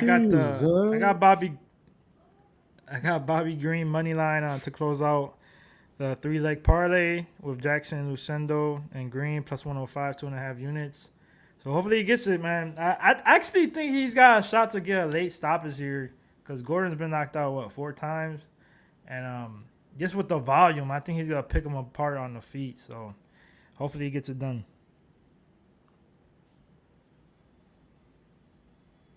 All right. So secondly, we're gonna go to my guy, MMA. Locker room. What's in the locker room? What is the locker room speaking here for this fight? And what is your opinion? Because you had a very hot take on the podcast this week, but I didn't want to ruin your thunder and I didn't want to confuse the people, but I got to go against you, Mills. I got to go against you. It wouldn't be a UFC fight night stream if it wasn't a Bills versus Mills fight of the night.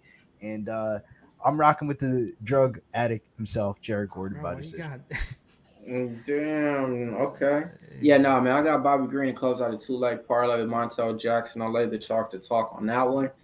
Besides that, I got Bobby Green to win in the 3rd round or by decision at a minus 135 on FanDuel. I put 1.5 unit. No, I just want to talk like everybody else on that. But no, I do got that bet though.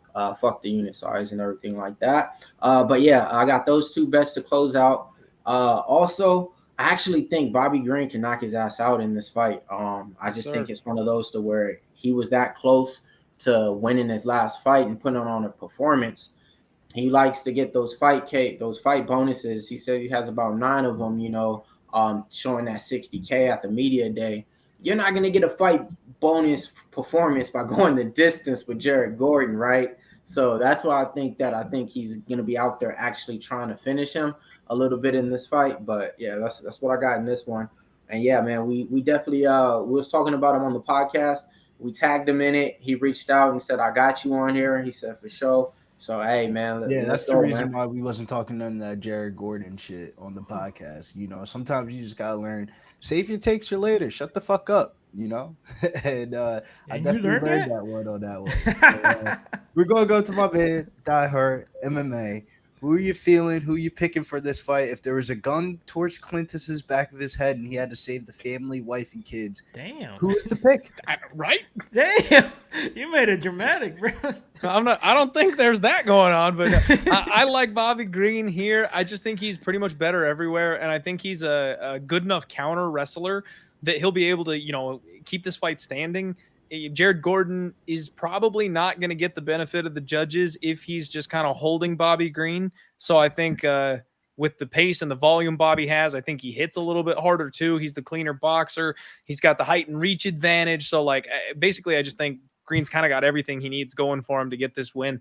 And I do think that he can clip and knock out Jared Gordon later in this fight. If he hits his groove and he starts landing on him the way that he was landing on Dober, I think he can get the finish.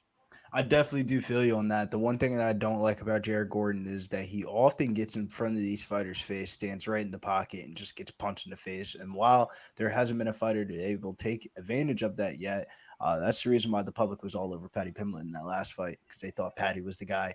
But my guy, Uncle Weezy, said he is not the one. Paddy is not the one. Weezy, who do you have here for this one? Or you got Jared? I'm saying Jared Flash Gordon. Damn it, this dude's slow as shit. But you calling him Jared Flash Gordon for this one, man? Who you got, Jared Gordon, or you got? I'm going with Bobby Green on this one. I think it's going to be Bobby Green by decision. I was looking at Bobby Green knockout props earlier in the week, and they were up around plus like 350. I thought maybe at plus 400 would be a good bet. They're like at plus 200 right now. That's seems a little bit overpriced for a guy in green who doesn't have a ton of knockouts on his resume. I agree with you, Weezy. I just feel like the fact that I'm looking at the props on this fight and I was getting better price tags on Paddy Pimblett inside of distance and stuff like that than Bobby Green. Huge red flag. Yeah.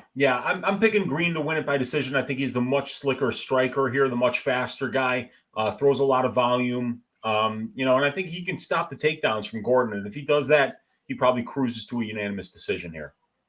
SoCal gangsters are standing up in front of their TV. They might not have tuned in for the whole entire UFC card, but their prelim just started right now with Bobby Green. Every person in California right now is sitting by the television right now watching Bobby Green walk inside the cage, getting ready for the Ryan Garcia fight. It's the first fight of the night.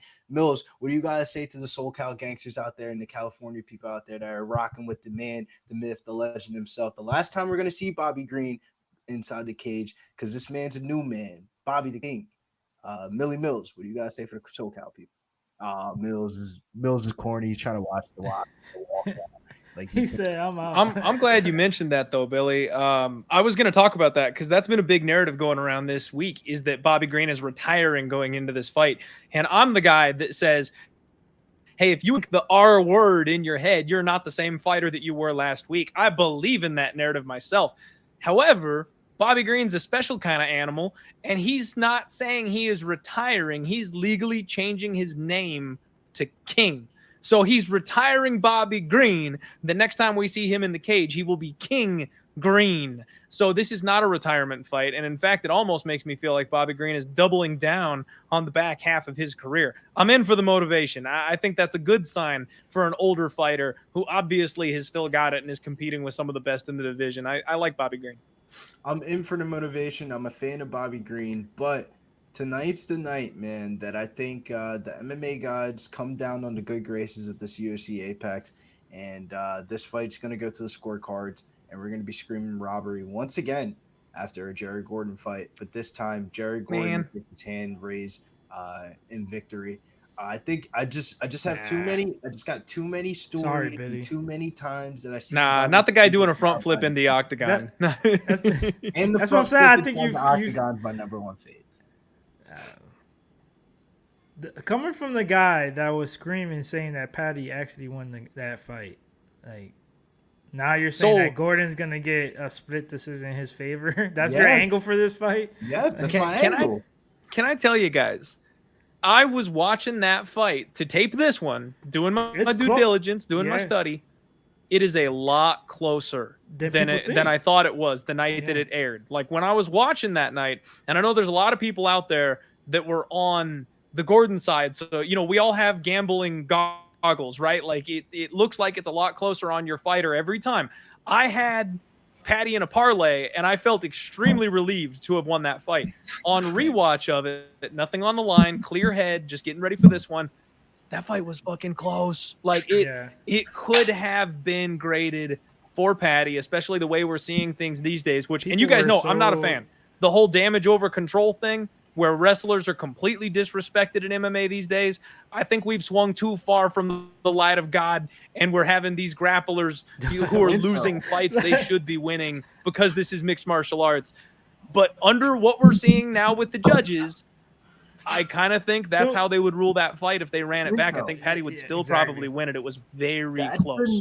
Especially if people were making it look like it was the worst robbery on earth ever in history. I'm like, what are you talking about? That's the reason why I like Jared Gordon in this fight. That's a huge learning experience. You saw what Jordan Levitt learned from the last fight against Paddy Pimblett. I thought Patty won. A little bit more volume in this fight. Maybe instead of him leaning up against the cage and just standing there, maybe he throws a couple punches. I mean, I think there's ways that Jared Gordon can get the job done, and he's too high of a price tag for me not to throw money on him. Look, you can't win a fight by holding the person up against the cage. Yeah, exactly. Mel's my buddy. I always go to the pay-per-view fights. You can't win a fight holding somebody up against the cage. Period. I go watch it with my boy, and he's not anymore. He's been watching UFC for his whole life too, and we always have a shot game. So whoever think you're gonna win, and if you lose, you gotta take a shot. He picked Gordon. And he was crying, like he was literally saying, like, dude, you're not gonna win a fight just holding him against the cage the whole night. He even said it. Like, I know he don't bet money, but he was just saying, like, dude, yeah, I thought Patty. And if you were there too, being there, I was there, and it just seemed like Patty won though. It just seemed like, and it felt like it though. It didn't seem like Gordon did anything like. And man, I'll tell you. And I'm not saying that it hurts worse. Like it was. Go ahead. Hey, so somebody give him some play-by-play, man. We got some minutes already gone by. Not really too much here going on in the early goings of this fight. A lot of Bobby Green having his hands down, trying to really intimidate Jared Gordon, and Jared Gordon not really being too intimidated, but he hasn't been able to really take advantage of Bobby Green's hands being down because he keeps on throwing leg kicks, not punches. Yeah. Gordon's missing on all these leg kicks. Gordon's missing every time, and he gets two-pieced. Yo, Bobby's trying to like bait him into a brawl, it looks like, and Bobby's landing like a couple little body shots here and there, but the thing Gordon is throwing back is these leg kicks that are whiffing. There, Gordon's coming forward a little bit more there, landed a right hand. He's coming forward a little bit, but this makes me think, do you think we see a shoot from Jared Gordon here around this 250 mark? I mean, his nose is already busted up from the shots Bobby landed, I think. Yeah, I mean, his nose is busted up. He's scratching his nose, and Bobby Green has his hands down completely. Maybe to defend the takedown, but I feel like he's opening up for a takedown pretty easily. He always fights like that, though. He's got to watch that overhand left, though, from Gordon. Bobby catches that was pretty nice by Green there. Punches Gordon in the mouth. Oh, Bobby. Okay, Gordon landed a big shot there. I talked about him not having power, but it looked like he might have clipped Bobby Green just a little bit.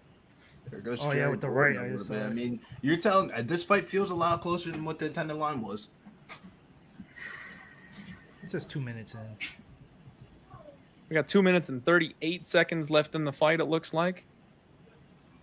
Yeah, but this feels like I'm watching a minus 50 fight. Like, and I got the plus. Oh, big right hand by Bobby. Except, yeah, okay. Woof. You want to hit him with some commentary, Clint?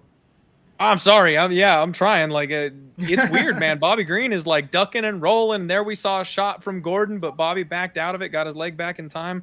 Bobby's up against the fence now. Jared Gordon's backed him up enough. I think he got a little bit of respect with that big shot he landed 30 seconds ago or so. All right, now Bobby Green's starting to come forward again. Lands a side kick there. We got a low blow. Sack kick. Sack kick. Right to the Bobby says he could. Go ahead. Yep, Bobby's waving him off. He doesn't need the 5 minutes. Ooh, Jared Gordon did just land a little combo there. Bobby Green. You know what? I'm not sure what it is, but the Bobby Green that fought Dober seemed to be able to duck and roll out of these spots, and he looks like he lost just a little bit of speed or something, because these shots from Gordon are getting to him, whereas he was able to roll away from a guy like Dober.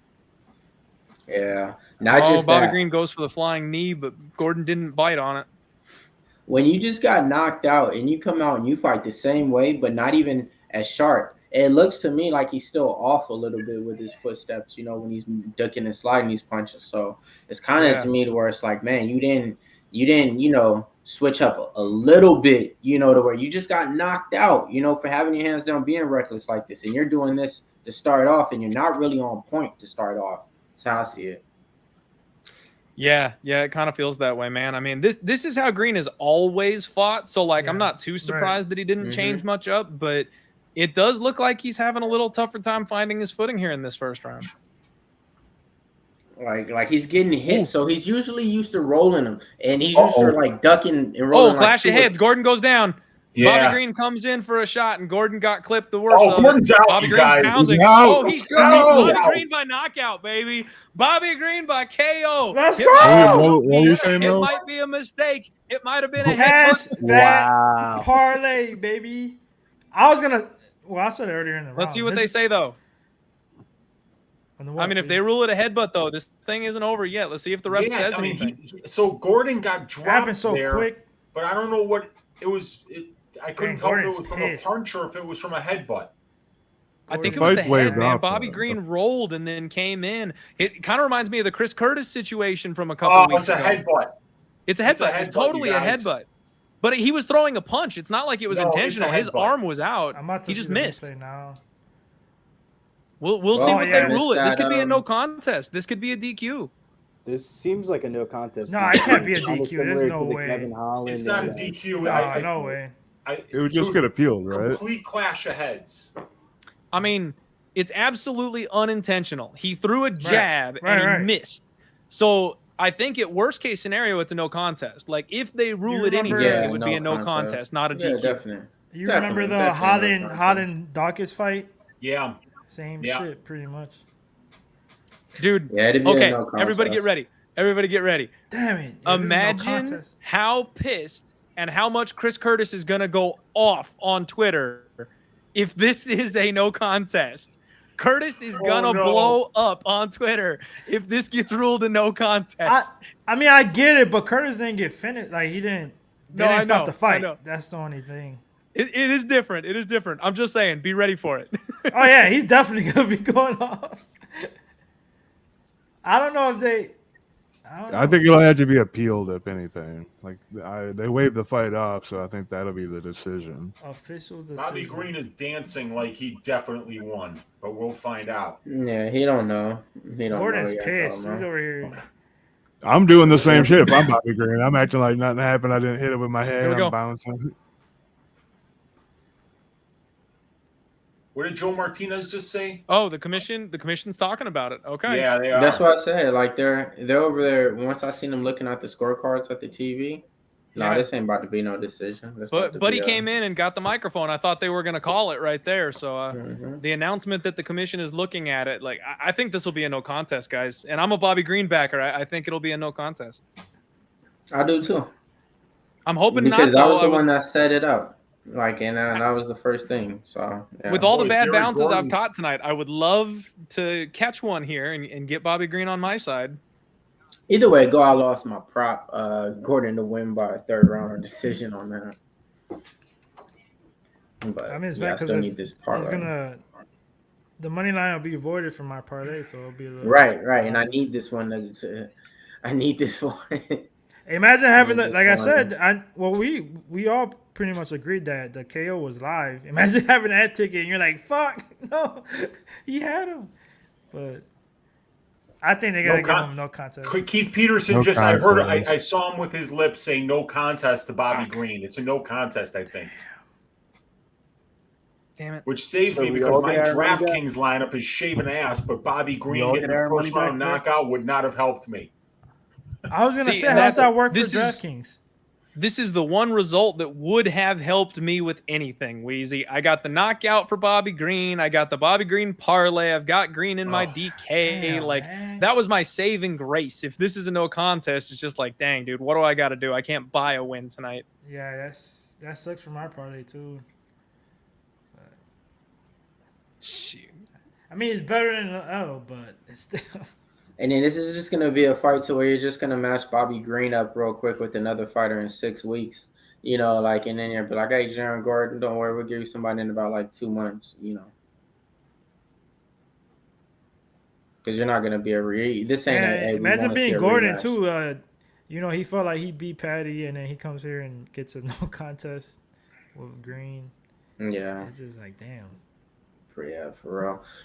For him, it gotta suck because you don't get that fight bonus, Nope. So you only get that show money, and that show money, man. So much of that shit's going on after you pay your coaches, your team, everything like that, all their expenses. So, yep. Oh man, damn. Yeah, I needed that to close up the parlay. So now that those parlays just kind of push out and hedge on, other bigger number parlays than a minus 250 with that number. So not gonna be refreshing that betting account and being like, oh hell yeah, not at all. It's gonna be like that fight never happened pretty much. So yeah. Wow. Okay. All right, fuck it. Brad Tavares, man, minus 160 on this fight. Everybody that he has wins over don't fight in the UFC no more. Bruno Silva, last time you seen him, he got subbed by GM3. I happened to be at that event, and it happened in round 3. Before that, I think he got his ass whooped by, Pereira, I want to say. Didn't get his ass whooped after he actually went, I want to say, the distance with him, 3 rounds. But before that, though, in LFA, I used to bet him and everything like that. Came into UFC, he did okay, did decent. Still hasn't really took those steps yet. And I think right now, I think this is an opponent that he could take this step with.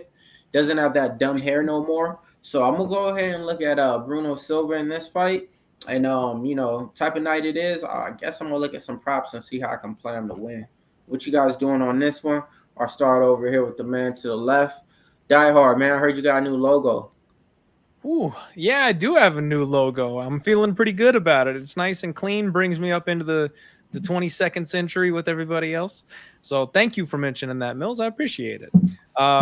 Man, this one, I do have Bruno Silva, but guys, I've been wrong on everything all night. So I'm not going to tell anybody that I'm confident about anything at this point, or you should tell me at this point. Tell me in hockey. That's what you should tell me in. I'm trying to calculate what my payout's going to be because I laid minus 350 on Lucindo instead because Bobby Green's a no contest at this point. I think there's an outside shot, like tinfoil hat, that this thing goes the distance. I actually think Silva by decision at plus 750 is interesting because, these Hawaiians plus are tough to put away, man. Plus 750, yeah, it's up there. Damn, that's fat. They are hard to finish. Fat. Where is that? Well, it looks like it's down a little bit. DK's got plus 700, it looks like. They're showing plus 750 on my screen, but they're making me log in again, and I'll bet it'll be. Yeah, I'll put some milk money on that. Oh, yeah, it's still plus 750. So yeah, I'm gonna sprinkle that for a little bit. I'm already on the Silva side, but I think this fight could play out close. He really relies on the ground and pound to get the finish. And I don't know if he's going to be able to get Tavares down or keep Tavares down to pound him out. So we probably get a kickboxing match. And if that's the case, I think the dog is live, and I think the dog is live to win a decision with the bigger power shots. Agreed. I agree with that completely. I had no idea Silva by decision because I think this fight is going to decision. Brad Tavares is very durable. He has been knocked out 3 times, but he's been in there with literally everybody.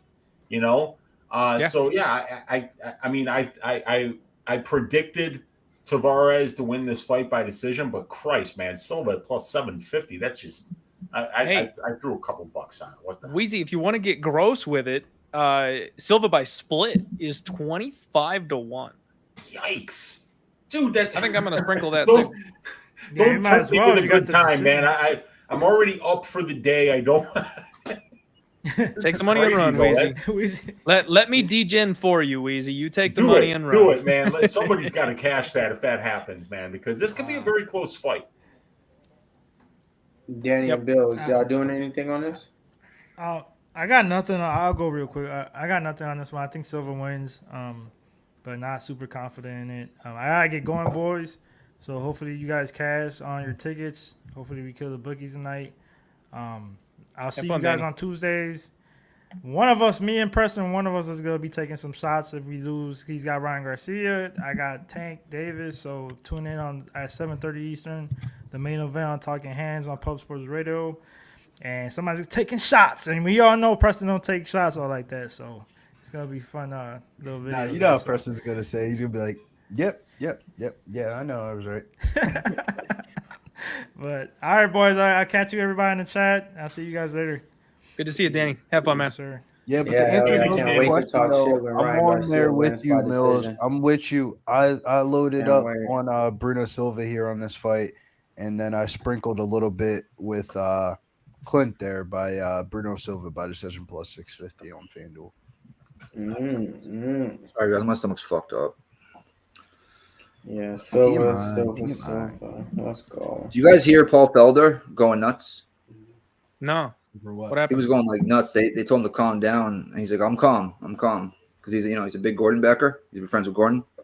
Oh, no kidding! I had it on mute. I wasn't listening. Yeah, we can't have the sound. So yeah, I did not hear that. He was going nuts. Money's coming in on Tavares too. He's all the way to a minus 185. Good. Right the late now. money has lost every time. Let's go. Yeah, minus 185.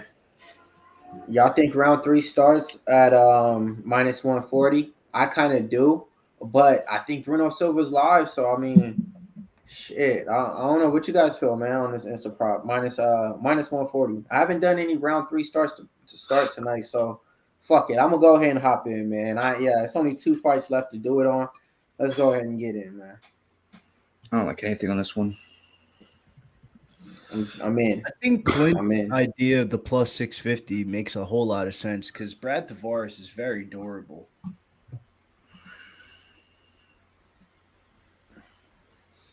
You said what was it?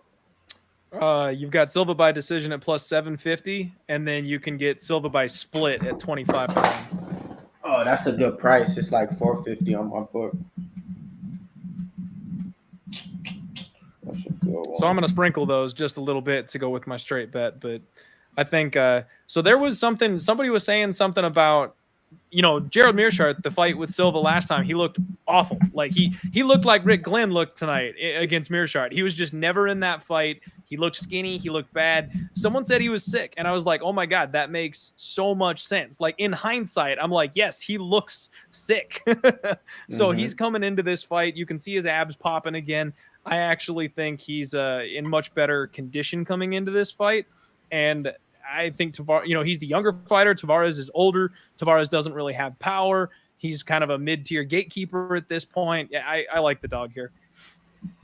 Yeah, no, I'm with you on that. That's why, I'm with you on that. And I hear people out there say, well, Tavares is overall the better fighter. It don't matter, man. Like, who has he fought as of late? And, when was the last time any of y'all was like, y'all remember that Brad Tavares fight? Wheezy. Whew. That Brad Tavares fight. You remember those stats you was digging on that night, right? Like, come on. Like, he's not moving the needle, I don't think. So Tavares is OG. He's been around a while, but yeah. Yeah, he's one of these guys who's been around forever. He's fought everybody. He's got a winning record in the division. He's top 15, but there's just nothing spectacular that jumps off the page. He fought Izzy, right?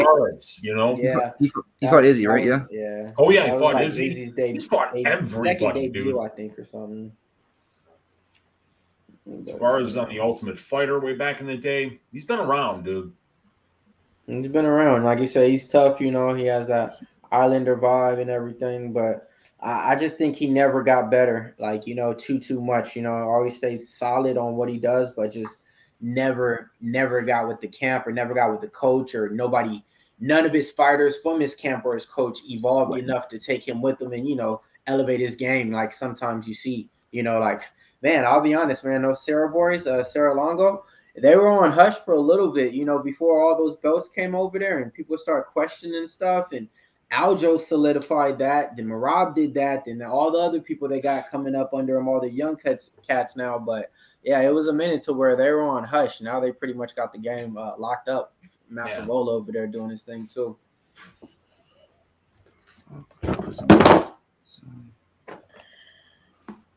Bellator is on too for the folks out there. Prelims is on. Got some ladies fights on. You know me, I'm a degenerate. I got it up on my other screen here. Yeah, last night I had one championship on and Bellator. What happened? Them some new glasses?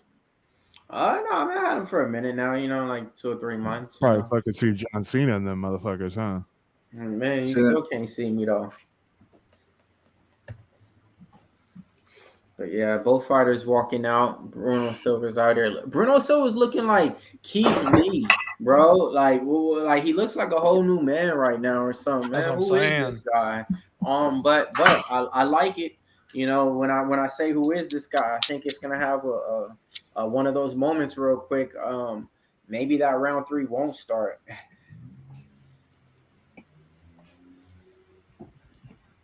Oh, man. Shout out to all the chat, man. We got Vicky May with us, Boss A, Super Alternate, Niece Nick in the chat. We got Andrew in the chat, Membership Gagnon in the chat. I see you. JSG in the chat. Who else we got? We got Smoke and Mirrors. We got AJ in the chat. Equanimous in the chat. Dog in the chat. 42 Lemon in the chat. What's up? And first place, Whitehead. And we got first place, the Origami at 400. Stimmy, 375. Jose at 375. God Bettered, 375. T. Crowley, 375. Tone, Bill Withers, Brady, myself, 350. Big Show, 325. Yeah, I know. I'm horrible. I'm horrible in this one tonight. I don't even know how I'm up there right now. I think it was the Giagos pick that hooked up. I just noticed I hit 18K on Twitter tonight. Let's go. Nice. We gotta get it back to where we have the list of who we had, because it's tough, like going back and checking and shit. It is. Did you guys notice that the wrong Bruno picture was used on the pub competition? The Bruno Silva. The wrong Bruno. I that. Oh, really? Yeah, I've seen it. It was like the featherweight or something, right? Jesus Christ. Yeah, it's all good. I mean, but yeah, they don't know. Hey, it don't matter, man. On UFC sites and stuff, they be having that shadow, that question mark as people. So, we're a lot better than them. We at least give them a face. It's been every week, though. I have to talk to him. Oh, yeah, facts. It is better than the shadow fucking question mark. Right. So it's kind of, I guess. I mean, I would rather have it is because for the average person ain't even gonna know. Only person that even know is Clint. You know what I mean? So like the average person won't. I went through them quick, but I usually notice it. I usually call him. You didn't notice it? I noticed it. Oh, see? Every week I usually notice it and I call him to fix it. I knew it wasn't him, but I was just like, it don't matter. It don't matter. Who we got? Hey, both guys got the same measurables when it come down to it. Same age, 2 years different. Same height, 1 inch different. Same weight, weight pound different. Same reach when it comes down to it. So it's gonna be a close one. I took the under 2.5 actually, a plus 110. I put in a couple minutes. No. Wheezy, Clint, Nick, chat. Where's Liam at? Understand Boston needs to know. Where is Liam at, bro? I don't know. Fuck, he probably went and got some Taco Bell. I'll be back. I gotta go get him. I'll tell be him back. not to do that. Let me Go get him. It is Tell him not to do that. disrespectful. All right, co-main event, folks. Hey, thank you all for rocking with us. Seriously, though, like this has not been a good card. So those of you who are rolling with us and hanging out here, we appreciate you guys big time. Hey, I just that boxing. Who you like tonight? In that Ryan Garcia fight. And then also too, is Ryan Garcia's younger brother fighting on the card too? Or something like that? Because I seen it, they got another Garcia on there. I didn't even know he had a brother. Yeah. I'll be honest with you, I have no idea. I don't follow boxing at all, and I see what Danny picks. And I blindly tail Danny in boxing. I don't do shit. But Y'all I like guys that don't Bootsy is understand boxing. barking over I know. there. I know he should have everything on lock for tonight. 445. He's still Yep, going here we too. go. He likes Silva here. He's going nuts. Let's go. Silva all day for Bootsy. Oh, We like Silva. We're standing right in the middle of the cage right now. Silva took the center. You like to see that. He's slightly bigger than Tavares. Kind of reminded me of Bobby Green, the way he's rolling and hooking with those big power shots, which is terrifying after what we've seen already happen here tonight. 420.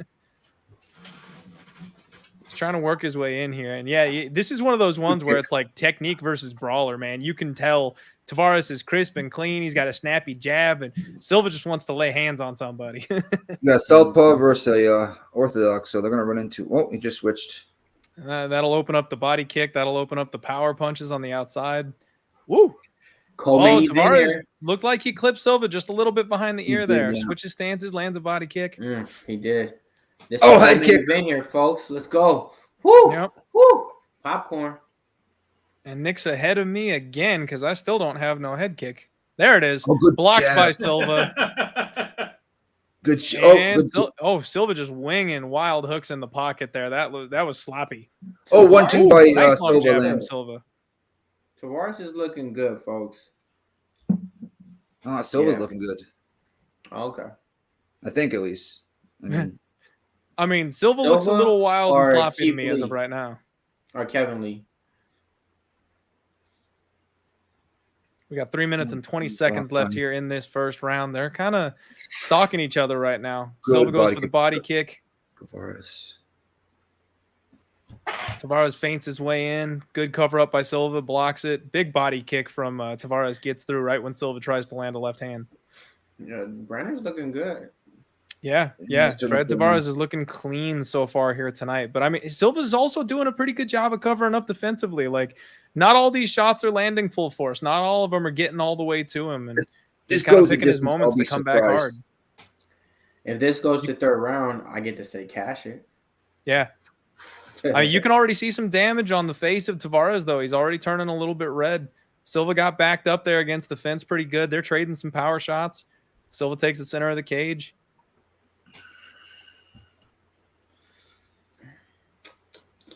Shout out to everybody with us right now. From Silva.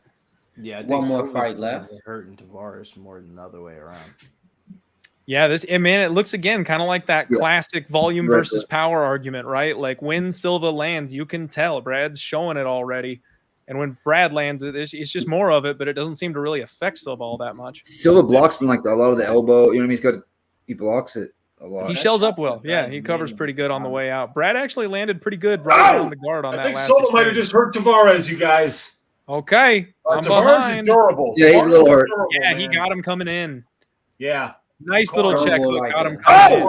And he's still hunting him. He goes for the overhand right. Minute 35. Silva's got him hurt. Silva's unloading here on Tavares. Big knee. Tavares is knocked the fuck out. It's over.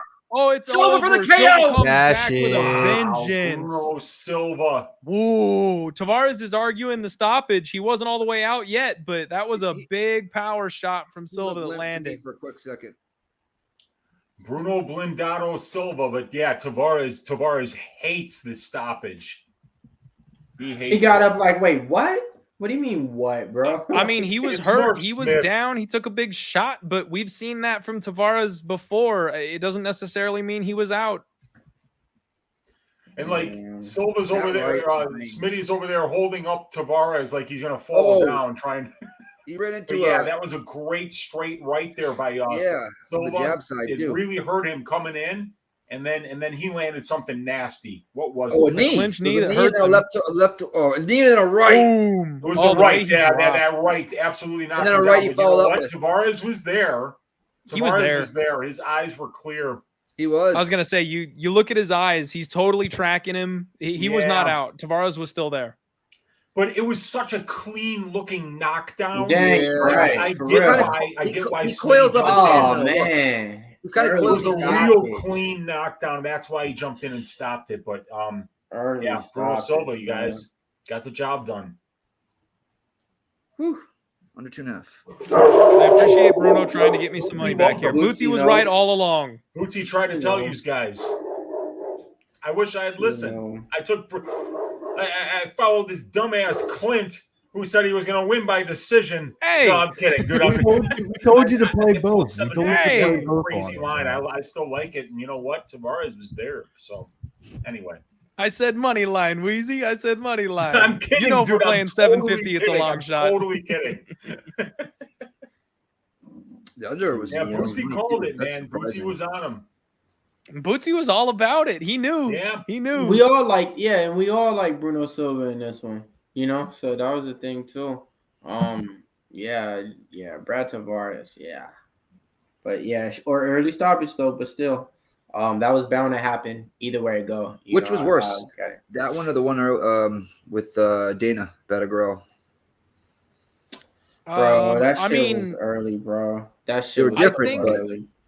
Yeah, it's different. That's kind of the thing. It's different because the Dana one, I think that stoppage was fast, man. I went back and rewatched it, and it was almost worse than I expected. Like, he came in quick for that stoppage. Dana absolutely could have eaten another 30 seconds worth of shots there. He wasn't hurt. He wasn't damaged. I think the ref should have been able to assess that he was not being hurt by those punches and give him time to work. But at the same time, you cannot just sit there and absorb punches with your face and expect it to not get stopped. So, like, the difference here was Brad Tavares was still there. He was rolling to defend himself. He was trying to get his legs engaged. Like, they were bad for different reasons, man. It's hard to say which one was worse. What up, D? Yeah. I'm going to go with, actually, you know what? They're probably equally, to be quite frank. Even though they're so different, they're probably equally. I think the Dana one, just because that one, it wasn't damage. It was just, punches.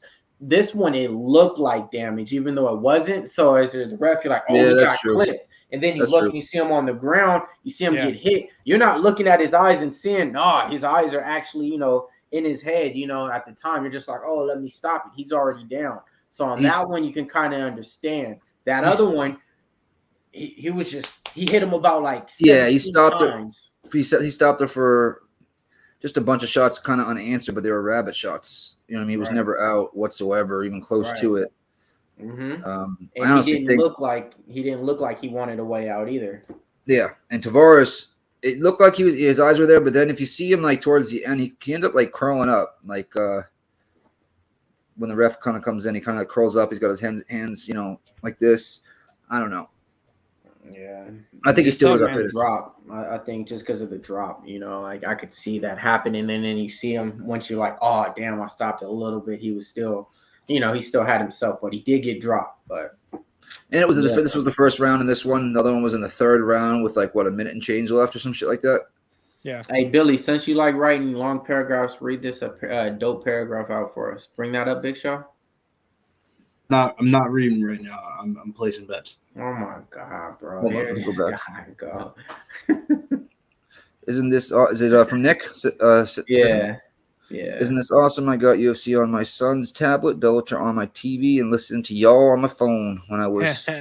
I feel like a dick for not reading this stuff. Man, shut up! You didn't want to read it, bro. Shut up, man. Let him bets, bro. I gotta make sure I get my alley cat bets in, man. Yeah, bro. Oh, alley. Oh, hey, nah. We on the opposite of that. Pico inside the distance is the play, bro. That's the one, man. It's so low right now. It gotta go, man. So yeah, I'm on that Pico inside the distance. Oh, we get the main now, right? Okay. Mine's Blaydes. I'm gonna go piss real quick. Be right back. Nick, we love to hear it, man. Thank you for listening in on us, even though you've got other stuff going on. We really appreciate it. It's important. I'm gonna go tinkle. Man. Who's this? All right, so look, we got the main event coming up, though. This is gonna be one of those fights to where I'll be honest, everybody's split on it, man, because everybody in the chat's kind of split up on it. Everybody on the MMA community split up about it. I mean, so let's go ahead and talk about it for the last fight. I mean, Curtis Blaydes. I just ran back. I'll tell you real quick. I got Blaydes rounds 3 or 4. So you got Curtis Blaydes pretty open up. I think like a -160 favorite. Then he's down to like a -145 right now. Sergei's pretty much looking like the guy who's unbeatable, can't lose. I won money with him his last 2 fights out. But I look at it like this. I've been winning money with Curtis Blaydes for the last 5 years since UFC was fighting on Fox. Do a lot of y'all remember that? Y'all probably don't. So yeah, man. I'm gonna go ahead and take Curtis Blaydes here to win. I got him minus 155. And I'm not too confident in it, but it's just one of those things we're always used to parlaying them when it's a minus 300, minus 250, minus 325 favorite, parlay them with something in order to get the price tag down. You usually can't bet him at this price tag to just win. He knows how close he is from that big fight, that super fight, like he's one of those fighters that needs a super fight just to get his name out there. I know he has the most takedowns in the heavyweight division. He set the record for that. So I think he just needs to go back to that type of stuff, man. We're talking about a guy who got caught on the feet by Mark Hunt, picked his big ass up and slammed his ass down. That's the Curtis Blaydes that we need to see in this type of fight. We don't need to see him standing out there going the distance for him. But if he does have good footwork, and he is a quick heavyweight out there. But I just hope he uses his wrestling in this fight. I got Curtis Blaydes in this fight. How you guys see this one, Billy and Die Hard? I'll be quick. I see this having a lot of violence, and with that being said, I'm gonna lean towards the Sergei Pavlovich side, but I will not deny that Pavlovich would lose this fight probably if it gets into the second, third, or fourth, or fifth round. So that's my confidence level on it. So I played some Curtis Blaydes round props to counterpart it, but everything plus money here in this main event. I've got a parlay on the under 3.5, so I'm safe no matter who wins this bad boy. I'm betting on violence there, anchored down that way. But I do have a bet on Curtis Blaydes. I got a bad line, man, and especially with the way this thing is closing right now, it's damn near pick 'em right now. Again, just the late flood of money coming in here on Pavlovich. You almost got to wonder if that's people chasing. I felt like this line was bait, man. I felt like this was a trap. You got Pavlovich coming off of 3 viral knockouts, been in the cage less than 60 seconds in his last 3 fights. And that's the guy they're giving you like plus 150 on, plus 175 knockout on. Like that just feels like such a trap to me.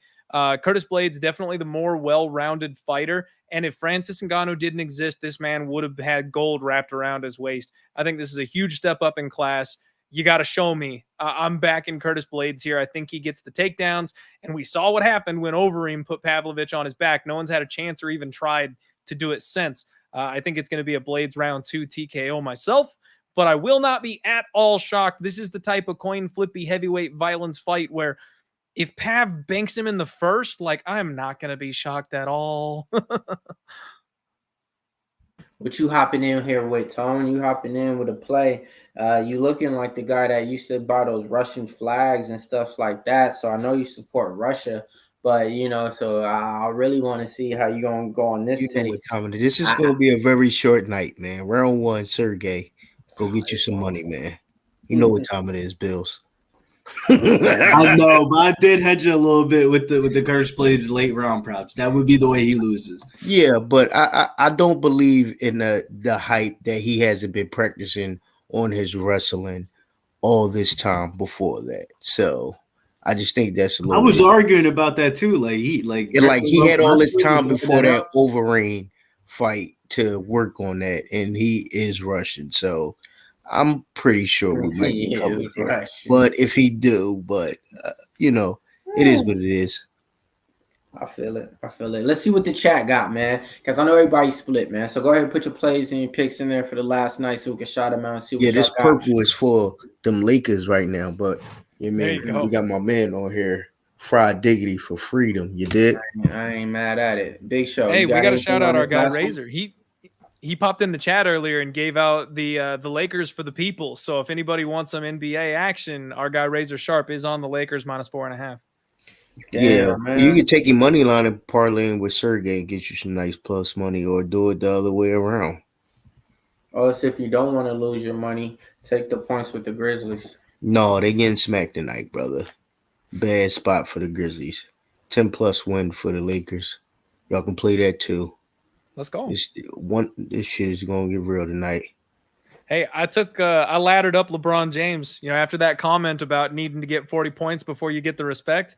That's I took what his I'm over saying. on the 29.5 points. I went over 30, over 35, 40 plus. I hate to break your heart. LeBron It's an takes that AD challenge. night. It's an AD night. Make sure you get your Anthony Davis bets in. I took the 30 plus, and I took the Lakers money line. I got Anthony Davis I'm to be the you. top scorer in the game, plus 550. Anthony Davis double in the Lakers to win, minus 130. Anthony Davis over 23.5 points. Anthony Davis over 22.5 points. It's an AD showing tonight. You got to read the press conference, read between the script, and they're talking about they need to get AD the ball and get him going in these series.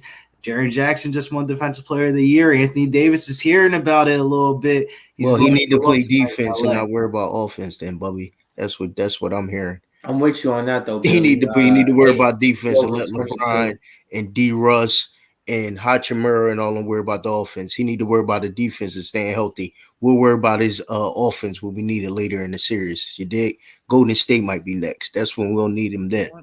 I just need him healthy. You dig?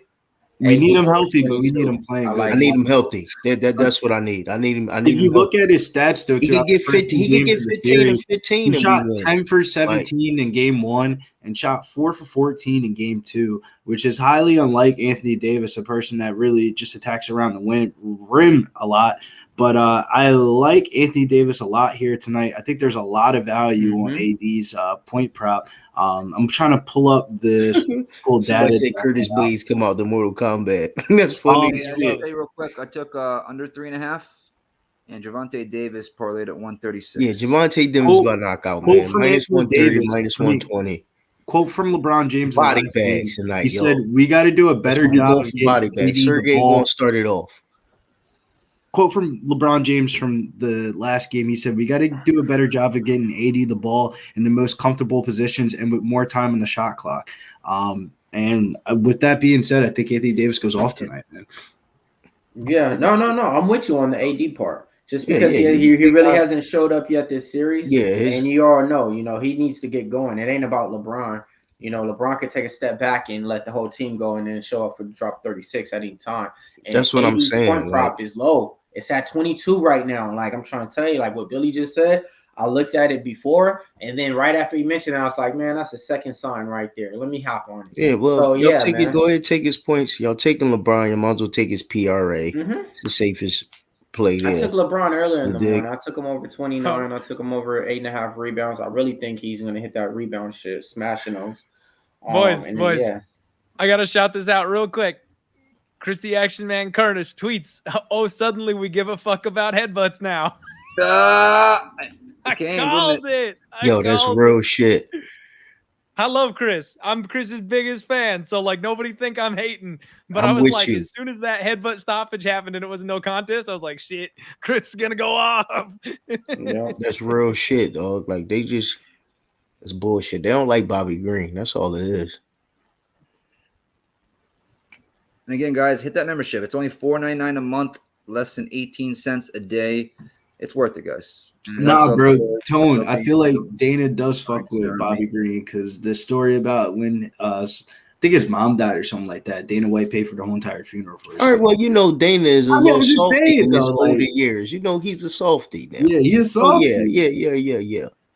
But I'm not gonna say everybody. I can't say that, but I think it's probably just some people in the UFC that probably don't like him. I mean, if Dana has shown the ability to be soft. I mean, you saw what he did for our guy Joey Bodybags when he said he was homeless. He paid for his whole entire living. That's what I'm saying. That's what I mean. That's what I mean by that. Like that's what I'm saying. It's a lot of stories like that you hear about him doing. You saw what he did. Did you see the YouTube videos with Aiden Ross over last weekend when they was playing poker? Fucking Dana gave that motherfucker, I think it was $30K after he won his mill or whatever it was. I forget. Watch the video on YouTube. Look at it. It's a great video. Dana White and Aiden Ross in Vegas gambling. Hear me out on this one. So just based on the night, we were talking about 2 fights that got stopped on bad knockouts. So I can definitely see this one to where like if Curtis Blaydes is covering up, Like, and if Sergei's just taking off on him, the ref trying to stop it from there, so he can't just take those ground and pound hits, and let him just cock back his hand and swing on him. So yeah, that's what I'm saying. That's why I say I think it's a little different because he fought what's his name?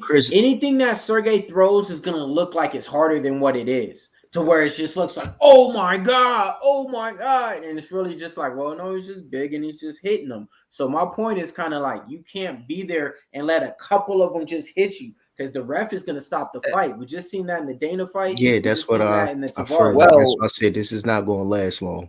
I'll be honest with you. After those 2 short stoppages, I'm pretty sure they kind of know it's been kind of short. They might let it go longer, or if something like this happens. No, man, they want to get this thing over with for the Gervonta Davis. They want to get out the way, man. Yeah, that shit ain't till what, midnight, right? They ain't worried about that, Tom.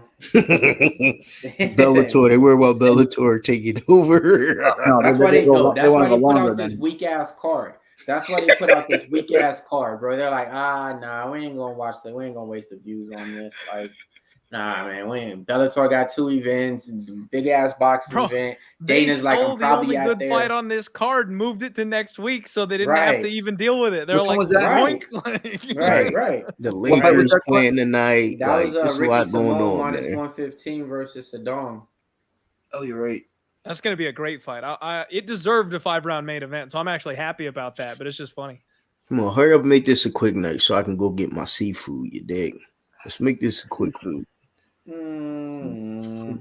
you guys need a book, mybookie.ag, promo code PubSports. If you're using your debit or credit card, 100% match bonus. If you're using your 100% match bonus, if you're using Bitcoin, 100% match bonus up to $1,000 on both. So 1 second get you 2 back, 1 second get you 1,500 back if you're using your debit or credit. Promo code PubSports. Let's go. Yo, when was the last time he shot for a takedown? Thank you, Kalasho. I think, listen, real quick before I forget, I was going to say this earlier. I think Blaydes can knock him out early as well. I think he can get underneath his punches and clip his chin. Damn, folks. So I love my book, my personal book. The whenever like the last event comes on, that's when they start giving me the next pay-per-view event. We taking Aljo minus 105, right? We're about to watch the main event, man. Are we talking about that fight already? The parlay? I mean, what's the odds? Oh, fuck no. I think Cejudo beats him. I'm going to be honest with you. Yeah. We'll have to talk about that after the main event. We'll come back around and chop it up at the end. I like Cejudo. That's good. Everybody could just say their little thought on just who they thought, was going to win for that price. Oh, I'm sorry. I thought they were both in the cage. We got time. Yeah, it's all good. Yeah, we got plenty of time. Bo Jackson. So back to that, though. How y'all really think that shit going to play out? So I'll go again real quick. Versus Aljo. Cejudo, but he's been absent a little bit, so better wrestling for sure. He'll be able to take Aljamain down, but will Aljamain snap a choke in? You know what I mean? He been working, bro. You haven't been watching. He been working.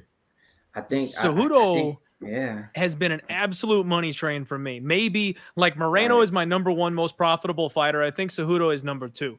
I've been riding that guy's money line and knockout prop every single fight, and he just absolutely paid the bills. So he's one of my favorite fighters. He's one of my favorite fighters to gamble on. He acts like a fool, but his mind is sharp and his skills are top tier. So like, don't be fooled by it. People hate the guy. He's so good. I worry about the size difference. I think he's a more technical, better wrestler than Aljo. But Aljamain, I don't know how he makes this weight class. He belongs up a weight class. Like, I think the size could end up being a bit of an issue here for him.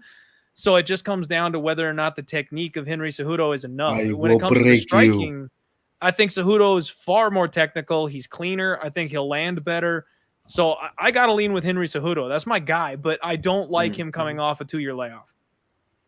I'm looking for Pavagron's 1 or 2 also. And I think all the training that's good. John Moran is playing. That's great that he's playing. Over there it's even better. Camp, got him involved. So I think now it's kind of like, all right, he's seen not people like Aljo, but he's dealt with enough situations now, taking 2 years off to where it's kind of like, all right, man, what up, GTM? So I think he's gonna have a smart game plan to make Aljo not look as good as he usually looks. That's what I think's gonna happen. You know what I mean? But yeah, I don't know, man. I think I don't know, man. I don't know. Yeah, but hell yeah, let's go, man. I've lost money betting against Aljo a couple times already, so it's tough.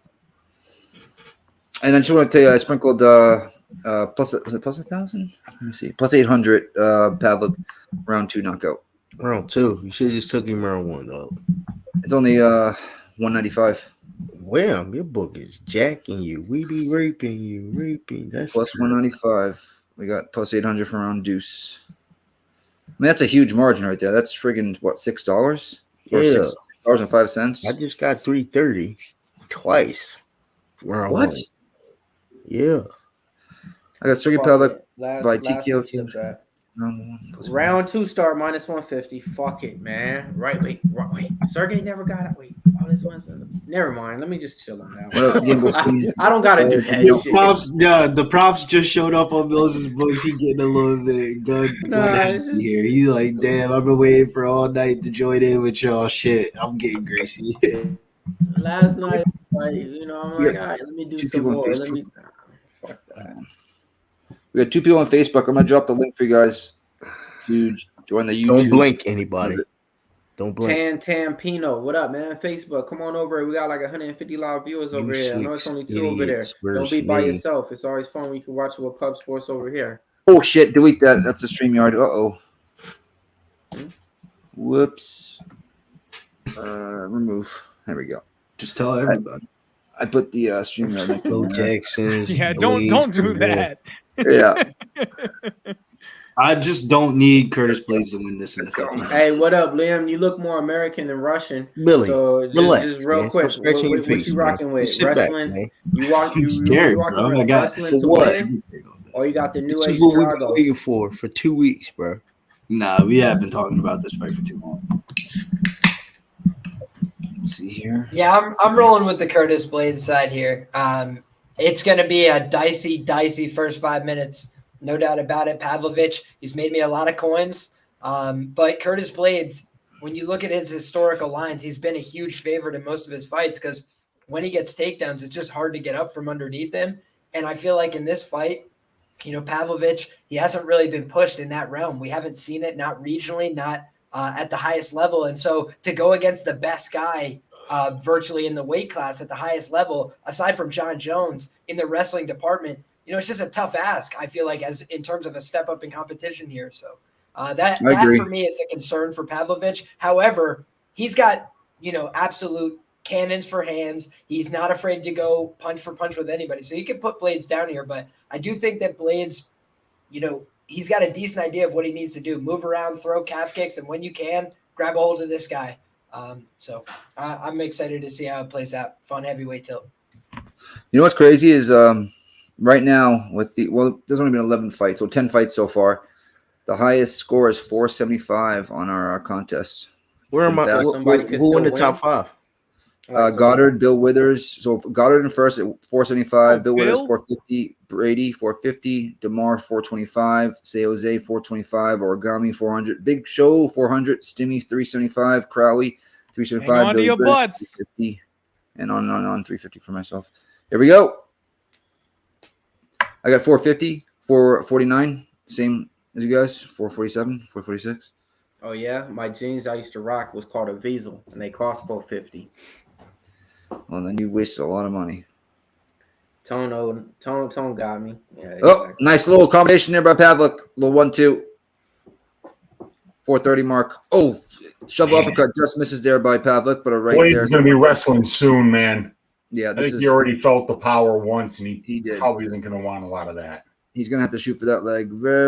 Overhand right by counter right there by Blaydes landed, but Pavlik ate it like another one. That one's still Pavlik a little bit. DeMarcus Young says he got Pavlovich from Facebook. Take him down. Now you got his attention. You got his respect. Go under 3.5. That's what I need. Oh, big overhand right by both guys. We want this to be a brawl, baby. Give me Sergey. Just he's balling up in the coop. I see you. Nice check left there by Blaydes, but a 1-2 blocked on the gloves of Blaydes. We got Tam being a big man said, "You idiots, 6 versus you versus me. Come on, let's go." That's good. 336, 335. They're both taking a little bit of a breather here. Yeah, they were throwing bombs there, man. Inside by Blaydes. But Blaydes is not afraid of Sergei's stand-up, and I don't know why. Sergei needs to watch out for that left of Blaydes. It's there. One thing that I noticed in this fight, Blaydes usually comes in looking in like great shape. That's a little bit more flubber, a little bit more weight, a little bit more extra belly, stuff like that. But that could be a good thing. Oh, big right knocks down Blaydes. It was right in the temple, but he gets right back up. It might have been a little bit off balance, but it definitely connected. Man, this is whack, bro. This is what we was telling you about, man. Pavlik got knocked down by Blaydes. I'm sorry, opposite. Blaydes got knocked down by Pavlik with a right in the on the temple. Yeah, it was more like off balance as well, so it was kind of. I think that one was clean though. It knocked him. It was clean, and it was like partially blocked or whatever you want to say, or like, but it's still. Oh, good jab by Pavlik. Oh, Blaydes is hurt. Yeah. Blaydes is hurt. Blaydes about to be out. Oh, Blaydes in trouble. He better wrestle. Big trouble. Time up, Blaydes. Big overhand right, misses there. Blaydes circles out. Why is he not wrestling? Oh my goodness. I know, man. Shoot, there he goes, but does not get it. Yeah. There it is. There it is. Overhand right and the left there by Pavlik. He's hurt. Oh, nice jab by Blaydes though. That right is not there. His arms are not there. He's hurt. His shots are not crisp anymore. They are just winging. Damn, bro. 2 minute mark. Or sorry, 2:05. Overhand right on the gloves, but looked like it landed still. Pavlik is freaking throwing some freaking haymakers. Why do I always gotta bet him, man? Just stay off it. Like, no, I want to prove my. Blaydes is down. Oh my goodness! Let's go, Toad. Let's go, Toad. Let's go, Toad. Let him know about the Greco-Roman wrestling of Sergei Pavlovich because he's the man, the myth, the legend. Cash it, baby. Sergei Pavlovich in round 1 knockout. Sergei Pavlovich round 2's 3. Sergei Pavlovich money line. Sergei Pavlovich train. Don't blink. I'm gonna go get my seafood now. I love y'all. Let it go. You guys want to watch the boxing match in the Discord tonight? I'm with it. Yeah, absolutely. Bill Withers and Brady, there. Real quick. There. Bill Withers and Brady tied for first place. Yeah, we there tonight. Devontae, absolutely, y'all. You're love everyone. Good night.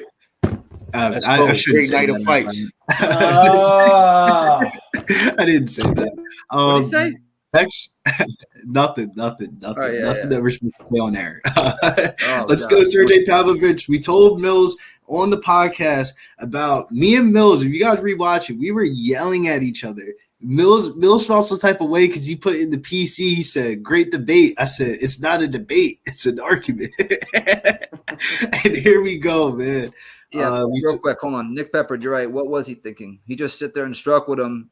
As opposed to like, he's an idiot, bro. We knew he was an idiot, bro. The Derek Lewis fight, will never make me want to put money on you again. Stomach. Yeah, I'm glad it didn't. Fuck you, Curtis Blaydes. You lost me so much money on the Derek Lewis fight. Curtis Blaydes could lose for the next 5 fights, and I still wouldn't be up money on Curtis Blaydes fights. I just wish that was a second round. That was going to be an 800. Man, yeah. I mean, but I have the under again, 3.5 with Tank. We bet wrestlers, we bet fighters because we think they're gonna fight the way that they're used to. We bet Curtis Blaydes because we think, okay, you're standing up here with a guy like that. You're definitely gonna use your wrestling. Overeem took him down and he wasn't able to get up. You shot for 1 takedown, bruh. 1 takedown, and that was it. Yep. Like, Mark is right. Blaydes is so good, but so dumb. That was just bad game plan. He's fallen in love with his hands. It happens to a lot of wrestlers. And, I mean, he looked good. He was landing some good shots at certain points. But once he felt that dude's power, I thought he'd shoot immediately. And one half-hearted attempt. You can see when he felt it, too. You can see it in his eyes, the whole nine. His whole – just everything changed. And he shot a takedown from 5 feet away, and that was it. That dude's got Pavlovich. He's got a head like an Easter Island statue. I mean, look at the size of that dude. Got an 84-inch reach. Shut up. He's got fists like canned hams. It's ridiculous. I was on the Blaydes side, and that was something that did concern me when they faced off at the weigh-ins. I was like, "Holy crap, Pavlovich is massive." He looks like a super soldier. Shout out to everybody who has Sergei though in the chat and on the panel.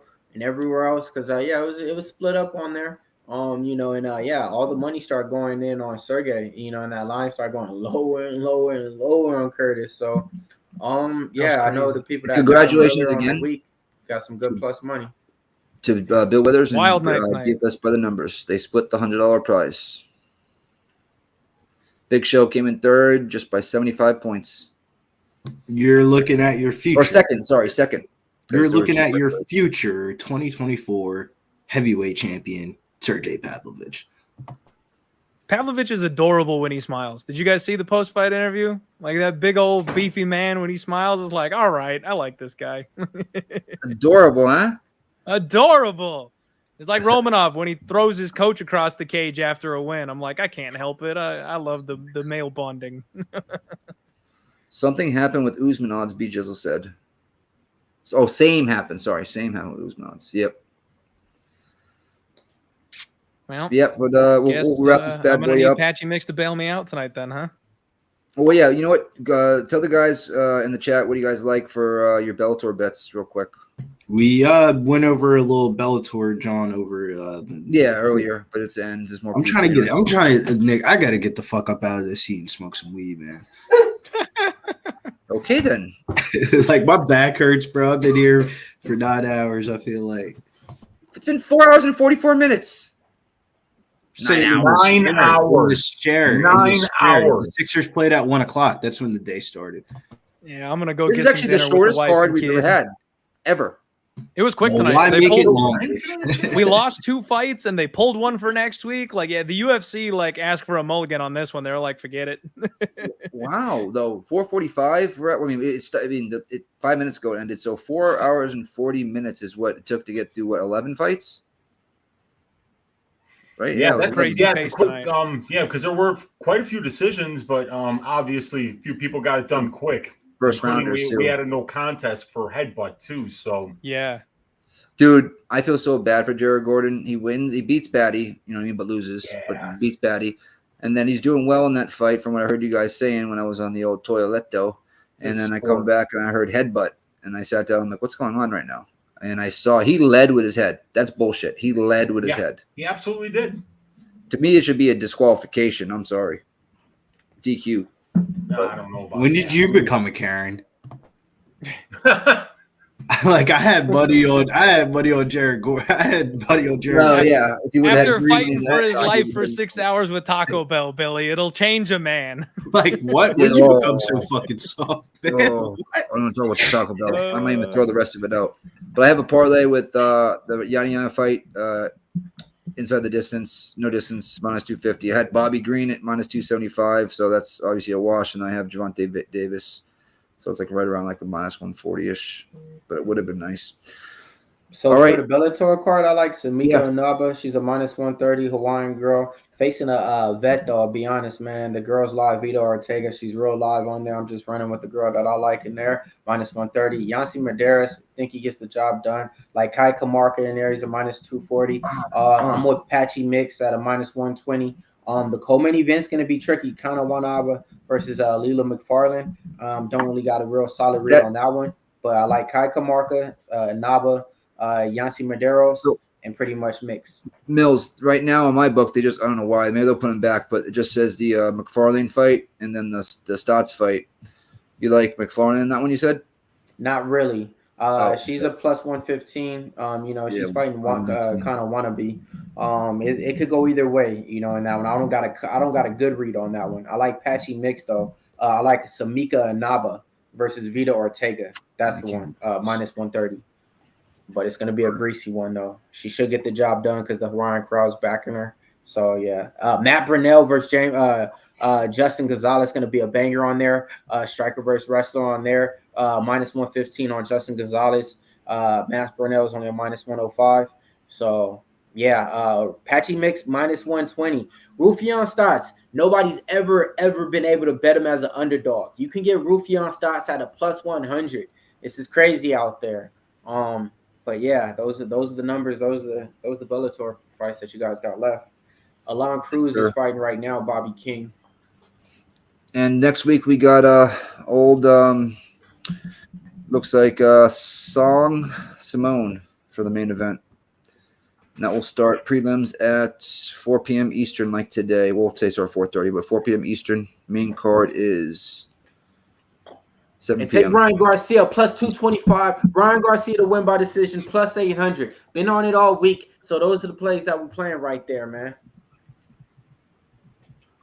All right, let's wrap this motherfucker up. You know what? Should we put the disc? You know what? I'm gonna put the Discord link in there for people. Hold on 1 second. Shout out to everybody in there. Bill Winnington, Rick Anderson, Cerebral, Sammy, Mark in the chat. Who else we got? We got Steve Lackey, Pez C in the chat, Nunya, Real Doe Prime, Adam Whitehead, Mark, DeMarcus Young, Sean D, B Jizzle G, Alexander, Smoking Mirrors, Gino Hero. Okay. Who else we got? We got Justin. Rick Anderson. Nick Peppered in the chat. Nick Pepper been rocking with us for like 2.5 years now. Still got the same icon picture. I see you. Okay, Vicky Mo in the chat. B Jizzle in the chat. AJ in the chat. And last but not least, we got Joe 1075. Yep. Jesse Sean Nunez. D. Justice Pazari. Smoke and Mirrors, like you said. Vicky Mo or May. Is that a porn star? I can't remember. Nunya. D Miz. Chili Dog Dooley. I like that one. Chili Dog Dooley. All right. Let's rock and roll, guys. Where can they find you, Mr. Weeze? Find me on my YouTube channel, Uncle Weezy. You can find me on the MMA Engine YouTube channel. You can find me right here on Pub Sports Radio tomorrow, 6:15 Central Time. For Stat Diggers, we're going to break down the Song versus Simon card for you guys. Good night for me today, up just a little under 3 units. Hit my prize picks play. Nice day, but Nice. a lot more work to do. It's only 8:21 p.m. here, Chicago time, so I got about 6 hours to research some fights for next week. See if we can beat some line movement early here. But good luck. I hope everyone had a good night tonight. It was great watching the fights with you guys, and keep tuned in here to Pub Sports Radio. We always got good MMA content for you guys. Yes, sir. Next week, 4 p.m. Eastern. Borderline catfish, Nick. I'm not sure what that means, but maybe I am. Liam, where can they find you, brother? Oh, Nick Pepper. I see. Okay. You can find me everywhere at Liam Picks Fights. The rough run continues, so just steady back to work for me. No excuses. Still up a little bit on the year, but just not where my goals are. So right back to work. It's early. It's early in the year. I'm with you on that one, bro. Like, shit. Let me get to me real quick, man. Find me at MMA Locker Room, but, man, did I suck today. I'm talking about, man, I went extra today, added some more plays to it. Nothing worked out. I'm talking about I did the impossible, right? Jeremiah Wells, Semelsberger definitely is not going the distance, folks. Goes the distance. All right, cool. Everything that you thought couldn't happen happened. Oh, yeah, Bobby Green definitely wins by 3rd round or decision all the time. No, just doesn't happen. So, did you get your money back for that? Oh, hell no. Definitely not getting money back. It was a prop? Nah, not at all. Yeah, definitely. Yeah, but so it's just one of those nights, though. One of those days, if I could say. But, I mean, hey, another week. The good thing about it is you got fights every single time. So, anything else that we like out there, we putting it out there. Appreciate everybody for entering the contest. If you guys got Spotify, if you guys got iHeartRadio, check us out on Thursdays. That's when we upload all the content, usually around like 9 p.m. Pacific, 12 p.m. Whatever Eastern. Y'all know how it goes. So yeah, if you guys like just listening to stuff, look out for that. It's me, Big Show, Billy Briz. We had Slaughter on there. This week, I think we're going to have Talking Heads on there. Locker Room Talks, what it's called. So we're going to have Slaughter on there and Preston, I think, this week. So, yeah, man. Don't be shy. Invite me one of these days. Let's go. Big. Yeah, let's get it. Yes, sir. Big Show. Get them in there. Clintus Maximus, where can they find you, brother? You can find me right here on Pub Sports Radio, folks. Die Hard MMA podcast every single Monday, 7:30 p.m. Eastern time. I'll be back breaking down the card. We got none other than Wiz Bets himself coming in to be the guest this week. Excited to have him on as a first-time guest breaking down the fights. I've had a real good year, folks. I've been kind of sun running lately when it comes to MMA and hockey. Took a big, fat step back tonight. I was wrong on everything. Shit happens. We're going to buckle it down, right back to work, come back with winners next week. Hope you guys crush the weekend, get some rest, spend some time with your loved ones, steer clear of Taco Bell, kick some ass. Yeah, I think I'm done with Taco Bell. Billy Briz. I'll be short, sweet, simple. Follow me over on Twitter at Getting Bills. Follow me on Instagram, Billy Briz DFS. Plays that I'm on for this Lakers game that comes up in 30 minutes. Like I said earlier, Anthony Davis double-double and the Lakers to win, -130. Anthony Davis over 22.5 points, -130. Anthony Davis to be the top point scorer in the game, +550. And then per card tonight, James Wiley Cat Gonzalez. We're rocking with the Sarah Longo MMA man himself. I got his bet straight at +540. And then also on that card, I have fight to start round 2 in Rafian Stotts and Patchy Mix parlayed up with Yancy Modernos. Roger that. Big Show. Where can they find you, brother? You can find me at Big Show Picks on Twitter, TikTok, and IG. You can find me producing some of the shows during the week, like the golf show, Sharpie show, the little podcast that me, Mills, and Billy are doing. Locker Room Talk. Hey! I'm sorry, I forget sometimes, but did I see something? Because I might have did like last week. We got a little Big Show on the way or some shit. Am I tripping? Yes, sir. Sarah's pregnant. We got a little Big Show on the way, y'all. Congrats, Big Show. Sperms right Thank through you, the what's the movie called? Look Who's Talking Now. Oh, remember that Right with all the dads and everything? I was just like taking over the next babysitting and shit. When movies Congrats was to Big Show, movies. everybody in the chat. Give them congrats. Yeah, we're gonna shout them out on the stream when it just starts on the next one. But I just think I seen a text. Oh, we got or them earlier something too. last week. Oh, y'all did? Yeah, we got them earlier too. Oh, okay. Oh well, we're gonna do it again. We'll keep getting them until that bad boy born. Let's go. You can find me at Mr. Fatfist on Twitter, BostonNick_UFC on IG. Next week, Danny will be down in South Florida. We're going to a fine dining restaurant and going to have some fun. So next week, guys, 4 p.m. Eastern, 7 p.m. main card here on Pub Sports Radio. Let's try to make some more money. Adios. We were pubbing.